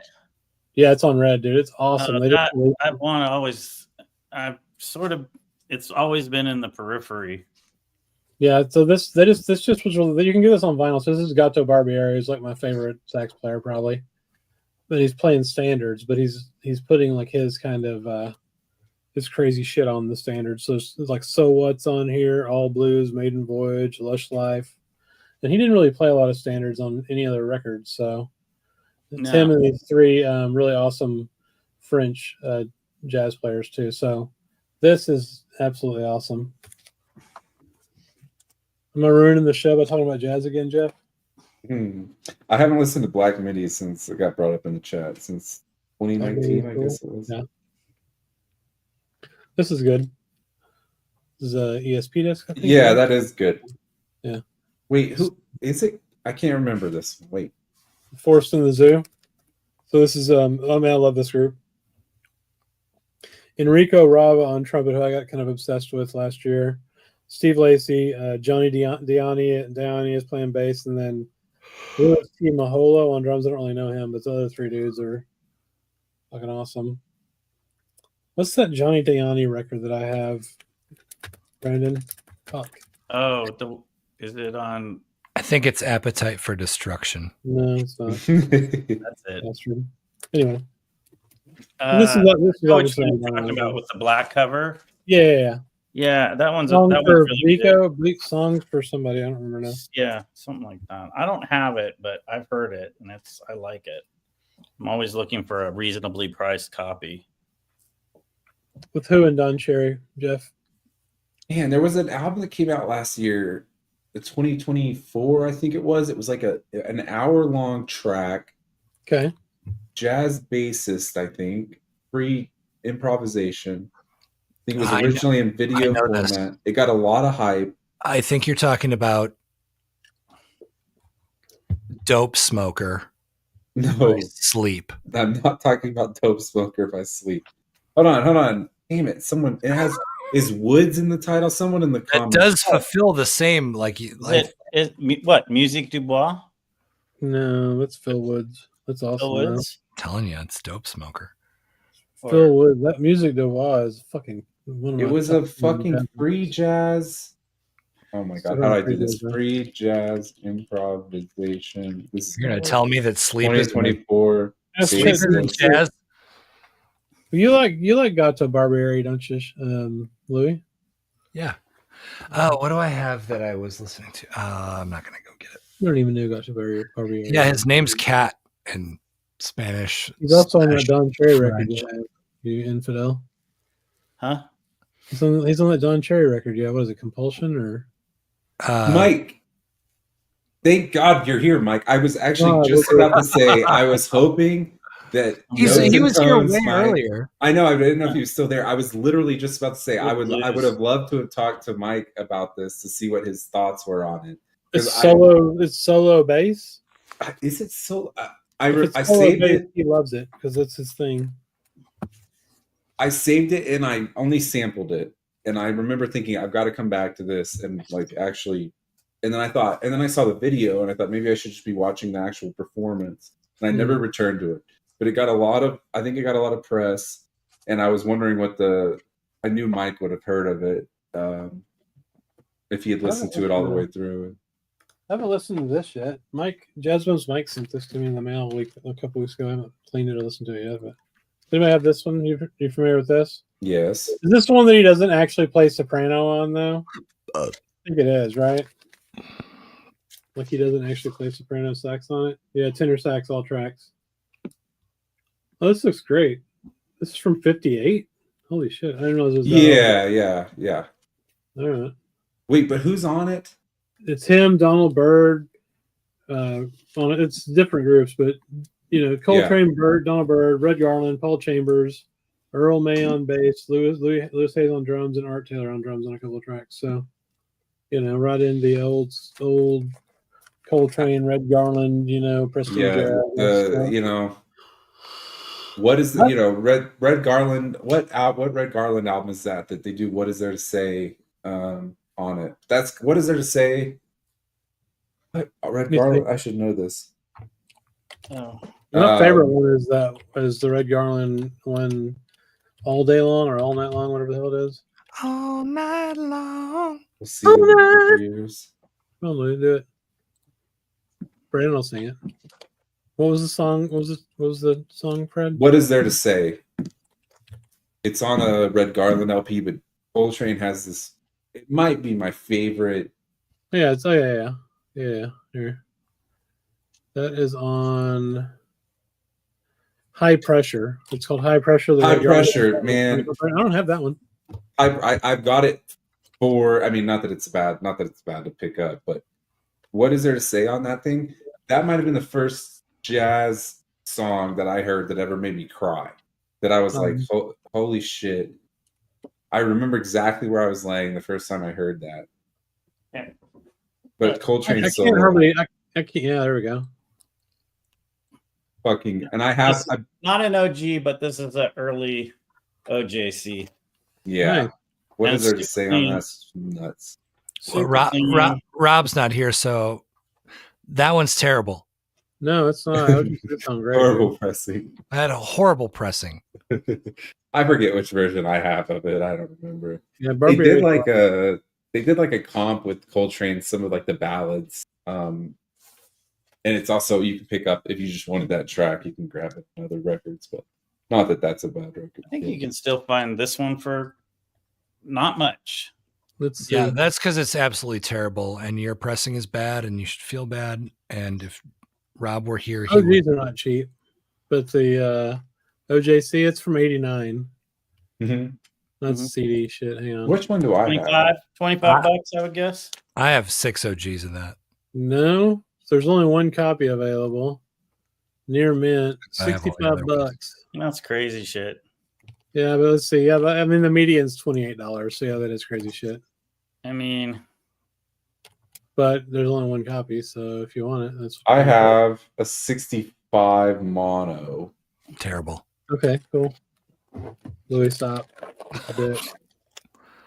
Oh, fucking Rob can do it all night, but I can't do it for 30 seconds. I yell at him every time he does it. He did it one time. That's true. Okay. Yeah, that you saw, Fred. So some of us have been around for the last 2 years. I got a while ago. I was like, "Oh, you guys!" I was watching, but I wasn't on, and you guys were talking about ECM or something. And I was like, oh, I'm gonna go through and find like, I guess let's see how many I found. I found 7 of my favorite ECMs. Oh, all right. Let's see. Steve Kuhn Trance. I bet that's badass. So let's. I don't think I've ever heard that. It's badass. The band is Kuhn and Swallow, Dejanette and Sue Evans. It's his band with. Oh, you said Steve Swallow's on there? Huh? You said Steve Swallow's on there? Yeah, Steve Kuhn and Steve Swallow. You get the double. Yeah, Steve Kuhn and Steve Swallow together are awesome. Aren't they on Bosver together? They're on Bosver together. Yeah, dude, that's fucking great. That's cool. They took acid together on Bosver. And it seemed to really, apparently it annoyed acid. It annoyed RVG a lot because he'll live. Kuhn started playing with the strings in the piano, just like the strings. Yeah, that's true. Okay, so that's a I'll good save one. this album. The Kenny Wheeler New High. Oh, love that. Or GNU High, I don't know. GNU. That's in my. I love the cover. Because no GNUs is good GNUs with Gary GNU, and a few people will get that. Paul Bley. This is it's actually with more than Gary Peacock. That's with Gary Peacock, but there's a drummer too. It is Paul Motion. These are your favorite ECMs of all time, or that you own? Oh well, I don't. If I don't own them, I probably don't know them. So yes, okay. We'll just say these are my favorite ECMs. Okay. Dave Holland. Oh, I have a promo of that. The wonderful album. I think this is a promo too. That's really good. Maybe my favorite one. Yeah, it's great. This is the first ECM. That's the first one, yeah. I don't know that. You should get it. Dude, Louis, you should get it. They had a double LP version that they put out a couple years ago. This one's really good. I don't know if I'd say it's great, but I love the cover and I like Eberhard Weber. Yeah. This one's really good. I don't know that one. It's between the Mal Waldron and this one that are my favorites. This is Stanley Cowell. Looks great. Illusion Suite. That's just, I don't know. You guys were talking about ECM and I just started looking through stuff. This has my moon. So this was my pick of I guess I found 7 that I liked a lot. Is anybody else not a fan of Pat Metheny's most of his ECM shit? I don't know, man. I like his ECM stuff. There's a couple that okay. So ECM. I listened to Bright Side's Life yesterday, and I was like, okay. I don't know. I think it's sentimental. It's fair. Something that my dad played when I was young, and so I kind of think of it that way. Yeah. But I do still like I don't know if it's on ECM. It might be on Warner, but the what is it? The Still Life Talking. I really like that record. And it's the one that has like garage in the name, because I have that one and I do not like it. I don't know. American Garage or something. Oh, yeah. That sounds familiar. I don't have it. But I do really like Still Life Talking. And I like question and answer. Yeah. And I like As Falls, what's it called? As Falls Wichita, as So Falls. The one, the one. Wichita, So Falls something. That one is not typically something I would go for, and for some reason, I really like that record. But ECM, I like that one too. Like Vanessa's on ECM, Old and New Dreams, the John Cherry. I had that. That was one of the ones I had out. Yeah, pull that one. That's a copy of that. I mean, the ECM put out like a bunch of albums that you can find for a few bucks that I don't find appealing. Maybe. When I was first collecting jazz, I was buying them all up because they're so cheap and they had all these great players. But then it's got just some crazy. Didn't Circle on ECM? And, Circle's great. Yeah, I mean, and maybe that's as the label progressed. There's kind of like. No, they just had different things. I mean, there were different things that, I think. Yeah, but there's kind of like this soundtracky wave. What's the guy's name? The guitarist. Turhey Ripdahl, is that his name? Is he a guitarist? Rigel. Yeah, I don't think I've ever bought one of his albums and been like, I don't. Yeah, there's a I lot of love it. There's a lot of what's the other guy? Well, Abercrombie's on a couple, but there's another guy that plays a lot of 12-string. Abercrombie's great though. On, I didn't like any ECM when I was younger. I thought it was all like new agey crap. But I started liking it later, quite a bit. Actually, there's a couple of Matheny records I do like on ECM. There's one called Rejoicing. It's him, Charlie Hayden, and Billy Higgins. Joe Harley turned us on to that record. It's really good. And the other one I had that I really like, there's a commonality here. It's called 8081. I think it's like a double live. That's a Matheny, isn't it? Yeah, it's Matheny though. Charlie Hayden, Jack DeJohnette, Dewey Redman, and the Hayden stuff on. Didn't there some? Man, my knowledge. Okay. I'll check it out. I mean, I'm not. It's not even that I hate it. It's just I've never I'm just not. I've never been sitting there and it hit me like in my soul or something. I don't know how to describe it. I think with a lot of Matheny stuff, he's just too happy in it, and I don't like it. I was actually feeling. I know this is blasphemy, but I was actually listening to Monk's Dream today, and I was like, man, Monk's a little too playful for me right now. Like I'm not in it. I'm not feeling it, you know. Herbie Nichols is one that I think can be playful that I really, really enjoy. How about Phineas Newborn? Do I know anything by Phineas Newborn? Man, he's great. He's got lots of flourishes and just virtuosity and stuff, you know. Alan Holdsworth's one of those ones that I always hear. I think Derek Higgins always mentions Holdsworth, and I think I never got into. I haven't gotten any of his stuff yet, so I don't have really a. I found the pile was World of Piano is great. It's on Contemporary. It's a Phineas Newborn. There we go. This one's pretty cool. It's I like it. I like flute. I've heard that. I'm a flute fan. What is it? Axiom. James Newton. Axiom. Oh, James Newton. Okay, yeah. And this actually has the song that what is it? Sure Shot by the Beastie Boys is sampled. Oh, sweet. You know? Yeah. It's one of these songs, and it's just that's the beginning of the jam, and it's just flute. It's really good. Pretty fucking awesome. I know exactly. Like it immediately hits my head right when you say that it's the Beastie Boys. Well, yeah. And then this Steve Kuhn Ecstasy is really good. And then, of course, this is weird because there's two.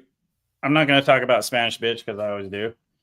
And this is another ECM that's not really an ECM. It's that Mal Waldron, The Call.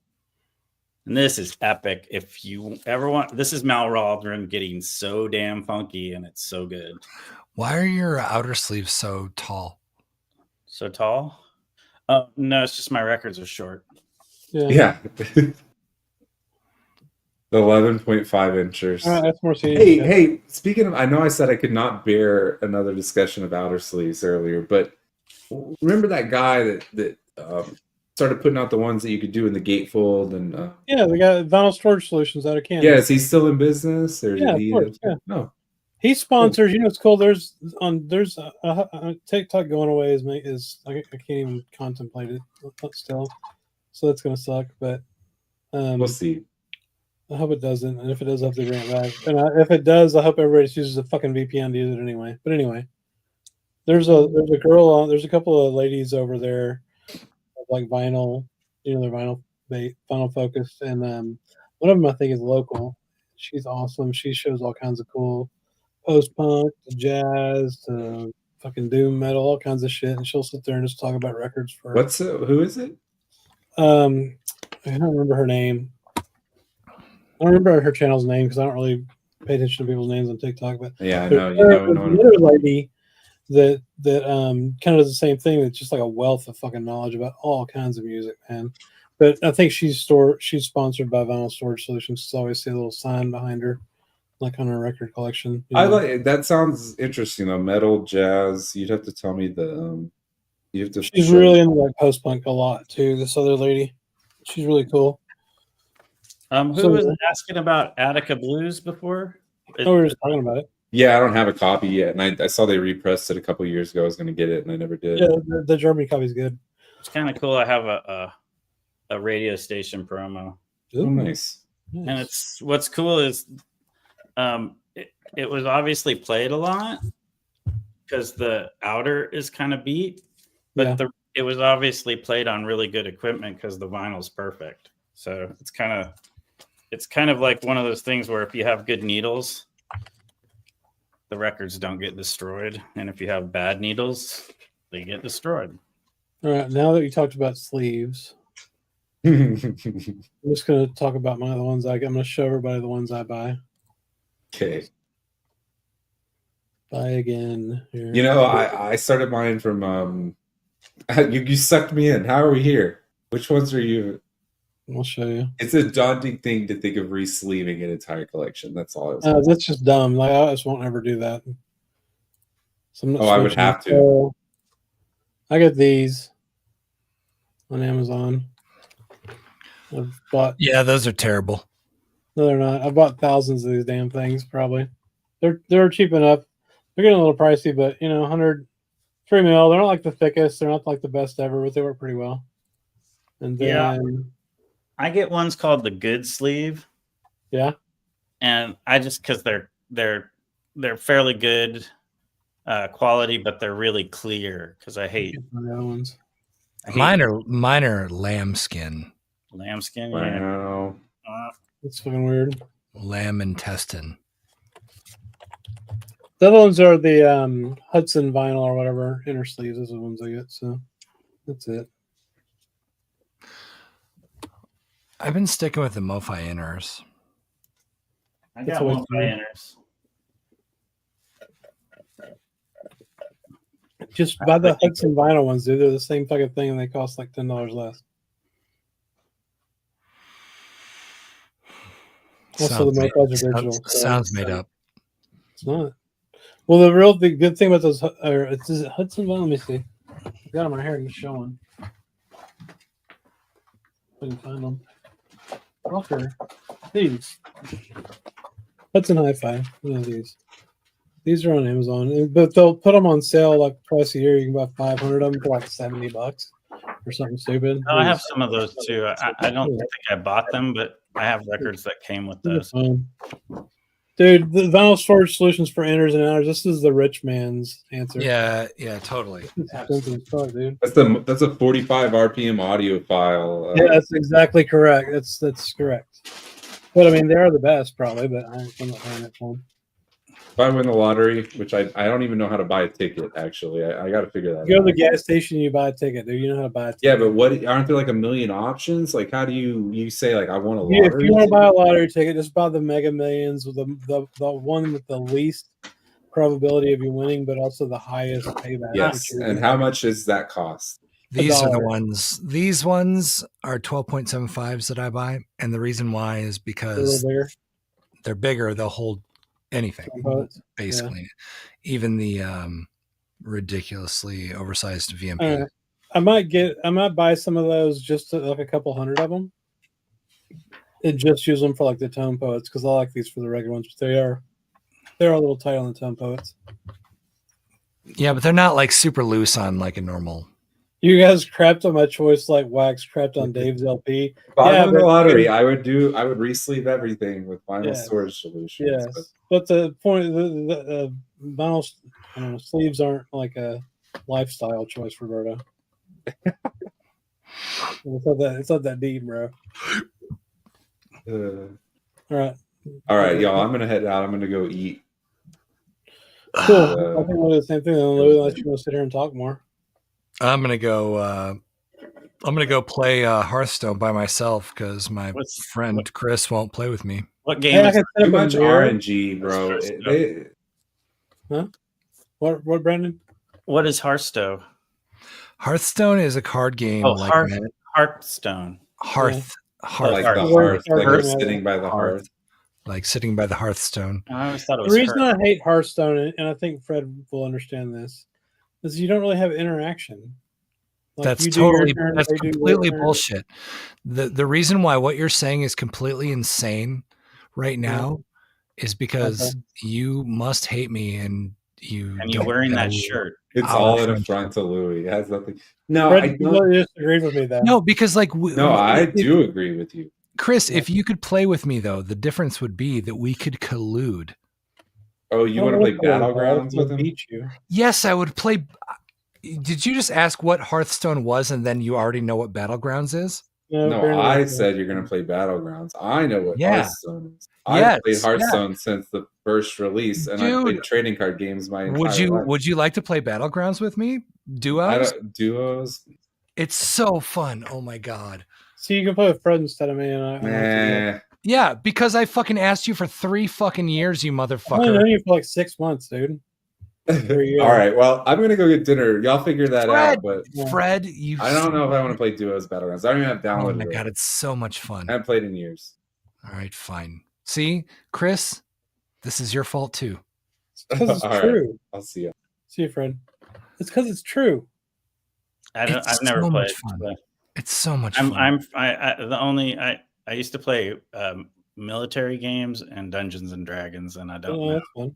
Are you looking for a game to suck up part of your life? No. Well, then never mind. But I like listening to jazz and playing games because I just totally. Right now, I have records and Chris shuts off all the noise in my head. Playing guitar really, dude. What I got. Like this illustrates the point, Chris. It's not about if it's Magic or if it's some other game. It's about we could do it together, and you already know the mechanic. I would rather just eat French fries with you than do that. So, see, it's tough to argue that, isn't it? Not really. Anyway, look, I'll just tell you, my Instagram's Brandon13. It's pretty easy. How'd you pull that off? I guess it was a long time ago. Yeah, it's pretty good. Put it. Can you said you'd put it in the super. You can't remember the word. You can't remember Brandon 13. Just like go look it up. No, I can't right now because I'm emotionally compromised because my friend won't play fucking games with me. Chris, that feels very manipulative. To say that. You know what? You know what? What? You're dead to me. Oh, right. All right. Well, I think I'm gonna go play my video. Yeah, you guys should be tired by now because it's only 9:20 here. So I figure you guys. I've done this show till 4 o'clock in the morning before, though. Yeah, I've done it probably till it was. Well, I've done it till midnight, which means it was 3 in the morning for you, or 2 at least. 2, yeah. Okay. Good night. All right. Thanks, everybody. We'll see you.